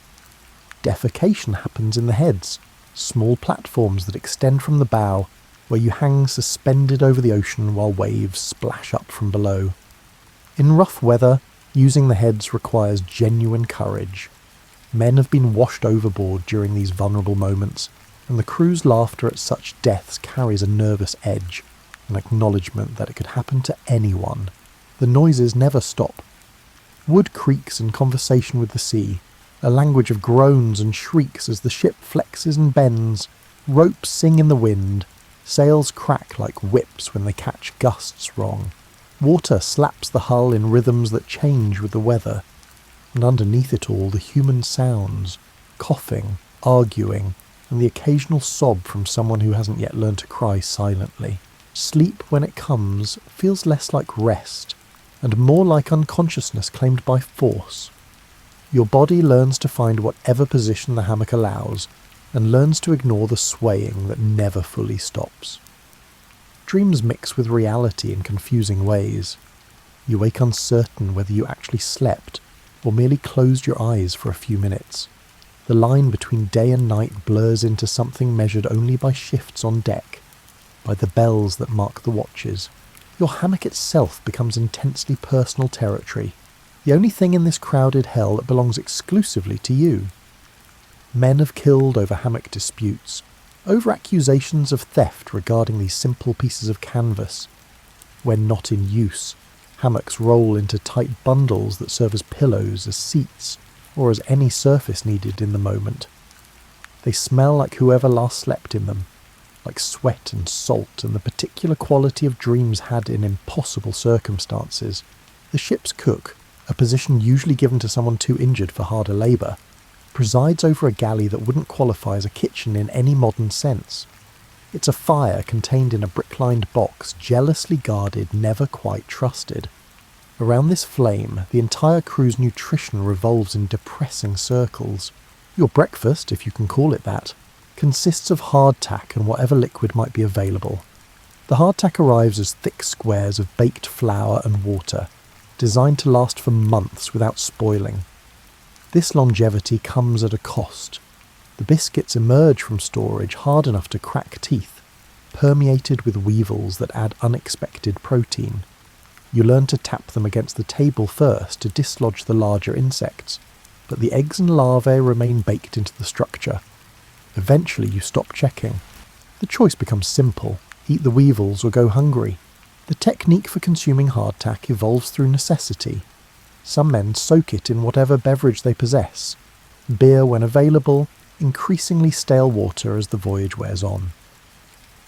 The soaking softens the biscuit into something chewable, but transforms the texture into a paste that is grey and uninviting. Others prefer to gnaw at it dry, working their way through like beavers attacking a particularly stubborn log. The process takes time, provides something to do during empty hours, and keeps the jaw occupied if not satisfied. Midday brings the main meal, a generous term for what arrives in your bowl. Salt pork forms the foundation of this feast, meat preserved in brine so concentrated it would stop a modern heart. The preservation works, technically. The pork doesn't rot in the traditional sense. Instead, it achieves a kind of immortality, becoming something that resembles meat in only the most abstract way. The salt content requires dilution, but fresh water is too precious to waste on making food palatable. You eat it as is, each bite an assault on your taste buds, your body crying out for any flavour that isn't salt. The cook boils the pork with dried peas when supplies allow, creating a stew that achieves a consistency somewhere between liquid and solid. Chunks of meat, or what used to be meat, float in grey water alongside peas that refuse to fully soften, no matter how long they boil. Sometimes onions make an appearance, precious additions from the last port, already sprouting green shoots in their storage nets. These vegetables get added whole and removed the same way, flavouring the broth without actually being consumed. They'll be used again tomorrow and the day after, until they dissolve into the general nutritional sadness. Protein variety comes from whatever the sea provides. Flying fish sometimes land on deck overnight, gifts you collect at dawn and eat raw or barely cooked. They taste like anything other than salt pork, which makes them delicious by default. In tropical waters, larger catches occasionally supplement the diet, dorado, tuna and shark when desperate. But fishing requires time the crew rarely has, and storms can last for days without allowing anyone to cast a line. The drinking situation deteriorates faster than the food. Ships carry water in wooden barrels that leak and breed algae. Fresh water turns green within weeks, developing a taste that preparation can't eliminate. You drink it anyway, holding your breath, trying not to think about what you're swallowing. Beer lasts longer, the alcohol providing some protection against contamination, but beer requires space that could hold other cargo. Most crews run out within the first month at sea. When the beer vanishes and the water becomes truly undrinkable, you face choices that would horrify your modern self. Some men drink seawater, knowing it will kill them slowly, preferring slow death to the torture of thirst.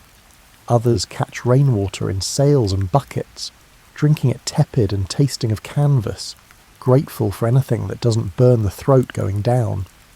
The lucky ships capture prizes that include fresh provisions, briefly interrupting the downward spiral into malnutrition. Scurvy arrives like a quiet passenger, boarding with the crew but making its presence known only gradually. Your gums begin to bleed when you bite the hardtack. Your skin bruises at the slightest touch, purple flowers blooming across your arms and legs. Old wounds reopen, refusing to heal.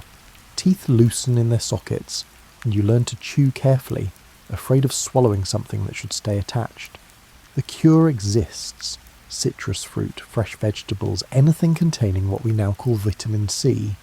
But knowledge doesn't equal access, and ships at sea have no greengrocers. The psychological weight of food monotony shouldn't be underestimated. Humans crave variety in their diet the way they crave air and water.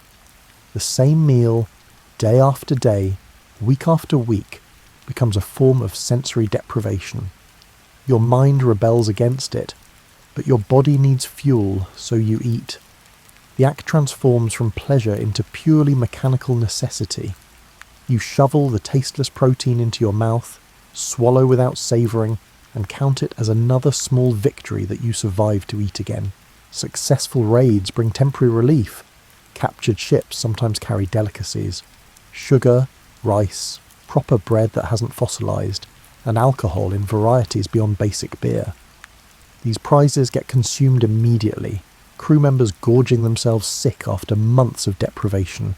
There's no saving for later, no rationing for sensible distribution. The psychology of scarcity overrides reason. You eat because it's there, because tomorrow it won't be, because this might be your only chance to taste something that doesn't make you hate the act of eating. The bell sounds at 4 a.m, pulling you from whatever half-sleep you manage to achieve. Your watch begins now. 4 hours of labour before a brief respite, then 4 more hours. This rhythm continues without pause, without weekends, without holidays. The sea recognises no Sabbath. Your hands, soft and uncalloused at the start, transform within days. Ropework tears the skin from your palms, leaving raw patches that crack and bleed with each new task. The hemp lines that control the sails weigh more than you expect, made heavier by spray and rain. Hauling them requires the coordinated effort of multiple men, everyone pulling in rhythm, shoulders straining and backs protesting. The sails themselves demand constant attention. They tear in storms, develop weak spots from sun exposure, and require patches and repairs that happen aloft, swaying on yards high above the deck. You climb the ratlines, rope ladders that lead up the mast, with hands that shake from exhaustion and fear. The higher you go, the more the ship's movement amplifies. What feels like gentle rolling at deck level becomes violent swinging at the crosstrees. You hook your elbows through the rigging, use your thighs to grip the yard, and try to thread a needle with fingers that won't stop trembling.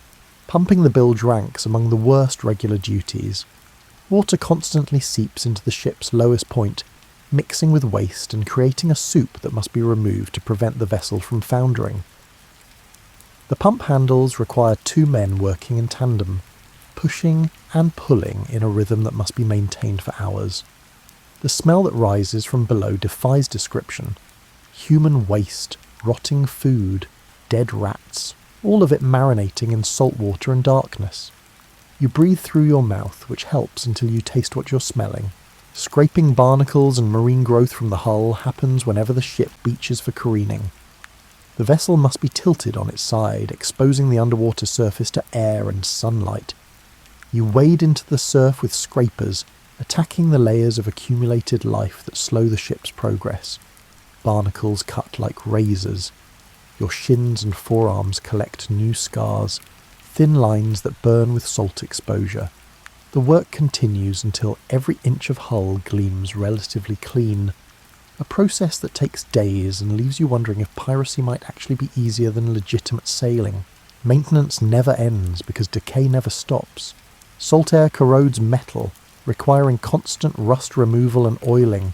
Wood dries and splits, needing tar and caulking to maintain watertight integrity. Ropes fray and must be replaced or spliced. Sails wear thin and require patching. The ship exists in a state of controlled deterioration, and your labour simply slows the inevitable collapse. Standing watch involves more than passive observation. You're expected to spot other vessels before they spot you, to notice changes in weather while there's still time to react, and to hear anything unusual in the ship's constant voice. This requires a kind of meditation, a sustained attention that fights against boredom and exhaustion. Your eyes scan the horizon in patterns, looking for the telltale interruption of a distant sail, the dark line that indicates an approaching squall. Loading and securing cargo, whether legitimate goods or plunder, demands knowledge of weight distribution and balance. Stack it wrong, and the ship lists dangerously. Tie it down improperly, and it shifts in rough seas, potentially punching through the hull from inside. You learn these lessons by watching, by listening to men with decades of experience, and by occasionally making mistakes that result in injuries and screamed corrections. Combat, when it comes, brings its own exhausting demands. Preparing the ship for battle means clearing the decks of anything that might become a projectile when hit, wetting down surfaces to prevent fire, distributing weapons and loading cannons. The actual fighting lasts minutes but requires hours of setup and potentially days of recovery. The guns themselves weigh tons, their recoil controlled by ropes that must be maintained and checked. Firing them requires precise choreography. Swab the barrel, load the powder, ram it home, add the shot, prime the touch hole, aim as well as a moving platform allows, fire, and immediately begin the sequence again while smoke obscures everything and noise damages your hearing permanently. The few hours between watches don't provide true rest. You're expected to help with whatever emergency arises. All hands to shorten sail in a sudden storm, everyone to the pumps when a leak springs, and the full crew to chase down a potential prize. Sleep becomes something stolen in small increments, never quite enough, never quite deep enough to truly restore your depleted reserves. Your body adapts because it must. Muscles develop in strange patterns, overdeveloped in your arms and shoulders, and strong in your core from constant balance adjustments. You lose weight despite the physical labour, because the food can't match the caloric expenditure. Your face becomes weathered, skin darkening and roughening under constant sun and salt spray. You age years in months, the work literally wearing you down, grinding away at your physical reserves like waves against rock. The barometer drops, though most crew members don't need instruments to sense the change. The air gains weight, pressing against your skin in ways that trigger ancient warnings. Birds vanish from the sky. The water takes on a strange flatness, an oily quality that precedes chaos. When the storm hits, it arrives with personality, with what feels like deliberate malice. Wind screams through the rigging, a sound that drowns out shouted orders. You watch men's mouths move without hearing words, responding to gestures and long-practiced routine. The deck beneath your feet tilts at angles that seem impossible, that should capsize the vessel but somehow don't. Waves no longer look like water. They become moving walls, dark mountains that rise beside the ship, their peaks torn into spray by the wind. One moment you're in a valley between swells, surrounded by water on all sides, unable to see anything but ocean. The next moment the ship climbs, and you glimpse a horizon that curves wrong, that shows you how small and temporary your wooden world really is. The rain doesn't fall, it attacks horizontally, each drop hitting like a tiny fist. You're soaked instantly, and the water temperature depends entirely on what ocean you're crossing. Tropical storms drench you in bath-warm rain that provides no relief from the heat. Northern tempests introduce you to cold that penetrates through clothes and skin, settling into your bones, making your hands too stiff to properly grip the lines you're supposed to be managing. Below deck becomes uninhabitable. The ship's motion transforms from rocking to violent thrashing. Hammocks swing wildly, throwing men against walls and each other. Anyone with a weak stomach, and that's most people in conditions like this, vomits until they have nothing left, then continues with dry heaves that crack ribs. The smell of sick mixes with the general stench, adding another layer to an already unbearable atmosphere. You choose to stay topside despite the danger because at least there you can breathe. Securing yourself becomes paramount. Safety lines get rigged across the deck and you clip in with whatever you can find, a rope around your waist, a quick knot that you pray holds. Men who don't take this seriously disappear over the side, there one moment and gone the next, swallowed by the dark water without ceremony or chance of rescue. The sea doesn't return bodies in these conditions, it keeps what it takes. The sails must come down before they shred, or worse, before they drive the ship under. Furling canvas in a storm requires climbing into conditions that test sanity. The wind tries to pluck you from the rigging like fruit from a tree. The sail fabric whips and cracks, capable of breaking bones if it catches you wrong. You work with hands that have no feeling left, fingers moving on autopsy instincts, muscle memory executing tasks your conscious mind is too terrified to direct. Lightning turns night into day in stuttering intervals, each flash revealing the chaos in stark detail. Men struggling with ropes, officers pointing towards some new crisis, water washing across the deck in quantities that seem impossible to drain before the next wave arrives. The thunder follows close enough that you feel it in your chest, a physical force that competes with the wind for dominance. The ship's timbers scream under the stress. You hear them flex and groan, sounds that suggest imminent breakup, that make you certain this is the wave that finally does it, the one that cracks the spine and sends everyone down. But the vessel holds together through engineering you don't understand, through craftsmanship you've never properly appreciated, and through what starts to feel like supernatural stubbornness. Hours pass without any sense of time. You work, you survive, and you work some more. Exhaustion becomes absolute, a state beyond tiredness, beyond anything you've previously experienced. Your body operates on some reserve fuel you didn't know existed, drawing from stores that will leave you depleted for days afterward. When the storm finally passes, and they always do eventually, the world looks scraped clean, raw. The sea settles into swells that would terrify you in normal times, but now seem gentle by comparison. Sunlight returns with obscene cheerfulness, illuminating the damage that must be assessed and repaired. The deck is littered with debris, torn rope, broken spars, and sometimes personal items that belong to men who are no longer aboard. The human cost reveals itself in the aftermath. You count faces, realise who's missing, and try not to think too hard about the gaps in the crew. Injuries surface as adrenaline fades, broken bones, deep cuts, and burns from ropes that move too fast. The ship's surgeon, if you have one, makes his rounds with the limited supplies available, doing what he can, which often amounts to simply confirming that someone will probably survive or definitely won't. You sleep then, wherever you collapse. The deck works fine. A coil of rope becomes a pillow. Your body doesn't care about comfort or propriety. It demands unconsciousness and takes it by force. Toilets, showers, clean water flowing from taps. These conveniences exist in your memory but nowhere in your current reality.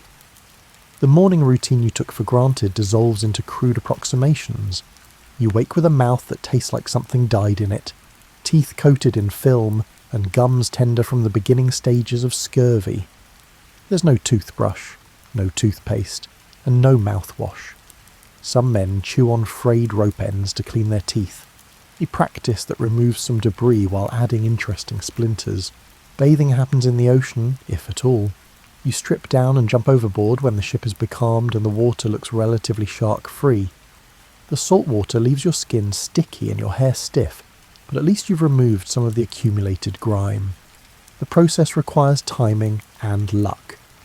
Jump when the ship is moving, and you'll never catch up. Swim too far from the hull, and you become bait for things that see you as food.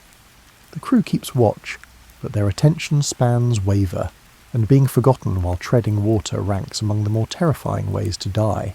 Your clothes transform into biological experiments.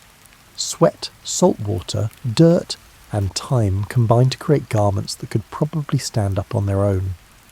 Washing them properly requires fresh water that doesn't exist, so you rinse them in seawater that doesn't really clean, just redistributes the filth.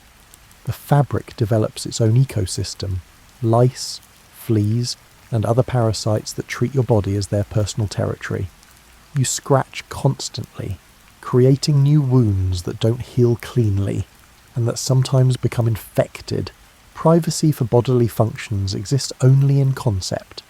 Everyone knows when you're constipated because they've watched you struggle in the heads for 20 minutes. Everyone hears when you have diarrhea, that special misery intensified by having to hang your exposed rear end over the ocean while your intestines stage a revolt. Dignity gets left at port, along with every other civilized comfort. Medical care would be laughable if the consequences weren't so serious. The ship's surgeon learned his trade through apprenticeship and experience, not formal education. His toolkit includes saws for amputation, needles for stitching, and alcohol for sterilisation, though more of the alcohol ends up consumed than used for cleaning wounds. Anaesthesia means getting drunk enough to pass out or biting down on leather while someone does something horrible to your body.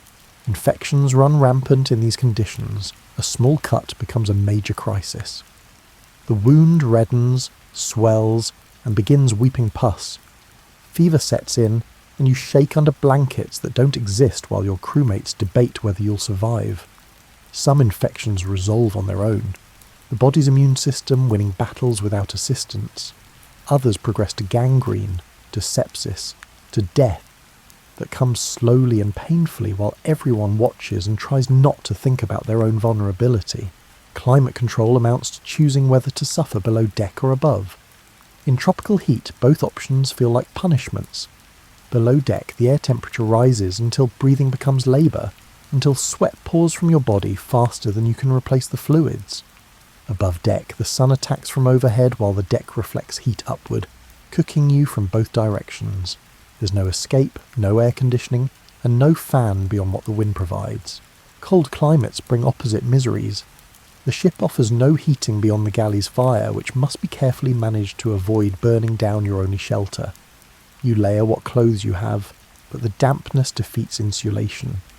The cold settles into your bones, into your joints, making movement painful, making sleep impossible despite exhaustion.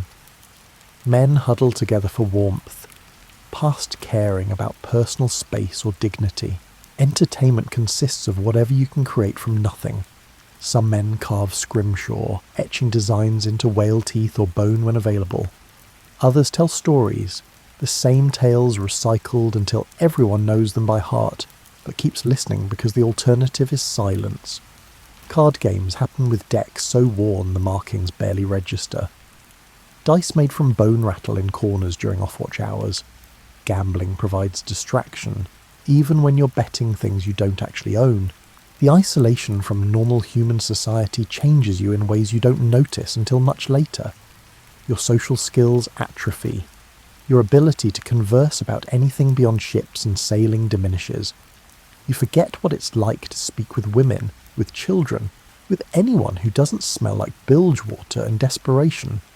The ship becomes your entire world, and that world is brutally small, populated by the same faces, the same conversations, and the same complaints repeated until they lose meaning.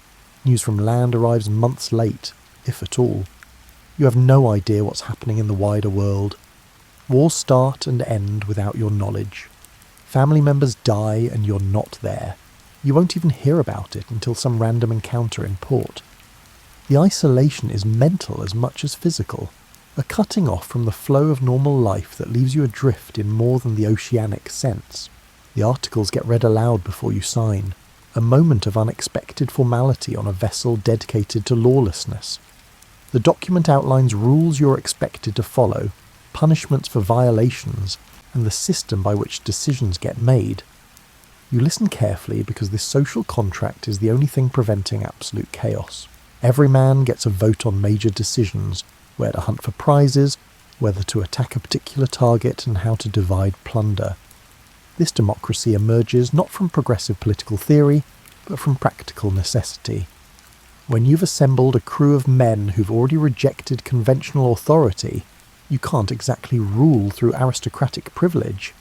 The captain holds power only as long as the crew believes he's effective. Fail too many times, and you're voted out, replaced by someone the men think might do better. The quartermaster serves as the crew's representative, the balance against the captain's authority. He distributes food, settles disputes, and generally ensures that the captain doesn't get too comfortable with power. This position requires diplomatic skills and the ability to fight, because sometimes disputes get settled with fists rather than words. You watch these dynamics play out and see how carefully the successful quartermasters navigate between crew concerns and operational necessities. Combat brings its own rules, explicitly stated in the articles. Cowardice in battle means death or marooning. Deserting your station gets you flogged if the crew feels merciful. These harsh punishments reflect the reality that everyone's survival depends on everyone else doing their job. One man running during a fight can cascade into total defeat and can get the entire crew killed or captured and hanged. The division of plunder follows predetermined formulas. The captain gets extra shares, as do the quartermaster, the surgeon, and the master gunner. Anyone with specialised skills that benefit the whole crew. But even the captain's portion rarely exceeds 2 or 3 shares, while common sailors get 1. This relative equality stands in stark contrast to merchant and naval vessels, where officers might earn 50 times what ordinary seamen make. Injuries sustained in battle qualify you for compensation, another aspect detailed in the articles. Lost an eye? Here's your payment. Lost a leg? Here's a larger sum. These amounts get paid before the general division of plunder, recognising that the crew owes something to men who sacrifice body parts for the common enterprise. The system acknowledges risk and tries to compensate accordingly, though no amount of money truly repays losing a limb in the 17th century. Punishment for violations happens swiftly and publicly. Steal from a crewmate, and you might receive Moses' law, 39 lashes administered by the person you stole from. The entire crew assembles to watch, partly to witness justice being done, and partly to remind themselves of the consequences of breaking the rules. The whip cuts deep, drawing blood, leaving scars that mark you as someone who couldn't be trusted. Marooning serves as the ultimate punishment, reserved for the worst offences. The condemned man gets left on a small island or beach with a pistol containing 1 shot, a small amount of water, and essentially no food. The single bullet carries symbolic weight. It's for ending your own suffering when starvation becomes unbearable, or for a very slim chance at hunting something edible. Either way, it's probably your last bullet. Most marooned men die slowly, alone, with plenty of time to contemplate their mistakes. The social structure flexes in ways that would confuse someone from conventional society. Men who might be deadly enemies in port work side by side at sea, united by common purpose and shared risk. Racial hierarchies matter less here than in the legitimate world. Black pirates serve alongside white ones with a rougher quality that wouldn't exist elsewhere. This isn't enlightened tolerance so much as practical indifference. The sea doesn't care about skin colour, and neither do men focused on survival and profit. Women occasionally sailed with pirate crews, though they typically disguised themselves as men to avoid the complications their presence would create. The few who became known, Anne Bonny, Mary Read, achieved legendary status partly because they were so rare. Most crews maintained explicit rules against bringing women aboard, knowing that sexual tension could destroy the fragile cohesion that kept everyone alive. Drinking happens enthusiastically whenever alcohol becomes available. The articles might limit consumption during active operations, but once plunder is secured and divided, the celebrations begin. Men drink themselves unconscious, fight each other for entertainment, and engage in contests of strength and stupidity. The release of tension that's been building for weeks comes out in explosions of drunken excess that sometimes result in injuries or deaths that didn't need to happen. Religious practice varies by individual. Some men pray regularly, asking forgiveness for their sins while planning to commit more. Others abandon faith entirely, deciding that if God exists, he's clearly not paying attention to their corner of the ocean. A few become superstitious, developing elaborate rituals around weather signs, lucky charms, and ominous portents. The ship accumulates its own mythology, stories of ghosts and curses that get embellished with each retelling. For all the misery, men kept choosing this life. They signed articles, they went to sea, and they risked everything for what amounts to a lottery ticket in blood. Understanding why requires looking at what they were running from. The merchant marine, the supposedly legitimate alternative, worked sailors just as hard for a fraction of the potential reward. Merchant captains operated under company rules that prioritised profit over humanity. Sailors might go months without pay, their wages held back to prevent desertion. Food on merchant vessels was often worse than pirate fare, rationed more strictly and distributed more unfairly. The promise of steady employment rang hollow when that employment meant slow starvation and brutal discipline. The Royal Navy presented itself as honourable service but delivered something closer to a floating prison. Press gangs roamed port cities, kidnapping men into service against their will. Once aboard a naval vessel, you belonged to the Crown until death or disability released you.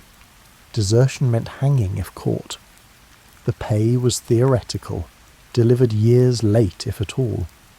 Officers treated common sailors as expendable resources, and the Articles of War authorised flogging for offences as minor as failing to touch your hat to a superior officer. On land, employment options for uneducated, unskilled men centred around hard labour for subsistence wages. You might work as a dockhand, a farm labourer, or a street sweeper, jobs that wore your body down while keeping you perpetually on the edge of poverty. The social mobility that modern people take for granted simply didn't exist. Born poor, you died poor, and so did your children. Piracy offered an alternative, however brutal. You might die, yes, but you might also become wealthy. More importantly, you lived free of the constant humiliation that defined working-class existence in the 17th century. No employer could cheat you out of wages. No aristocrat could beat you for failing to show proper deference. The only authority you answered to was the collective will of men in the same situation, men you'd helped elect, men who could be replaced if they became tyrannical. The gambling aspect attracted a certain personality type, men who preferred a short, exciting life to a long, miserable one. The treasure fantasies might be exaggerated, but successful raids did happen. Ships carrying sugar, indigo, and silver got captured and sold. The proceeds divided among the crew could equal years of wages from legitimate work. Even the ordinary raids, the ones that netted only cloth and tools, provided income that beat anything available through legal means. The thrill of combat called to men who found ordinary life unbearably dull. Modern society has plenty of outlets for this impulse. Extreme sports, action movies, and video games that simulate danger without delivering consequences. The 17th century offered limited substitutes. You could fight in actual wars at actual risk, or you could waste away in some quiet village, knowing you'd never test yourself against anything more challenging than a stubborn mule. The multicultural nature of pirate crews provided refuge for men who didn't fit elsewhere. Escaped slaves found acceptance they'd never know in colonial society. Religious minorities fleeing persecution could practice their faith without interference or abandon faith entirely without judgment. Men whose sexuality made them outcasts on land found communities that cared more about competence than conformity. The ship became a kind of floating sanctuary for everyone conventional society rejected. The stories, of course, helped recruitment. Tales of successful pirates circulated through taverns and dockyards, growing more impressive with each retelling. Young men heard about Henry Morgan retiring wealthy, about Blackbeard commanding fear and respect, and about ships loaded with treasure waiting for someone brave enough to take them. These stories glossed over the disease, the violence, and the high probability of death, but they sold the dream effectively. The alternative to piracy for many men was starving slowly while watching their families starve too. When your children are hungry, and your legitimate work can't feed them, the moral calculations shift. Stealing becomes survival. Violence becomes a tool for securing resources that society has denied you through legal means. The romanticisation came later, applied by people who weren't facing those choices. So yes, the conditions aboard pirate ships were terrible, but they were terrible in ways that men fleeing other terrible situations could accept. At least here, the suffering came with agency, with the possibility of reward, and with the dignity of having chosen this path rather than having it forced upon you by birth or circumstance. Not every hour at sea involves crisis or labour. The ship sometimes finds itself in what sailors call the doldrums, regions where wind disappears and the ocean becomes glass. The sails hang limp. The vessel drifts rather than sails. Time expands strangely. You stand at the rail during these calm moments, watching the water. The surface reflects the sky so perfectly that the horizon becomes ambiguous and uncertain. Flying fish break through occasionally, silver arcs that catch sunlight before splashing down. Below the surface, if you look carefully, you can sometimes see shapes moving. Dolphins, sharks, and things you can't quite identify. The sunset in tropical waters paints the sky in colours that seem invented, that look too vivid to be real. Orange bleeds into pink, pink into purple, and purple into deep blue that eventually blackens into night. The stars emerge not gradually but in sudden multitudes, more stars than you've ever seen from land, where lights and haze obscure the full display. The Milky Way sprawls across the darkness, a river of light that ancient peoples thought connected heaven and earth. On clear nights, you can navigate by stars, though you probably don't know how. The older sailors do, though, men who learned celestial navigation through years of observation, who can tell you what that bright point is, which constellation is rising, and what it all means for your position and prospects. Their knowledge feels like magic, like a secret language written across the sky. Phosphorescence in the water creates different wonders. Disturb the ocean at night, and it glows green, like disturbed fireflies have infiltrated the sea.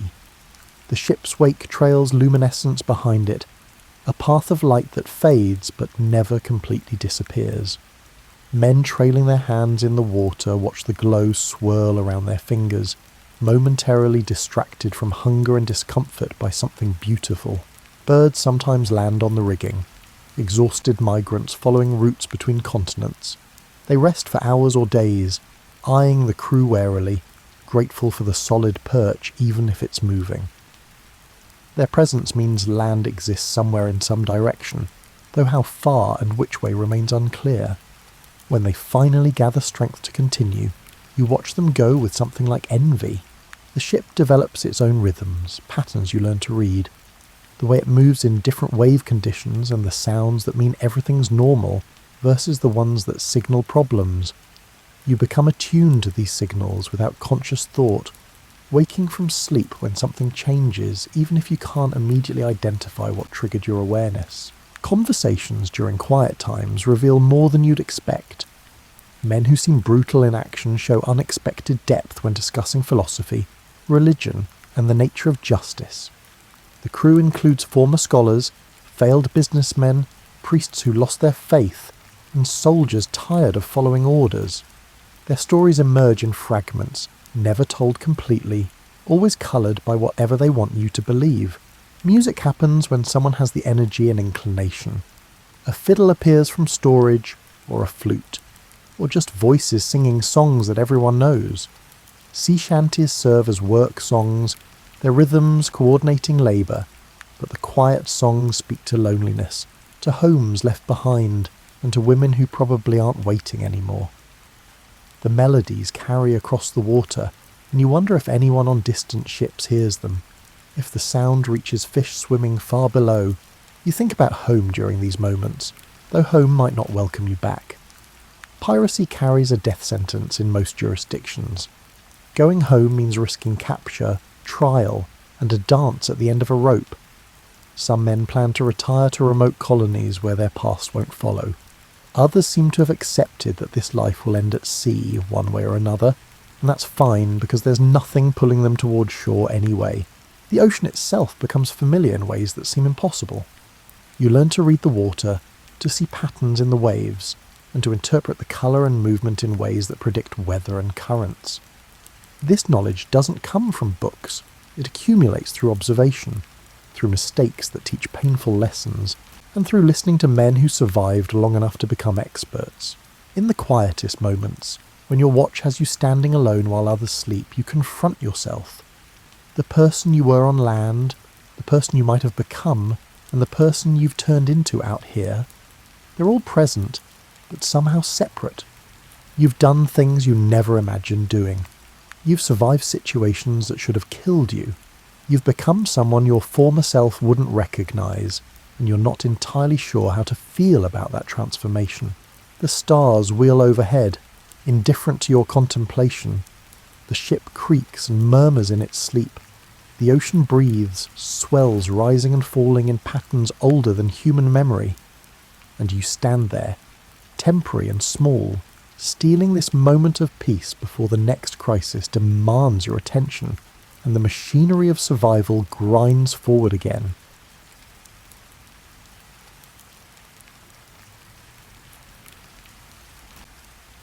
Let me tell you about a boy who would grow up to touch the ceiling of the most famous chapel in the world. Imagine yourself relaxing in a cosy chair on a calm evening. He was born on March 6th, 1475, in the small hillside town of Caprese, where the morning mist clung to old stone houses like slumbering cats. His name was Michelangelo Buonarroti, but his friends just called him Michel. Do you know how certain things appeal to certain kids? While some people chase butterflies and others adore books, young Michel had a peculiar obsession. He was gathering pebbles and examining their shapes, turning them over in his tiny hands as if they were secrets, while other 6-year-olds were playing with wooden toys. His father, Lodovico, was a local magistrate. Think of him as the town's official paper pusher, and he had grand plans for his son that definitely didn't involve getting dusty with the rocks. When Michel was little, the family relocated to Florence, which would later serve as both his inspiration and playground. In the 1480s, Florence was more than just a city. It was like living inside a jewellery box with ideas and art glistening on every surface. The Medici family ruled there as wealthy patrons who collected artists in the same way that some people collect rare coins. But they were not kings.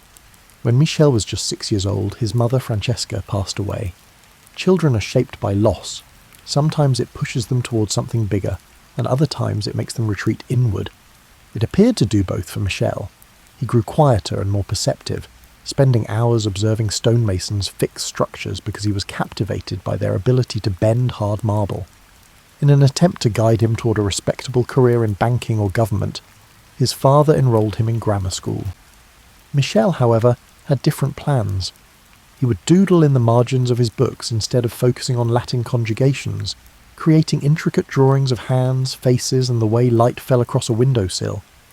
Michel couldn't help himself, but his teachers weren't amused. For him, creating art was more than just a hobby. It was a way of life.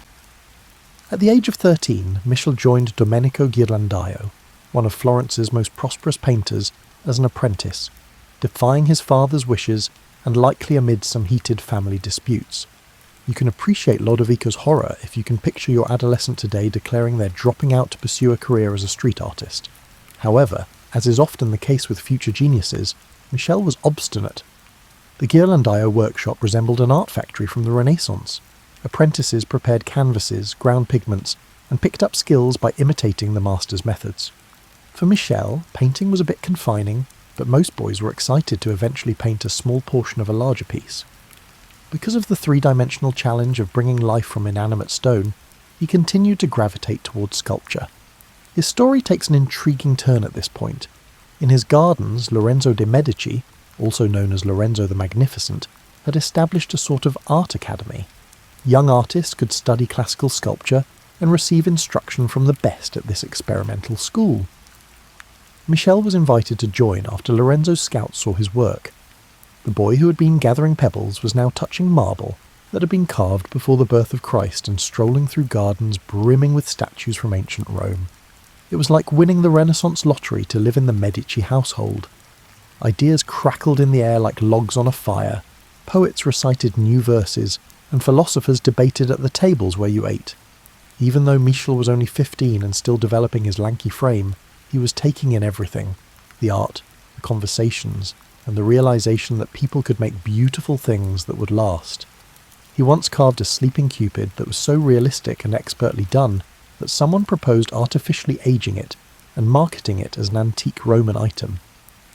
The strategy was successful, until the buyer realized the fraud. The collector, however, was impressed rather than incensed. Who was this young person capable of deceiving professionals? At that moment, Michel became aware of a significant aspect of himself. He was not merely talented, but exceptionally so. This type of talent only occurs perhaps once every generation. Like learning you can fly but not being sure you want to take off, it was both exhilarating and terrifying. As you go to sleep tonight, visualize that young man standing among marble statues in those Medici gardens, his hands already smeared with stone dust, his mind racing with ideas he had not yet been able to grasp. When Michel was 21 years old and packing his few possessions for Rome in 1496, he felt as though the world was waiting for him. His school had been Florence, but Rome, Rome was the birthplace of legends and the making of reputations. Imagine him travelling toward the city that had ruled the world on that dusty road, most likely on a borrowed horse, with his sketchbook securely tucked away in his saddlebag. In the late 1400s, Rome resembled a huge archaeological site where people continued to live and work. There were pieces of the ancient empire everywhere you looked. Walls constructed from stones that had seen Caesar's victories, marble statues without arms but still exuding strength, and broken columns supporting tavern roofs. It was like entering paradise for an artist who was enamoured with classical beauty. The French cardinal who wanted something unique for his tomb gave Michel his first significant commission. The young sculptor proposed a Pietà, Mary holding the dead Christ, and spent months sketching, studying anatomy, and preparing for what would become his masterpiece. The problem with marble, however, is that it is not forgiving of errors. A bad cut cannot be repaired or erased. Each chisel stroke is a tiny act of faith. He spent whole days in the workshop working on the Pietà like a man possessed, coming out with marble dust under his fingernails and in his hair. The tenderness of the sculpture he made was revolutionary. Michel carved Mary and Christ as though they were actual people, caught in a moment of great sorrow and grace, in contrast to the conventional medieval style that made figures appear rigid and symbolic. However, something annoying occurred when the piece was revealed. After admiring it, visitors would inquire, "Who carved this?" and shake their heads incredulously when informed that it was a young man from Florence.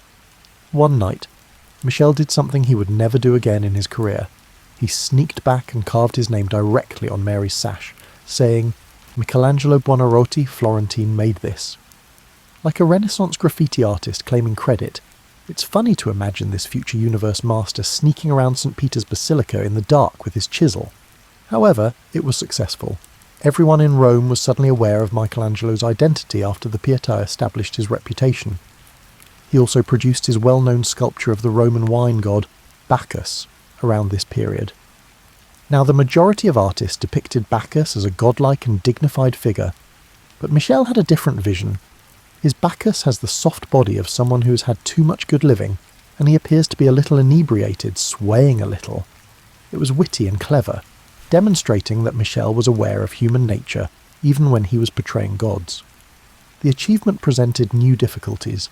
Rich customers started vying for his attention by paying progressively higher prices for his sculptures.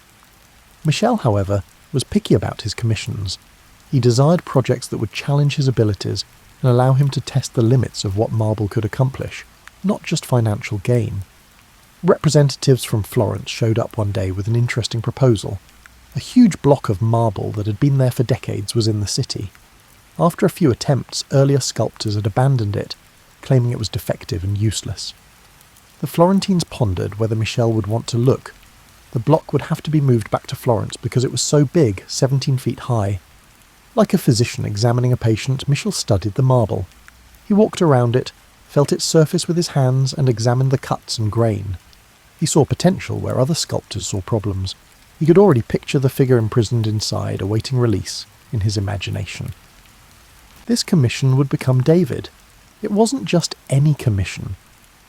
Months passed during the negotiations. Michel desired a suitable workspace, sufficient compensation, and total creative control. The city officials agreed to everything, possibly believing that someone would solve their marble problem. They were unaware that they were commissioning the world's most well-known sculpture. Michel took a final stroll through the historic streets of Rome as he got ready to head back to Florence. He was departing as a master, having arrived as a budding young artist. He had learned from the Eternal City that beauty could endure centuries of conflict and turmoil, that art could transcend empires, and that a talented hand could transform stone into a language that would endure forever. As you drift off to sleep tonight, picture Michel, already seeing David's face in his dreams, loading that massive block of marble onto a cart.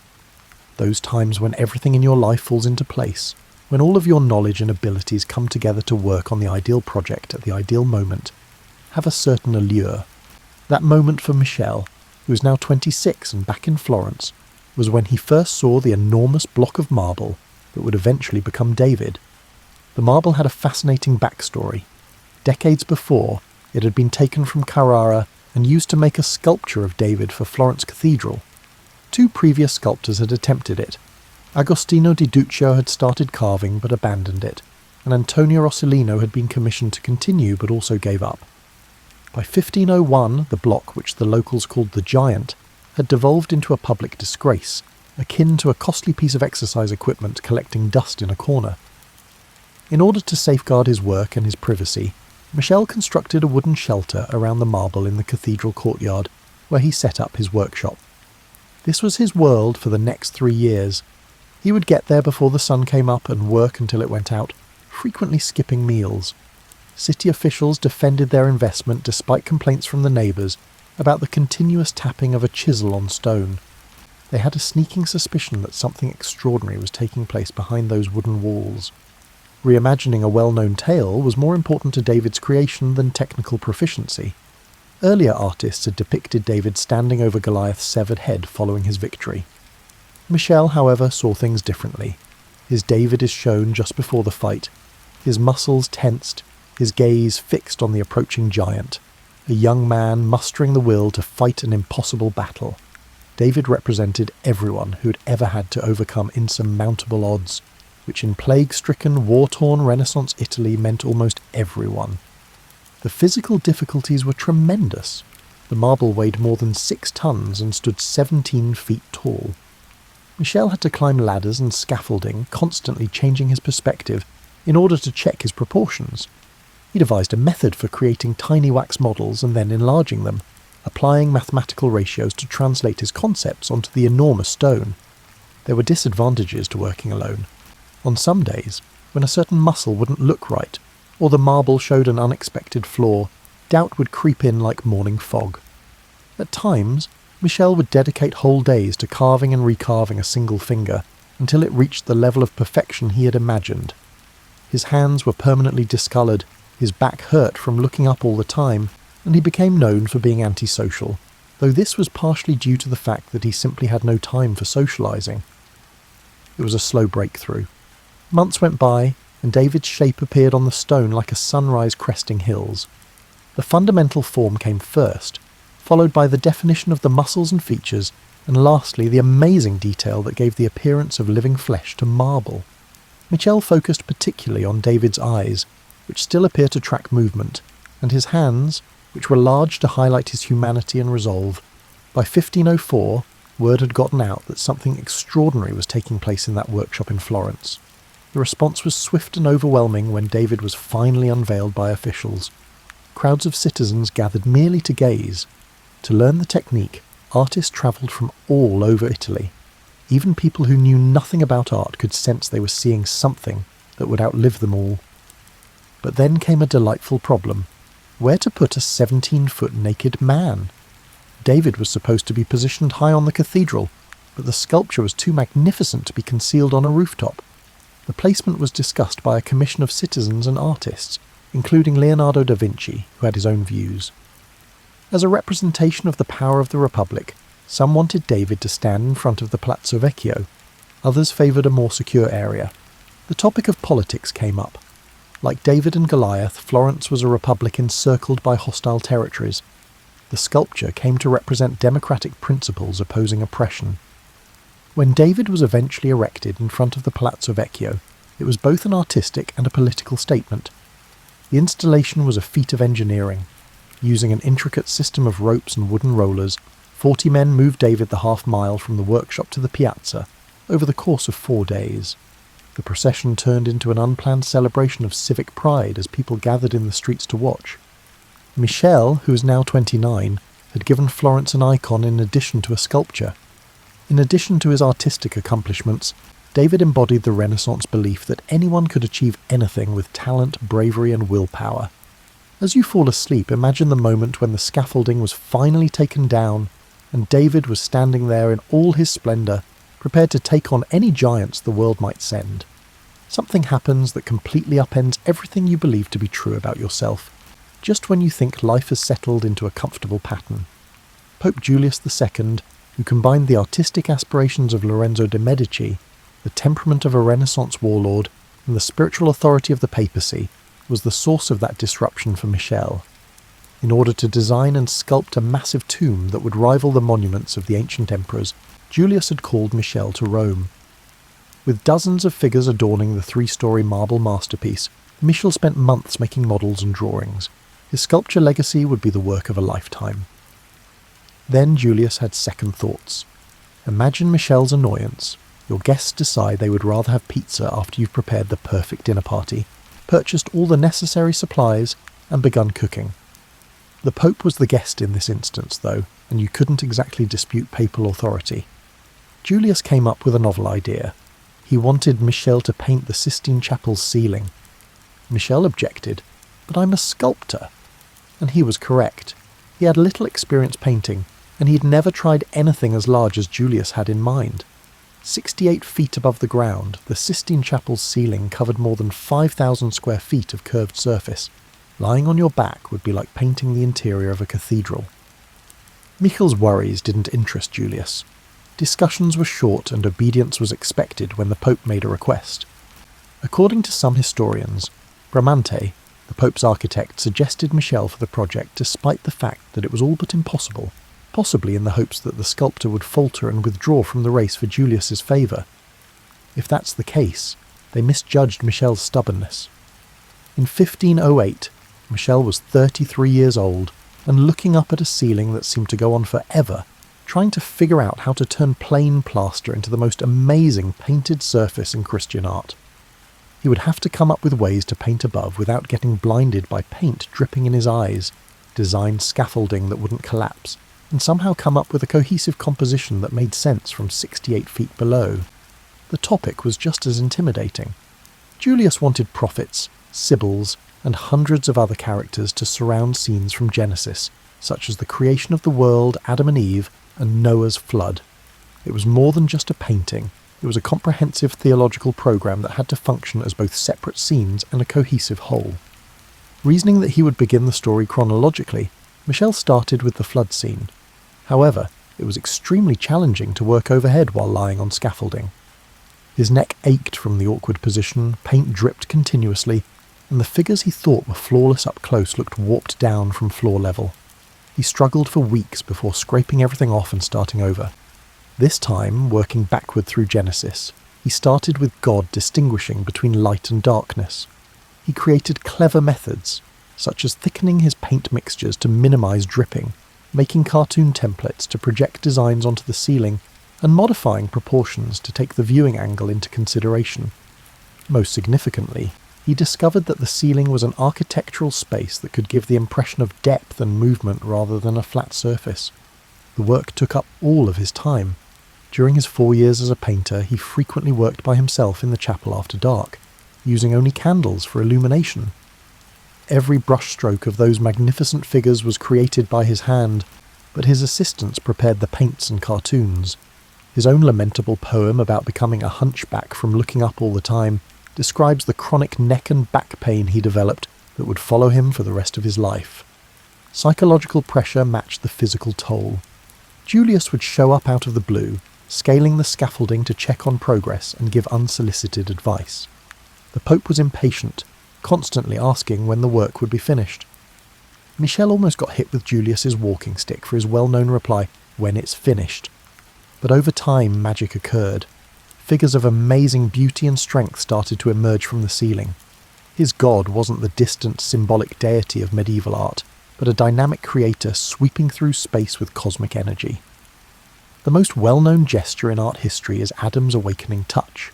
The flat ceiling became a vision of heaven, as the prophets and sibyls appeared to occupy actual architectural spaces. The way all of these components came together was the most amazing accomplishment. Visitors could follow the creation story while being awed by the individual figures' exquisite beauty, as they read the ceiling from the chapel floor, which resembled a huge illuminated manuscript. Tonight, as you close your eyes, picture Michel standing atop that scaffolding, exhausted and covered in paint, producing pictures that will awe future generations. Every great endeavour has a turning point when you take stock and discover that you've produced something that even you were surprised by. When the scaffolding was eventually taken down in October 1512, Michelangelo was able to see the finished Sistine Chapel ceiling for the first time from the ground floor, just like any other visitor who might happen to wander in from the Roman streets. The unveiling was a combination of religious ceremony, political theatre, and art exhibition, as one might anticipate from a papal event in Renaissance Rome. In their finest robes, cardinals and diplomats assembled, artists travelled from all over Italy to observe what everyone knew would be unprecedented, and inquisitive Romans flocked outside to catch a glimpse of what their city's master had achieved. There was an instantaneous and profound silence as those heavy wooden doors opened and the crowd filed in. When something is so exquisite that it leaves people speechless, do you know what I mean? That's precisely what took place. Standing with their necks craned back and their mouths open, grown men who had lived their entire lives surrounded by art attempted to take in what they were witnessing. The ceiling had been turned into a window to heaven, not just painted. Michel had created an architectural illusion so convincing that visitors felt they were looking up through actual stone frameworks at real figures inhabiting celestial space. Each scene, God sweeping the cosmos, Adam waking up, Eve emerging from Adam's side, was flawless on its own, but they all came together like the movements of a symphony. Of course, Pope Julius was victorious. He had commissioned the piece for political as well as artistic reasons, demonstrating to the world that Papal Rome was capable of creating wonders on par with those of classical antiquity. However, Julius appeared astonished by the accomplishments of his erratic sculptor. Undoubtedly, the ceiling was propaganda, but it was propaganda of such sublime beauty that it took on a much higher significance. As usual, Michel was already planning his next endeavour. He was still essentially a sculptor, even though the 4 years of painting had been an unusual diversion. He desired to go back to the marble statues that had been patiently waiting in Julius's workshop to his tomb. But like popes, Julius had other ideas. The relationship between Michel and Julius was fascinating to observe. Both of them had strong wills, were ardent art lovers, and were completely confident in their own abilities. Their arguments were legendary. At one point, Michel actually left Rome and had to be brought back by papal apologies. However, they were able to understand one another in the way that challenging people occasionally do. Despite his complaints, Michel flourished under the pressure of impossible commissions, and Julius saw genius where he saw it. Michel likely believed that he would finally be able to work on his own projects after Julius's death in 1513. Michel had been raised in the Medici family, so it should have been good news that he was now dealing with the new Pope Leo X, who was a Medici. But Leo had his own artistic vision and his own favourite artists, including Raphael, who was painting the papal apartments while Michel was working overhead in the Sistine Chapel. The rivalry with Raphael gives Michel's story a humorous side plot. Charming, tactful, at ease around customers, and capable of running sizable workshops, Raphael was everything Michel wasn't. Raphael was hosting elegant dinner parties and graciously accepting commission after commission, while Michel was up on scaffolding covered in paint, complaining about papal meddling. Nonetheless, the two artists valued one another's creations. Although he would never publicly acknowledge it, Michel valued Raphael's compositional abilities and technical innovations, and Raphael used elements he had learned from studying Michel's ceiling in his own paintings. It was the kind of high-level professional rivalry that motivates both sides to achieve more. Leo X wanted Michelangelo to be involved in the facade design of St. Peter's Basilica, because he had big plans for it. One of the most frustrating periods in Michel's career resulted from this. Years of building architectural models and drawings, visiting marble quarries, and setting up workshops, only to have the project shelved when papal funds ran out. Michel had made promises, signed contracts, and hired staff, and all of that vanished overnight due to politics at the Vatican. Michel learned a valuable lesson about the risky nature of artistic patronage from these papal letdowns. Money vanished, priorities shifted, and popes passed away. He needed to choose projects more carefully and guard against the whims of influential patrons if he hoped to produce work that would last. But his reputation was set in stone by the Sistine ceiling. People travelled from all over Europe to witness it. It was the subject of intense study by other artists who sought to comprehend his methods. Poets started writing about it. Michel had accomplished something that goes beyond typical artistic achievement. He had produced art that people would travel great distances to view. As sleep draws near tonight, imagine those first viewers in the Sistine Chapel, their faces lit by candlelight, looking up in awe at pictures that seem to make Genesis come to life. Mastery in one area frequently leads to unexpected opportunities in other areas, a lesson that life has a way of imparting to us. Michel experienced this lesson dramatically in his later years. New challenges that would push him well beyond his comfort zone and uncover talents he was unaware he possessed came as he approached his 50s, old age by Renaissance standards. When Pope Clement VII asked him to design a library, it was the first surprise. The Laurentian Library in Florence, a groundbreaking facility that would house the Medici family's priceless manuscript collection, was not just any library. Similar to his approach to sculpture, Michel viewed architecture as an expression of the fundamental character of a building rather than as ornamentation. His design was audacious. With its rows of wooden reading desks and well-proportioned windows that let in soft light, the reading room resembled the serene hull of a ship. However, his true genius was displayed in the vestibule at the entrance. With steps that curved and divided in ways that gave the impression that stone was liquid, he constructed a staircase that appeared to flow like frozen lava. Even now, visitors still stop on those stairs, feeling as though they are viewing architecture as sculpture. It was both happy and sad to work in Florence once more. The city of his youth had changed. Political upheavals had scattered old friends, and the optimistic humanism of his early years had been tempered by war, plague, and religious reformation. Michel's interest in poetry grew, and he began penning verses that showed a more reflective side of himself. His poems weren't masterpieces, but they were deeply personal, exploring themes of aging, faith, and the meaning of artistic creation. Vittoria Colonna, a remarkable woman who was a poet, religious reformer, and intellectual force in her own right, became one of his most significant friends during this time. Their deep, spiritual bond, founded on a mutual interest in poetry, art, and religious issues, was unique for its time. Few people ever faced the intellectual challenges that Michel faced from Vittoria, and their correspondence shows a gentle, thoughtful side of the great artist. When Vittoria died in 1547, Michel was devastated. At 72, when most men of his age had long since passed away, he was grieving the loss of a person who had recognised his art and his inner turmoil. He was questioning everything at the time of her death, including his faith, his artistic legacy, and the significance of his worldly success, which had brought him fame but not necessarily peace. Pope Paul III asked him to paint a scene of the Last Judgment on the Sistine Chapel's altar wall during this depressing time. Michel was hesitant because the chapel already held his best painting. He was a sculptor first and foremost, and the subject matter required him to confront uncomfortable, personal themes of death and divine justice. However, his most emotionally impactful painting turned out to be The Last Judgment. The hopeful humanism of the ceiling had vanished, to be replaced by a more somber picture of humanity being held ultimately responsible.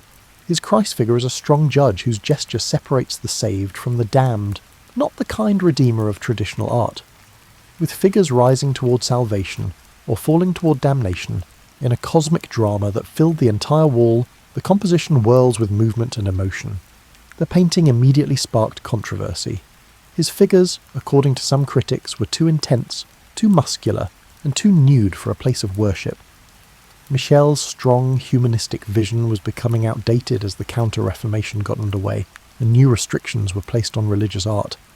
He became known as the underwear painter, because later artists would actually paint draperies over some of his figures. The criticism didn't matter to Michel. He painted not for the acclaim of the day, but for God and future generations. His mature view of human nature was embodied in the Last Judgment. He was profoundly aware of both human potential and human frailty, without being cynically pessimistic or naively optimistic.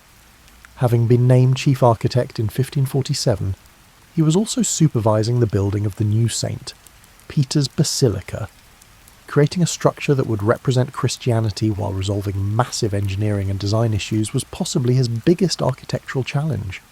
His solution, a huge dome that would dominate the Roman skyline and serve as an inspiration for cathedral builders for centuries, was characteristically audacious. His last years were spent working on St. Peter's.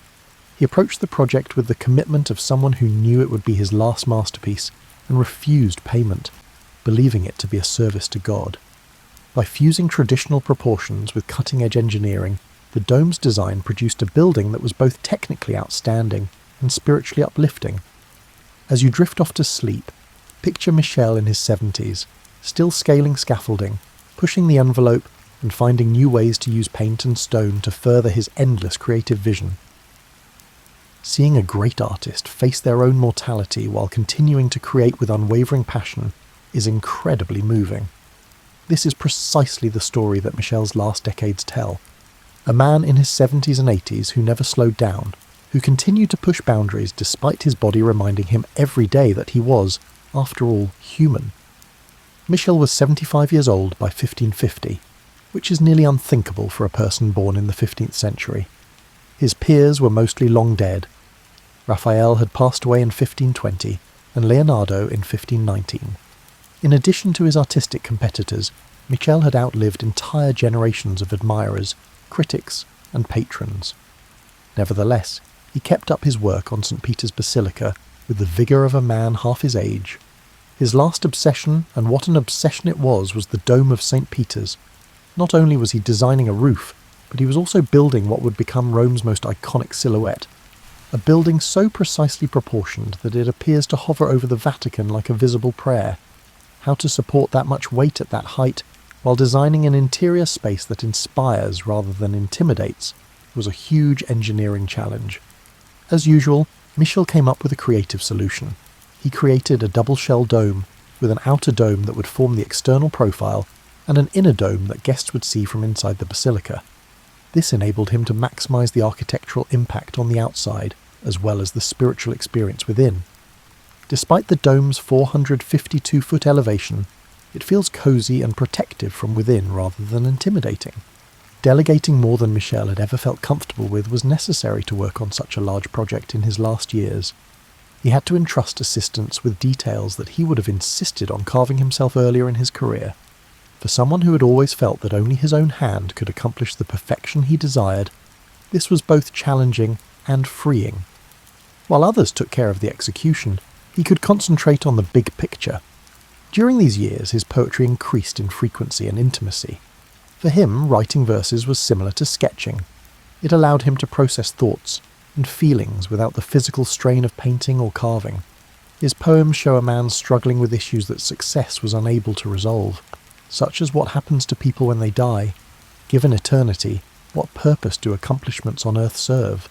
How does an artist get ready to abandon incomplete pieces? One of his most poignant final poems questions his art directly, asking whether all of his painted scenes and marble figures were merely a diversion from deeper spiritual issues, or if they were actually prayers. This was no pretense. Michel truly questioned whether his life's work had made him more or less like God. Ironically, some were acknowledging his work as possibly the greatest artistic accomplishment in human history, while Michel was doubting its spiritual worth. People travelled from all over Europe to view his artwork. His methods were assiduously studied by young artists. While he was still alive, authors started writing biographies, treating him as a living legend. This attention was both rewarding and taxing for Michel. Always a recluse who felt more at ease with marble than with people, he was suddenly expected to play the part of a Renaissance master for a never-ending parade of admirers. He became known for being rough with guests, but those who knew him well saw this as shyness rather than conceit. 3 weeks before his 89th birthday on February 18th, 1564, Michel passed away quietly at home in Rome. Even though he had been feeling ill for a few days, he had nearly finished the architectural drawings for St. Peter's. Witnesses claim that his final remarks discussed finishing the dome. Even as he was dying, he was contemplating unfinished business. He had completely changed Renaissance culture, as evidenced by the immediate reaction to his death. As a church prince, Pope Pius IV wanted him to be buried in St. Peter's. His body was ordered to be returned to his birthplace by the city of Florence. In Rome, artists started organising ornate funeral rituals. An era came to an end with Michel's passing. He was no longer just an artist, but a cultural force. His impact goes well beyond art history. You can see Michel's legacy every time you see a government building with a classical dome. He helped create the concepts that are echoed whenever someone discusses the divine spark of creativity. Artists are always imitating him when they refuse to sacrifice their vision for financial gain. As you fall asleep, visualize Michel's dome rising over Rome in the evening light, a monument to one man's conviction that people are capable of producing art that endures for centuries, monuments that bridge the gap between earthly craft and eternal aspiration, and beauty that surpasses empires. Dream sweet dreams.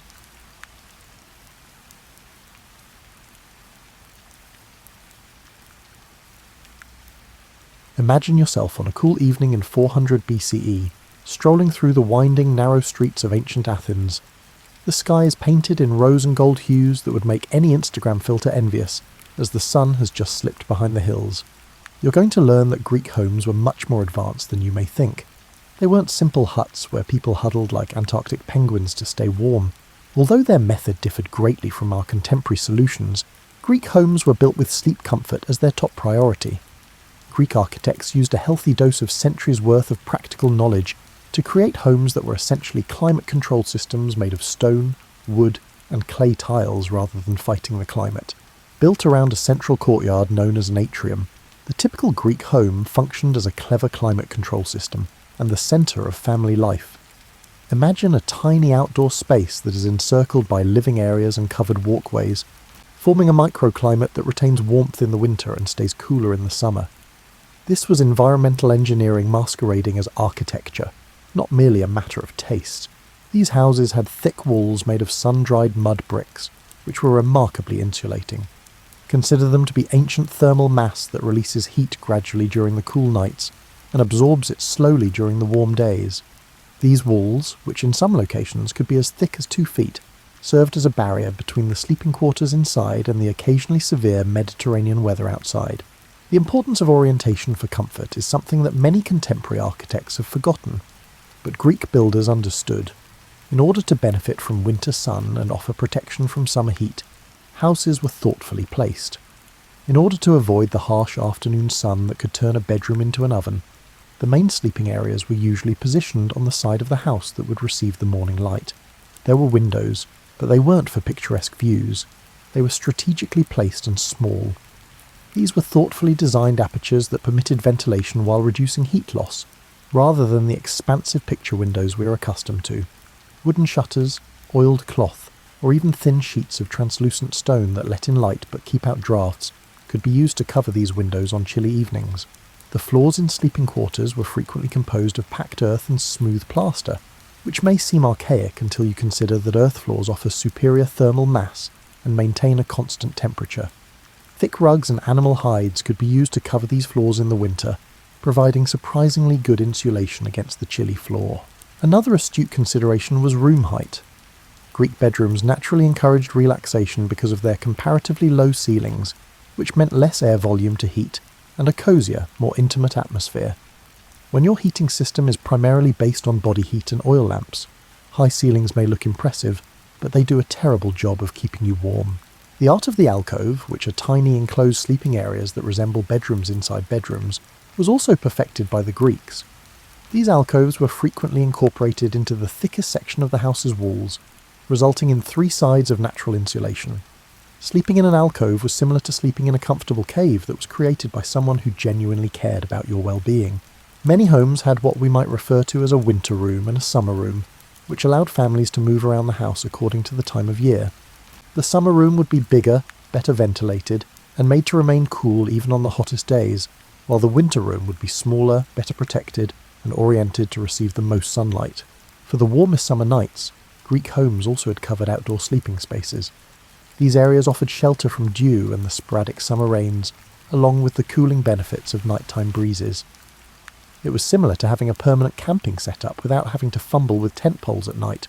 Sleep was also taken into consideration when designing Greek homes' entrances.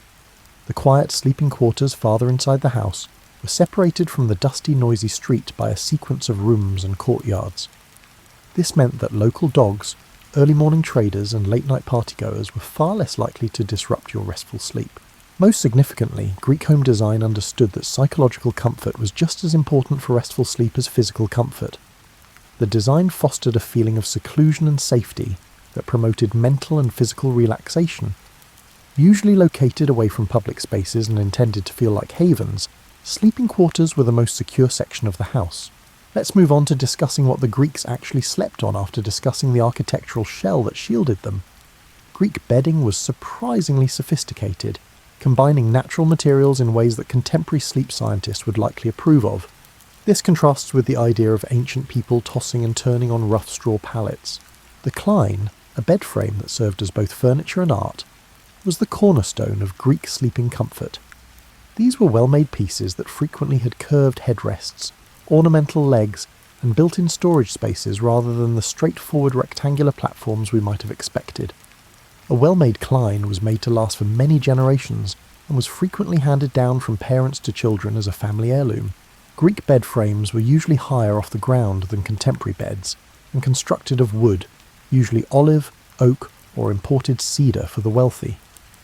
In addition to offering storage space underneath and shielding sleepers from drafts hugging the floor, this elevation also produced a psychologically significant and cosy feeling. In a literal sense, climbing into bed meant ascending to a place of safety and rest.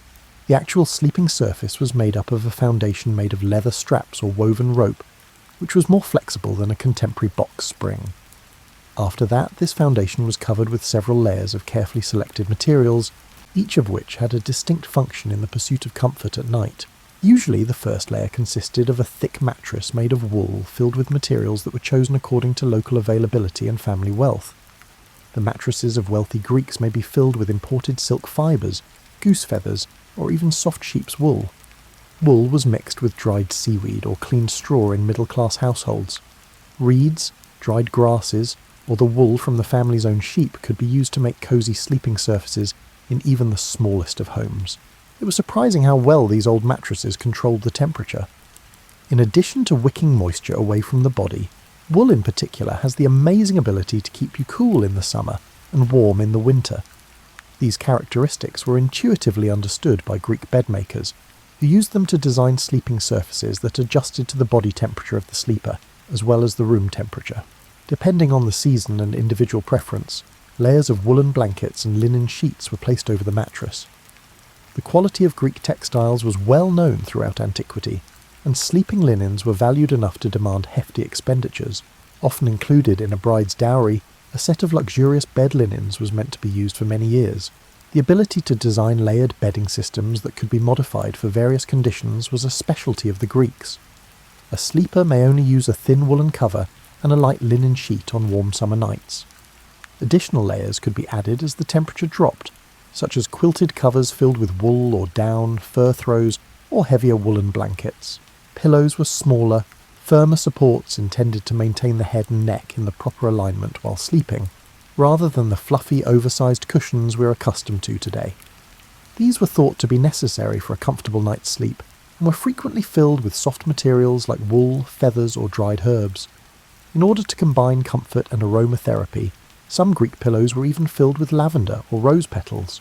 Rich people may own several sets of bedding for various times of year and events. More blankets that could turn a bed into a comfortable cocoon, thicker mattresses and heavier wools were all features of winter bedding. Breathability and cooling were the main features of summer bedding. which featured lighter materials and fewer layers that were simple to modify on hot nights. Additionally, Greek bedding included useful elements that are frequently absent from contemporary bedding. In order to keep them from falling off while you were sleeping, many blankets featured loops or ties that allowed them to be fastened to the bed frame. Foot warmers, which are special pockets or compartments where heated stones or metal objects can be placed to warm cold feet, were built into some sleeping systems. Greek bedding was influenced by colour and design for psychological as well as aesthetic reasons. Lovely bedding contributed to the setting that encouraged rest and restful sleep. In order to provide a feeling of comfort and individuality, wealthy Greeks may have had their bedding embroidered with geometric designs, mythological scenes, or family symbols. The Greeks were also aware of the significance of maintaining bedding for both health and comfort. To keep freshness and keep insects away, sleeping areas were fumigated with herbs, blankets were cleaned and recarded, and mattresses were frequently aired and refilled. Clean, well-maintained bedding just slept better and lasted longer, so this attention to cleanliness was about more than just hygiene. Another Greek invention that enhanced comfort while safeguarding priceless textiles was the seasonal storage of bedding. In order to prevent insect damage, heavy winter bedding was meticulously cleaned and stored during the summer, frequently with fragrant herbs. This meant that families could bring out clean, fresh bedding that was ready to provide the most warmth and comfort when the cold weather returned.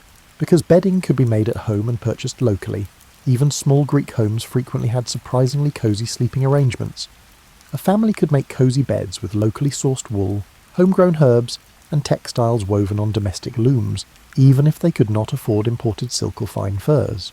Without electric blankets or central heating, you may be wondering how the Greeks stayed warm during those frigid Mediterranean winters.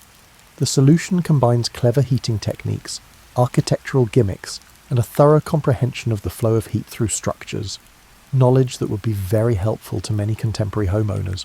The brazier, a transportable metal container made to safely store burning wood or charcoal indoors, served as the main heating source in the majority of Greek homes. These were carefully designed heating devices that provided warmth while lowering the risk of fires or carbon monoxide poisoning, not rudimentary fire pots that filled rooms with smoke. Consider them the ancestors of space heaters, but with centuries of refinement. From tiny personal warmers that could warm a single sleeping alcove to massive family models that could warm an entire room, Greek braziers came in a variety of shapes and sizes. The best braziers were constructed of iron or bronze and had perforations on the sides that safely contained the burning fuel while allowing heat to radiate effectively. Some even featured movable vents that let users regulate the airflow and heat output. These heating systems' fuel was carefully selected for its safety and heat output. Because it burned hotter, produced less smoke, and was easier to manage, charcoal was favoured over wood. In addition to providing warmth, burning aromatic woods like cedar or sandalwood allowed wealthy families to fill the air with pleasant scents that encouraged rest and sleep. Greek homes frequently had extremely advanced built-in heating systems for their era. Hypocausts, or underfloor heating systems, were found in some homes. These systems heated rooms from below by circulating hot air from a furnace through spaces beneath the floor. Cities in northern Greece, where winters were harsher, were especially fond of this system. The Greeks devised a number of clever heating techniques that concentrated heat where it was most needed, particularly for sleeping quarters. After being warmed by the fire, heated stones or metal objects were put in bed warmers, which are specialised containers designed to safely hold hot objects without scorching the bedding. For added aromatherapy benefits, these antiquated hot water bottles were frequently scented with herbs and could keep a bed warm for hours. The art of heating clothing for sleeping was also perfected by the Greeks. Sleeping clothes were made to regulate body temperature in addition to being modest. Sleeping tunics and wool nightgowns created a personal microclimate that remained comfortable all night long by retaining body heat while letting moisture out. To help stop heat loss from the head, some sleeping garments even had hoods or caps.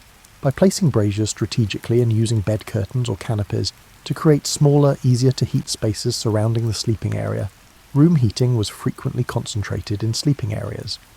Even if the rest of the room was fairly cool, thick curtains around a bed could retain warm air and provide a comfortable sleeping environment. Thermal mass, or the capacity of dense materials to store and release heat gradually, was another advantage of Greek heating systems. When braziers or sunlight warmed stone or clay walls during the day, the heat would continue to radiate through the night, providing a steady, gentle warmth that didn't require constant fuel feeding. Community heating was typical for low-income families. During the coldest months, extended families may sleep together, using body heat and little fuel heating to stay warm. It was more than just economics. Group sleeping actually resulted in more comfortable and controlled temperatures than individual heating systems. The Greeks created advanced fuel management systems that reduced expenses and effort while optimizing heat. In order to guarantee a supply of clean-burning fuel for winter heating, charcoal was frequently prepared ahead of time during warm weather. Wood that burns well and emits little smoke indoors was carefully chosen and seasoned. Heat recovery systems were installed in some Greek homes to recover and repurpose lost warm air.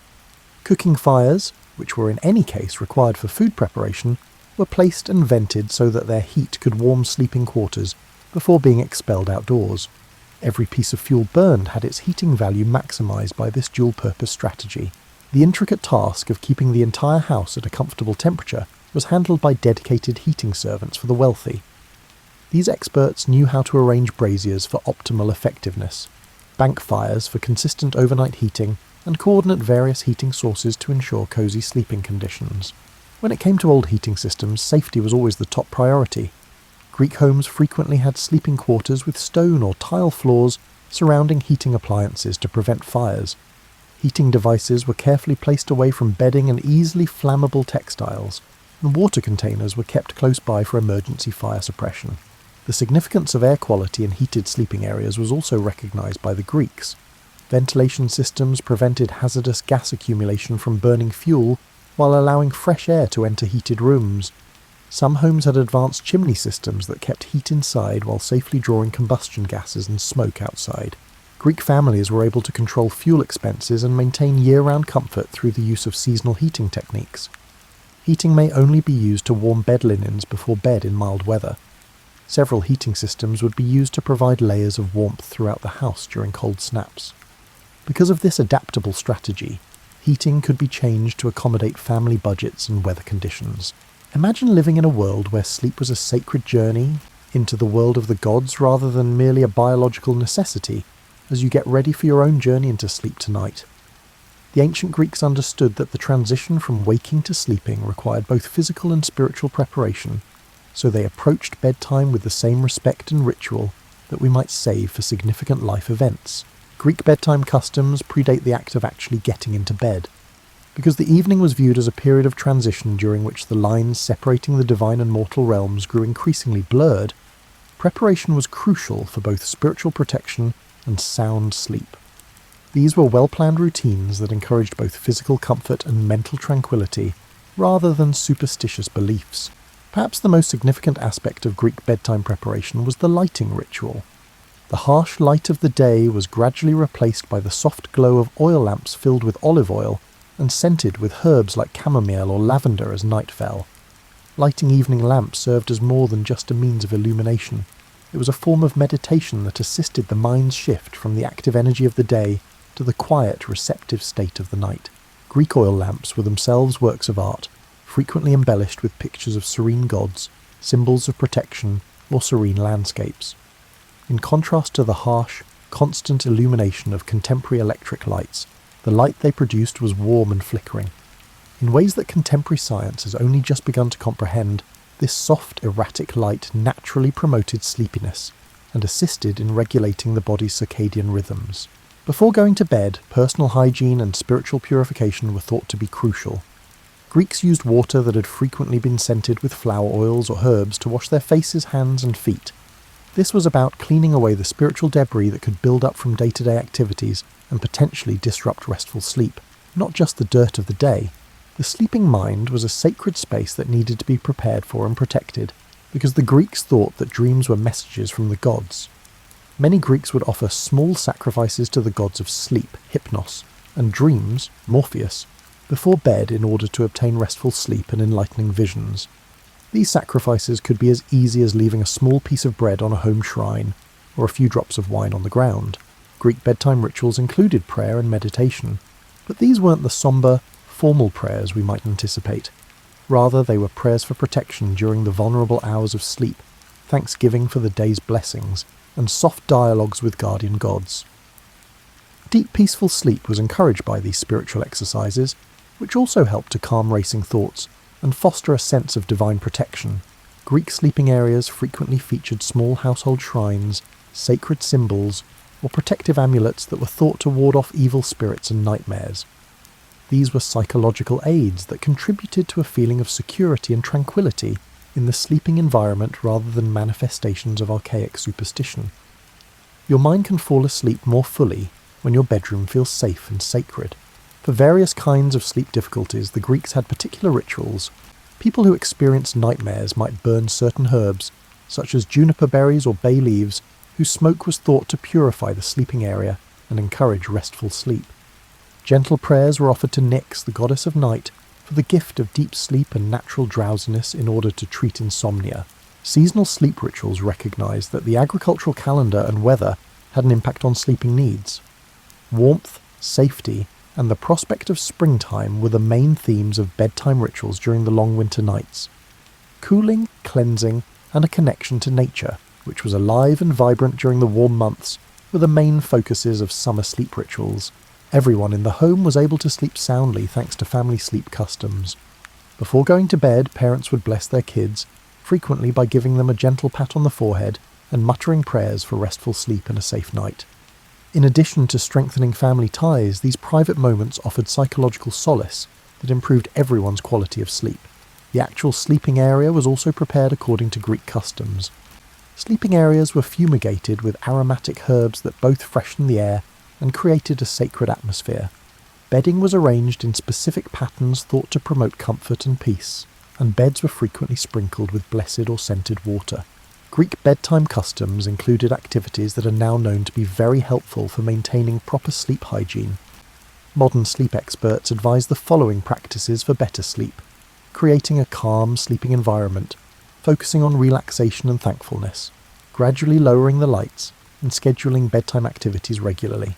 Though they were frequently customized to each person's requirements and preferences, personal bedtime rituals usually included aspects of introspection, thankfulness, and dream world preparation. In order to let go of any resentment or anxiety that might keep them from sleeping, some Greeks would reflect on the day's events in an attitude of forgiveness and learning. Others would engage in periods of silent reflection, letting the mind naturally transition into the receptive state that facilitates both sleep and deep dreams. It was believed that the daily shift from waking to sleeping offered a chance for spiritual rejuvenation and a closer relationship with God. Sleep was a journey into a world where extraordinary experiences were possible, and normal rules didn't apply, in addition to being a time for the body to rest. Preparing for bed became a practice of both practical wisdom and spiritual devotion as a result of this realization. Greek sleep customs also involved communal aspects, particularly during holidays or stressful periods. Families may pray together in the evening, communities may engage in customs meant to encourage restful sleep for all, and neighbourhoods may perform protective rituals during trying times. These customs strengthened social ties and improved the well-being of the individual and the group. Consider yourself an athlete, philosopher, or merchant from ancient Greece who must travel far from the convenience of your well-planned sleeping quarters at home. How did you get a good night's sleep when visiting new places that might not meet your specific comfort standards? Greek solutions to the problem of sleep during travel were both clever and useful, resulting in systems that may seem surprisingly familiar to travellers today. The Greeks established a vast system of hospitality that allowed people to sleep comfortably even in far-flung places. According to the idea of xenia, or sacred hospitality, giving travellers decent places to sleep was not only smart business, but also a religious duty that Zeus himself oversaw. Even modest households took pride in providing the best sleeping arrangements they could because of this divine mandate for hospitality. Pandikaion, or professional inns, developed into sophisticated establishments that focused on giving tourists a comfortable place to stay. These weren't the gritty taverns you might see in historical dramas. Rather, they were well-run establishments that recognised that guests who slept well were likely to return and refer others to the inn. The top Greek inns had thoughtfully designed sleeping quarters, high-quality linens, heating systems, and even simple conveniences that catered to the needs of their guests. Greek inns generally provided varying degrees of lodging according to the social standing and financial constraints of their guests, but even the most basic rooms were made with the comfort of their sleep in mind. Individual sleeping alcoves or divided spaces that offered privacy and lessened noise from other visitors were a feature of common sleeping areas. These common areas frequently featured heating braziers and restrooms, enabling visitors to keep up their personal hygiene practices. The art of portable comfort for travellers who might not always find adequate lodging was perfected by the Greeks. Rich tourists brought their own bedding, such as foldable bed frames that could be used to make any reasonably level surface into a cosy sleeping area, lightweight blankets and portable pillows. These portable sleeping systems were made to be both efficient and portable, offering comfortable familiarity in strange places. For colder climates or seasons, portable heating solutions were frequently incorporated into Greek travel sleeping arrangements.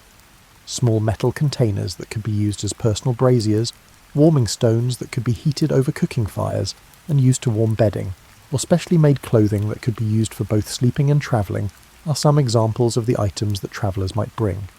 Even in difficult circumstances, seasoned Greek tourists could remain warm and cosy thanks to these portable comfort systems. In order to help travellers make well-informed decisions about where to sleep, the Greeks created complex systems for assessing the quality of lodging. Along trade routes, recommendations were passed down, and some inns gained a reputation for having very comfortable beds that attracted tourists from all over the Mediterranean. These quality requirements covered things like noise levels, security, room temperature control, and clean bedding, all of which are important for restful sleep. Travellers, particularly those on religious pilgrimages, frequently found excellent accommodations in temple complexes. These hallowed sleeping areas were kept in the best possible condition and frequently offered conveniences that were on par with the finest private lodgings. In addition to being physically comfortable, temple accommodations offered a sense of spiritual tranquility that many visitors found to be conducive to incredibly sound sleep. Greek cities created laws pertaining to lodging that included particular requirements for sleeping arrangements. Clean bedding, sufficient heating in cold weather, and reasonably quiet and secure sleeping quarters were all requirements for innkeepers. When staying in reputable lodging establishments, travellers could rely on at least minimal comfort thanks to these early hospitality standards. Travellers frequently stayed in private homes, particularly those who had business contacts or letters of introduction. Greek hospitality traditions meant that hosts took great pride in giving their guests comfortable sleeping arrangements, frequently using the finest bedding and sleeping areas from their own families. In terms of comfort and individual attention, these private accommodations frequently outperformed commercial lodging. The Greeks developed sleeping solutions for travellers that addressed particular issues that various kinds of travellers might encounter. In order to safeguard their valuable cargo while they slept, merchants needed safe sleeping arrangements. Scholars and philosophers required peaceful areas where they could study and reflect. Accommodations that promoted physical recuperation and optimal performance were necessary for athletes. Practical advice on adjusting to various climates and elevations that could impact sleep quality was part of the Greek travel sleeping culture.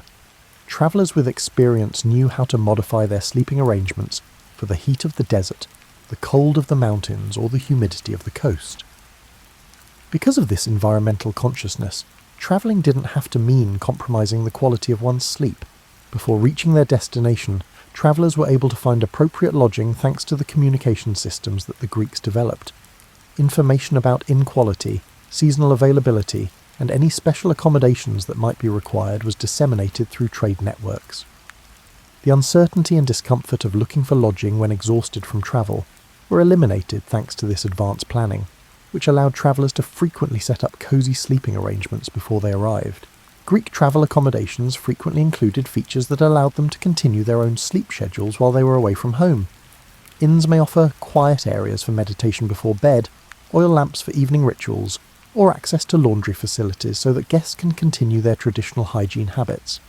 Travellers' sleep-promoting routines, which they had established at home, were protected from disruption by this attention to ritual continuity.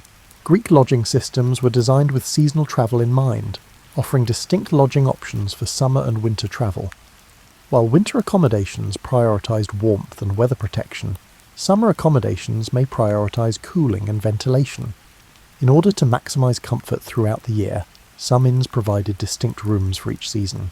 In order to accommodate everything from small merchant parties to large military expeditions, the Greeks also created sleeping arrangements for group travel. These systems included logistical strategies that made sure everyone could sleep comfortably, Even when travelling with a large group of people, portable sleeping equipment and organisational techniques for managing group sleeping spaces. Think about how the ancient Greeks viewed sleep as you get more comfortable in your contemporary bed with memory foam and temperature control. For them, sleep was more than just a daily annoyance that interfered with more vital tasks or a biological requirement. Rather, it was believed that sleep was a profound part of human life that provided insights into life, death, consciousness, and our relationship to the divine. Greek philosophers pondered the nature of sleep and its significance for human well-being for a long time. According to Aristotle, sleep is crucial for mental clarity and emotional equilibrium, in addition to physical well-being. He noted that those who didn't get enough sleep became agitated, distracted, and incapable of making wise decisions, observations that contemporary sleep research has amply supported. The Greeks realized that the quality of sleep had an impact on all facets of daily life, including mental clarity, emotional stability, and physical health. Because of this knowledge, they began to view the environment and preparation for sleep as important issues deserving of considerable care and funding. A Greek who got enough sleep was seen as more moral, more sane, and more able to make contributions to society. The various forms of sleep and their differing advantages for human health were acknowledged in Greek culture.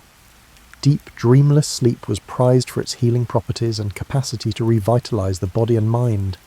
Sleeping with dreams was valued because it could yield answers to difficult problems, creative inspiration, and divine messages. Even quick naps were acknowledged as useful strategies for preserving mental acuity during demanding days. The Greeks came up with complex theories regarding the connection between sleep environment, sleep position, and the quality of sleep and dreams.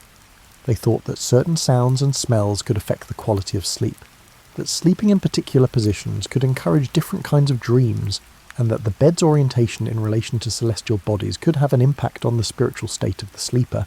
Greek perceptions of time and daily routines were closely linked to their views on sleep.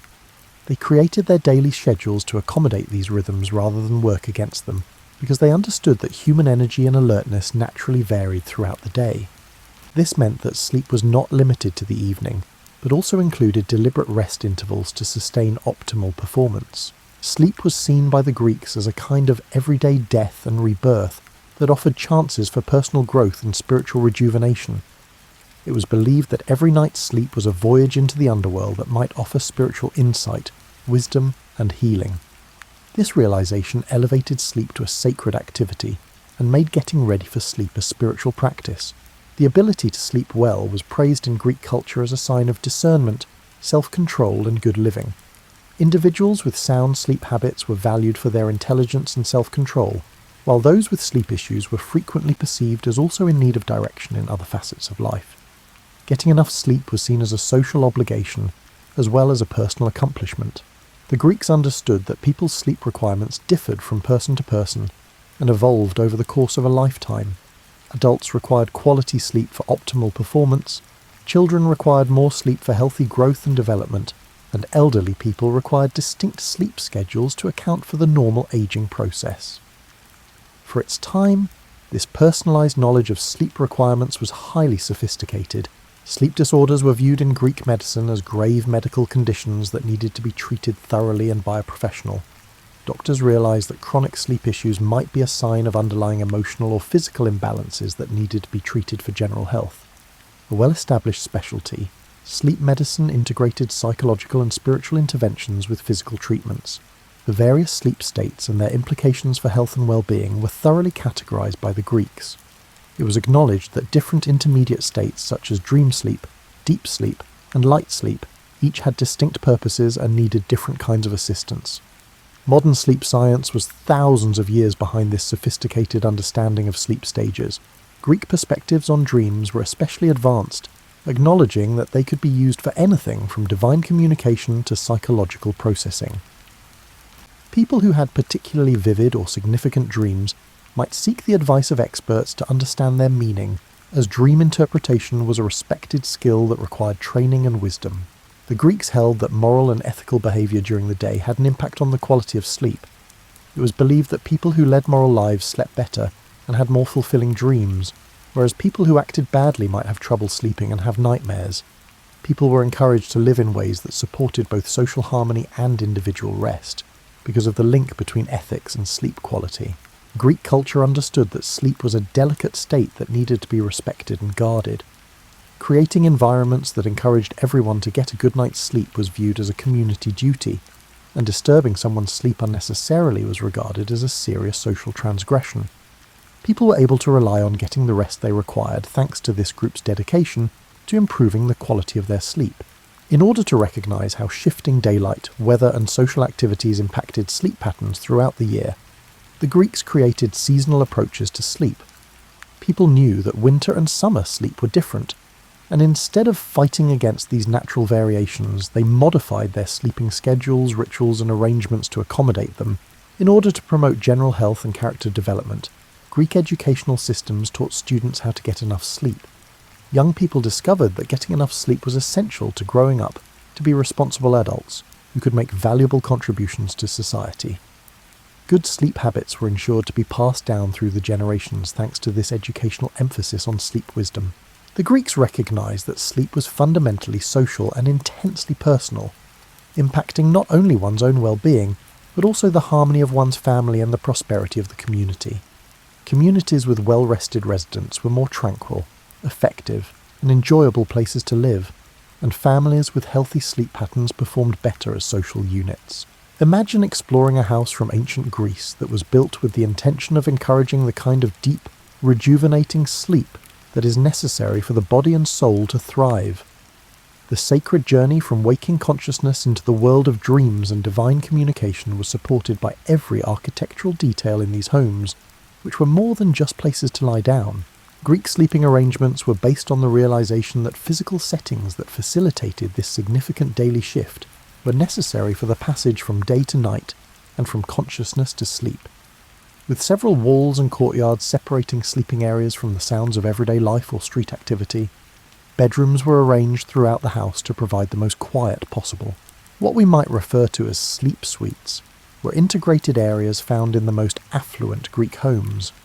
These included not only the actual sleeping area, but also areas for preparing for evening rituals, storing seasonal bedding, and even tiny private courtyards where sleepers could enjoy the fresh air while still staying in their most private domestic settings. These suites understood that having a bed in a room wasn't enough for restful sleep. Greek architects understood the importance of sound control for restful sleep, so they gave careful consideration to acoustic design. Sleeping places were frequently constructed with thick walls, placed away from workshops and animal quarters, and featured architectural elements that either reflected or absorbed sound. Early examples of sound masking were even found in some affluent residences, which used wind chimes or flowing water features to produce calming background noises that drowned out more annoying sounds. The Greeks invented architectural methods of scent control that improved the quality of sleep by using aromatherapy. Built-in niches for burning aromatic herbs, ventilation systems that drew air through herb gardens before entering bedrooms, or storage systems that kept bedding scented with rose petals or lavender are some examples of sleeping areas. These fragrant systems served as useful instruments for encouraging calm and sound sleep, not just enjoyable extravagances. Beyond merely concealing sleeping quarters from view, Greek sleeping architecture featured sophisticated approaches to privacy. Spaces that felt isolated, safe, and shielded from the outside world were created by these designs. Psychological privacy. The kind of profound relaxation necessary for genuinely healing sleep and fulfilling dreams depended on this feeling of sanctuary. The Greeks designed bedrooms that could comfortably accommodate both single people and couples because they recognized that sleeping areas needed to support both individual and shared rest. Multiple sleeping alcoves in one room, movable partitions that could create private areas in larger spaces, or adaptable furniture arrangements that could be changed to suit shifting needs are a few examples of this. Greek architects created cutting-edge methods of climate control that allowed sleeping spaces to remain cozy all year round, without constantly using fuel. These could be passive ventilation systems that moved air without causing drafts, thermal mass walls that gradually stored and released heat, or movable architectural elements that could be adjusted seasonally to maximize comfort. Certain Greek houses had distinct sleeping areas for various family members and uses. The sleeping spaces for kids were made to offer suitable privacy and easy supervision. Security and hospitality were combined in the guest sleeping areas. Elderly family members may have sleeping arrangements that preserve their comfort and dignity while meeting their evolving physical needs. The Greeks developed architectural sleep-related storage solutions that kept clothes, bedding, and other personal belongings accessible and organised without overcrowding sleeping areas. In order to maintain peaceful, clutter-free sleeping spaces that encourage mental calm, built-in niches, underbed storage spaces, and specialty furniture blended practicality with visual appeal, Greek sleeping architecture frequently included features that shielded occupants from the harsher aspects of nature, while fostering a sense of connection with it. This could include windows that are framed by views of the sky or gardens, but are made to keep out intruding light, insects, and weather. The Greek belief that sleep was a natural part of life's rhythm was reinforced by these associations with nature. The Greeks created architectural strategies for artificial lighting that promoted restful sleep. Niches for oil lamps were placed to provide soft, movable lighting that could be progressively turned down as bedtime drew near. Certain sleeping spaces had various lighting settings that permitted various pre-bedtime activities, such as reading, talking, or peaceful reflection. Greek sleeping quarters frequently featured architectural elements that encouraged personal hygiene and pre-sleep rituals. These could include restrooms, places to keep and exhibit private religious objects, or areas intended for peaceful prayer or meditation. Maintaining the regular evening routines that encouraged sound sleep was made simpler by these integrated facilities. Beyond basic heating systems, the Greeks developed architectural solutions for temperature control. Sleeping spaces could have adjustable wall openings that could be adjusted to regulate airflow according to seasonal requirements, thermal chimneys that drew hot air away during the summer, or cold air wells that offered natural cooling. Greek architects created sleeping areas that could progressively change from bright daylight to soft evening illumination to total darkness because they recognized that the daily cycle of light and darkness had an impact on the quality of sleep. This could include a variety of window sizes, movable shutters, or architectural elements that support natural circadian rhythms by directing and filtering light. The sleeping areas in the most opulent Greek homes could be fully altered to suit changing needs and personal preferences. Modular bedding systems could be combined in different ways to create customized comfort zones. Movable partitions allowed rooms to be rearranged, and adjustable furniture could accommodate different sleeping positions. Water features that offered both functional advantages and psychological comfort were frequently included in Greek sleeping architecture. Small fountains or water channels could offer psychological comfort from being in close proximity to nature, white noise to drown out distracting noises, and cooling during hot weather. Instead of interfering with sleep, these water features were intended to improve it. The Greeks created architectural security strategies that made sleepers feel totally secure without feeling confined. Multiple exits from sleeping areas, discreet yet secure locks, or design elements that offer unobstructed views of possible approach routes are a few examples of this. The type of profound relaxation that encouraged genuinely restorative sleep required physical security. Greek sleeping quarters frequently had architectural features that reinforced the idea that dreams were messages from God that needed to be properly received. Certain orientations with respect to temples or natural features, built-in spaces for dream recording materials, or architectural features that were thought to draw positive spiritual influences while you slept are examples of this. Consider how the ancient Greeks modified their sleeping arrangements to complement, rather than conflict with, the natural cycles of the Mediterranean year as the seasons shift outside your contemporary climate-controlled bedroom. They took a sensible yet sophisticated approach to seasonal sleep adaptation, understanding that different tactics were needed at different times of the year to achieve comfortable sleep. Greek winter sleeping arrangements turned houses into comfortable havens that preserved the air quality required for restful sleep while optimizing warmth. Families would frequently combine their sleeping arrangements during the coldest months, switching from summer bedrooms to smaller, easier-to-heat winter sleeping areas that improved temperature control and used less fuel. Adaptable to changing temperatures throughout the night, winter bedding systems were masterworks of layered warmth. The Greeks would make their beds with heavy linen sheets that could be added or removed as needed, fur throws, and several wool blankets. Because they could be swiftly pulled up in the event that the temperature dropped during the night, the heaviest blankets were frequently stored at the foot of the bed. In order to prepare for winter sleep, the Greeks would heat their bedding before using it, use warming pans or heated stones, or even briefly expose blankets and mattresses to brazier heat. In addition to providing physical comfort, This pre-warming ritual was a warm evening custom that facilitated family members' transition from a busy day to a peaceful night. The purpose of winter sleeping clothes was to keep people warm without limiting their mobility or making them overheat.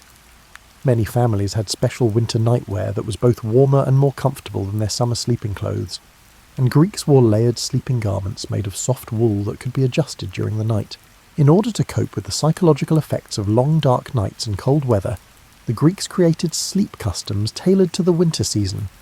During the months when people spent more time indoors, these could include long evening talks by the fire before bed, special winter foods that encouraged coziness and relaxation, or family bonding activities that took place in groups. The Greek understanding that the body's needs changed as daylight hours increased and temperatures became more moderate was reflected in the springtime sleeping arrangements. It was thought that spring was the best season to clean and reorganize sleeping areas, to air out bedding that had been stored during the winter, and to gradually switch from bulky winter sleeping arrangements to lighter spring comfort systems. In order to welcome the rebirth of nature, Greek spring sleep customs involved the ceremonial cleaning and blessing of sleeping areas. In celebration of the return of growth and life to the natural world, bedrooms were meticulously cleaned, bedding was cleaned and allowed to air out, and sleeping areas were frequently adorned with fresh flowers or herbs. Spring sleep schedules adapted bedtimes and morning routines to accommodate, rather than conflict with, people's innately higher levels of energy as daylight hours increased. The Greeks realized that modifying daily routines to align with seasonal energy patterns was more effective than fighting natural sleep rhythms. Ancient Greek summer sleeping necessitated completely different techniques aimed at staying cool while preserving security and comfort. Greek homes often had outdoor or semi-outdoor sleeping areas that benefited from cool night breezes, as well as specialized summer sleeping areas that maximized airflow while minimizing heat retention. Greek summer bedding was simple but thoughtfully selected for its ability to keep cool. Even on the hottest nights, comfortable sleeping conditions were made possible by light linen sheets, easily removable thin wool blankets, and bedding that had been stored with cooling herbs like eucalyptus or mint. The timing of summer sleep was changed to accommodate Mediterranean climate's inherent cooling cycles. Greeks may sleep later to enjoy cooler evening temperatures, take afternoon naps during the hottest part of the day, and rise earlier to enjoy the cool morning hours before the heat of the day becomes unbearable. Despite the hot weather, cooling rituals that reduced body temperature and encouraged relaxation were part of the Greek summer sleep preparation. The use of fans and other cooling equipment to create comfortable sleeping conditions, light evening meals that didn't increase internal heat, or cool baths before bed could all be part of this. The Greeks understood that autumn was a time to prepare for winter, while still taking advantage of the pleasant weather and bountiful harvests of late summer, and this was reflected in their sleeping arrangements. The best time to make winter bedding, stock up on heating fuel and gradually change sleeping arrangements from summer to winter was in the fall. Gratitude rituals that honoured the year's harvest and primed the mind for the contemplative winter months were common in Greek autumn sleep customs. These exercises facilitated the mental shift from summer's active, externally focused energy to winter's need for inward-focused, restful energy. The Greeks created intricate systems for keeping sleeping gear and seasonal bedding in good shape, while making the most of the storage space that was available. Winter bedding was aired and stored in the summer to avoid heat and humidity damage, while summer bedding was meticulously cleaned and preserved with fragrant herbs in the winter. Understanding how shifting daylight patterns impacted not only sleep timing, but also sleep quality and dream content was part of the Greek seasonal sleep wisdom. They changed their expectations and sleeping arrangements in response to the fact that people naturally slept differently on long summer nights than on long winter nights. The Greeks were also aware that seasonal variations in sleep had an impact on family and community dynamics, in addition to individual rest. Seasonal sleeping arrangements created yearly cycles that supported both intimacy and independence by bringing families closer together in the winter and allowing for more individual privacy in the summer. Another advanced component of Greek sleep wisdom was seasonal nutrition, which suggested different foods to support restful sleep at different seasons of the year. While summer sleep foods emphasized cool, easily digestible options that didn't interfere with rest during warm weather, winter sleep foods might emphasize warming spices and hearty ingredients. Imagine living in a society where social obligations and community relationships played a bigger role in your sleep than just being a personal, private experience. Ancient Greek society established institutions and practices that promoted restful sleep for individuals while fortifying the social ties that bound communities together, because they recognised that getting enough sleep was both a personal need and a shared obligation. Greek architecture and social arrangements were based on the knowledge that family sleep patterns had an impact on everyone's health, which encouraged everyone in the family to get enough sleep. The sleeping arrangements for parents, kids, servants and other family members were planned to minimise disruptions and maximise comfort and security. The Greek idea of philoxenia, or love of strangers, included particular duties to give visitors, travellers and guests a comfortable place to sleep. These were considered to be sacred obligations that the gods themselves upheld, not merely polite social behaviour. Reputations were frequently based on the calibre of sleep that visitors received in specific homes, and families took pride in their ability to provide exceptional sleeping hospitality. Greek communities established unofficial but efficient procedures for controlling activities and noise that could interfere with sleep. There were unspoken norms in neighbourhoods regarding what kinds of nighttime activities were appropriate, how late social gatherings could go on, and when noisy activities should stop. Everyone was able to rely on the silence required for restful sleep thanks to these community norms. Because the Greeks understood that sleep issues could impact entire communities, they developed collective approaches to sleep health that address social and environmental factors that affect the quality of sleep. Communities could cooperate to manage lighting that disrupted natural sleep cycles, control sources of noise pollution, or address security issues that prevented residents from getting a good night's sleep. Greek social customs included particular procedures for resolving disputes and issues pertaining to sleep. There were established social mechanisms in place to handle situations where someone's actions were interfering with others' sleep in a way that would preserve peace in the community. These systems understood that if sleep disputes were not managed carefully, they could develop into major social issues. The Greeks created parallel systems that gave everyone, from affluent citizens to working slaves, suitable rest opportunities because they recognized that different social classes had different sleep requirements and limitations. The idea that everyone should have enough sleep for their health and productivity was widely acknowledged, even though the specific arrangements varied greatly. Greek civic and religious celebrations included measures to deal with the sleep disturbance that big crowds invariably caused. Systems that offered sleeping accommodations, controlled noise levels at night, and assisted people in sticking to sleep schedules despite the excitement of special occasions were developed as a result of festival organisers' recognition that attendees needed to rest in order to fully participate in multi-day events. The Greeks created complex methods for communal sleeping that could be used for family get-togethers, religious pilgrimages, and military operations. These systems included social norms that preserved comfort and privacy even in crowded situations, equipment that was portable and easy to set up, and systematic approaches to managing shared sleeping areas. Greek marriage traditions included special consideration for sleeping arrangements that promoted intimacy within the marriage, as well as individual rest. There were established traditions for designing sleeping areas that encouraged individual comfort and harmony within the marriage, and newlyweds were given bedding and bedroom furnishings as wedding presents. Understanding that children's sleep needs differed from those of adults, the Greeks created family structures that encouraged young people to get a good night's sleep while teaching them the social skills needed to live in a community. Early on, kids were taught that their sleeping patterns had an impact on other people, and that it was their duty to improve the quality of sleep in the home. Greek social customs regarding illness and sleep acknowledged that caring for ill family members necessitated modifying household sleep schedules, and that sick people required different sleeping arrangements. Families frequently received support from their communities in overcoming these obstacles, enabling everyone to get enough sleep during trying times. The Greeks created seasonal social customs that complemented rather than contradicted these natural changes in daylight and weather, because they recognized that these changes had an impact on community social rhythms as well as individual sleep patterns. While summer customs accommodated the lighter sleep patterns that came with longer days, winter social activities were made to work with longer sleep needs. Professional experts who were knowledgeable about sleep medicine and could offer guidance and treatment to those who were having trouble sleeping were frequently found in Greek communities. These professionals provided holistic approaches to sleep health that met the needs of the individual as well as the community by fusing their knowledge of medicine with an awareness of the social and environmental elements that influence sleep.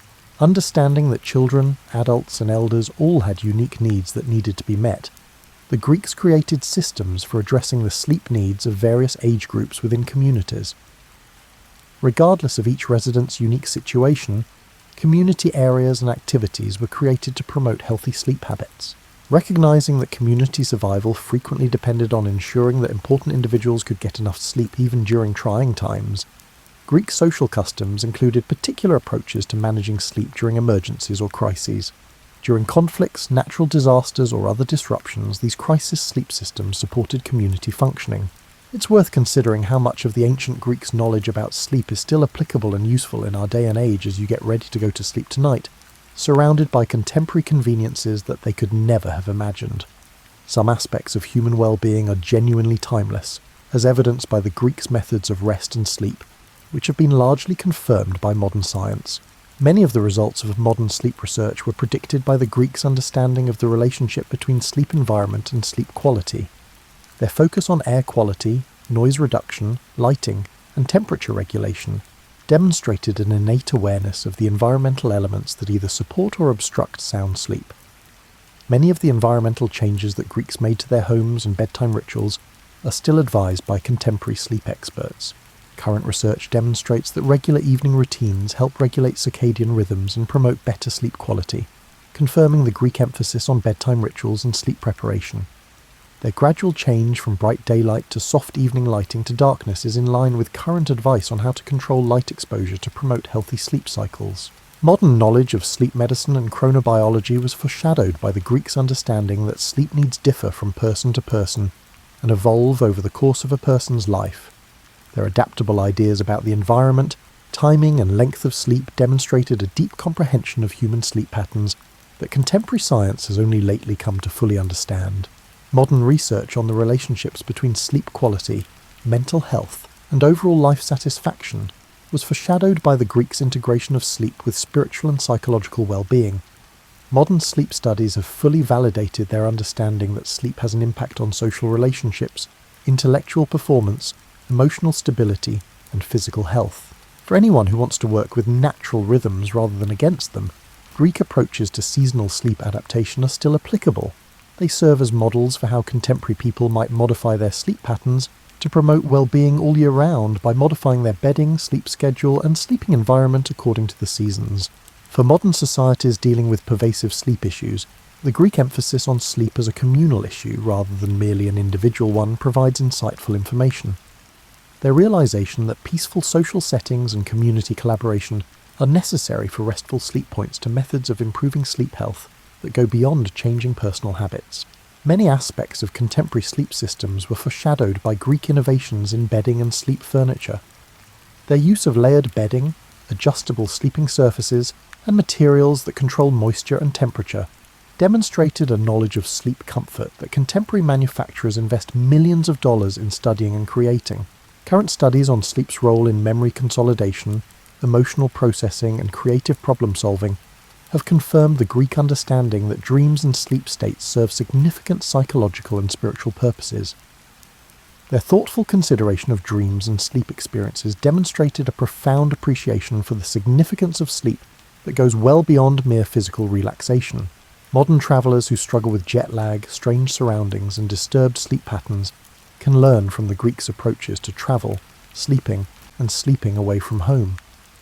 Their portable comfort systems, flexibility tactics, and focus on preserving accustomed sleep patterns offer helpful advice for today's travel sleep issues. Modern integrative approaches to sleep disorders were foreshadowed by the Greek understanding that sleep medicine necessitates comprehensive approaches addressing physical, psychological, environmental, and social factors. Their understanding that sleep issues frequently mirror larger imbalances in life provides insightful viewpoints for modern sleep medicine.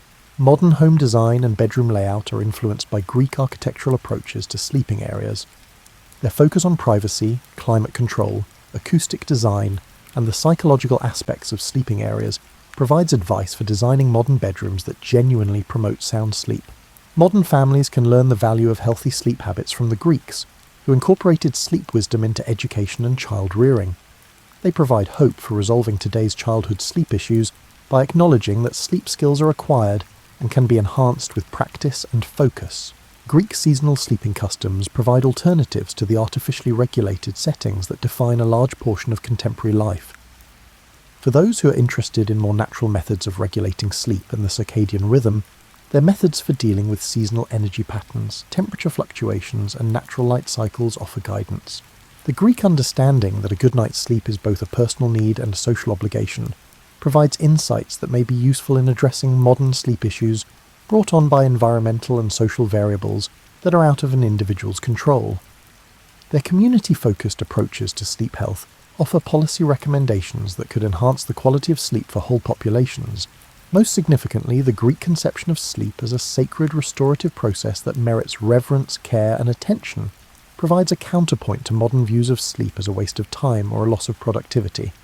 Their reverent view of sleep as a daily chance for rest and rejuvenation offers a useful counterpoint to contemporary sleep deprivation and anxiety.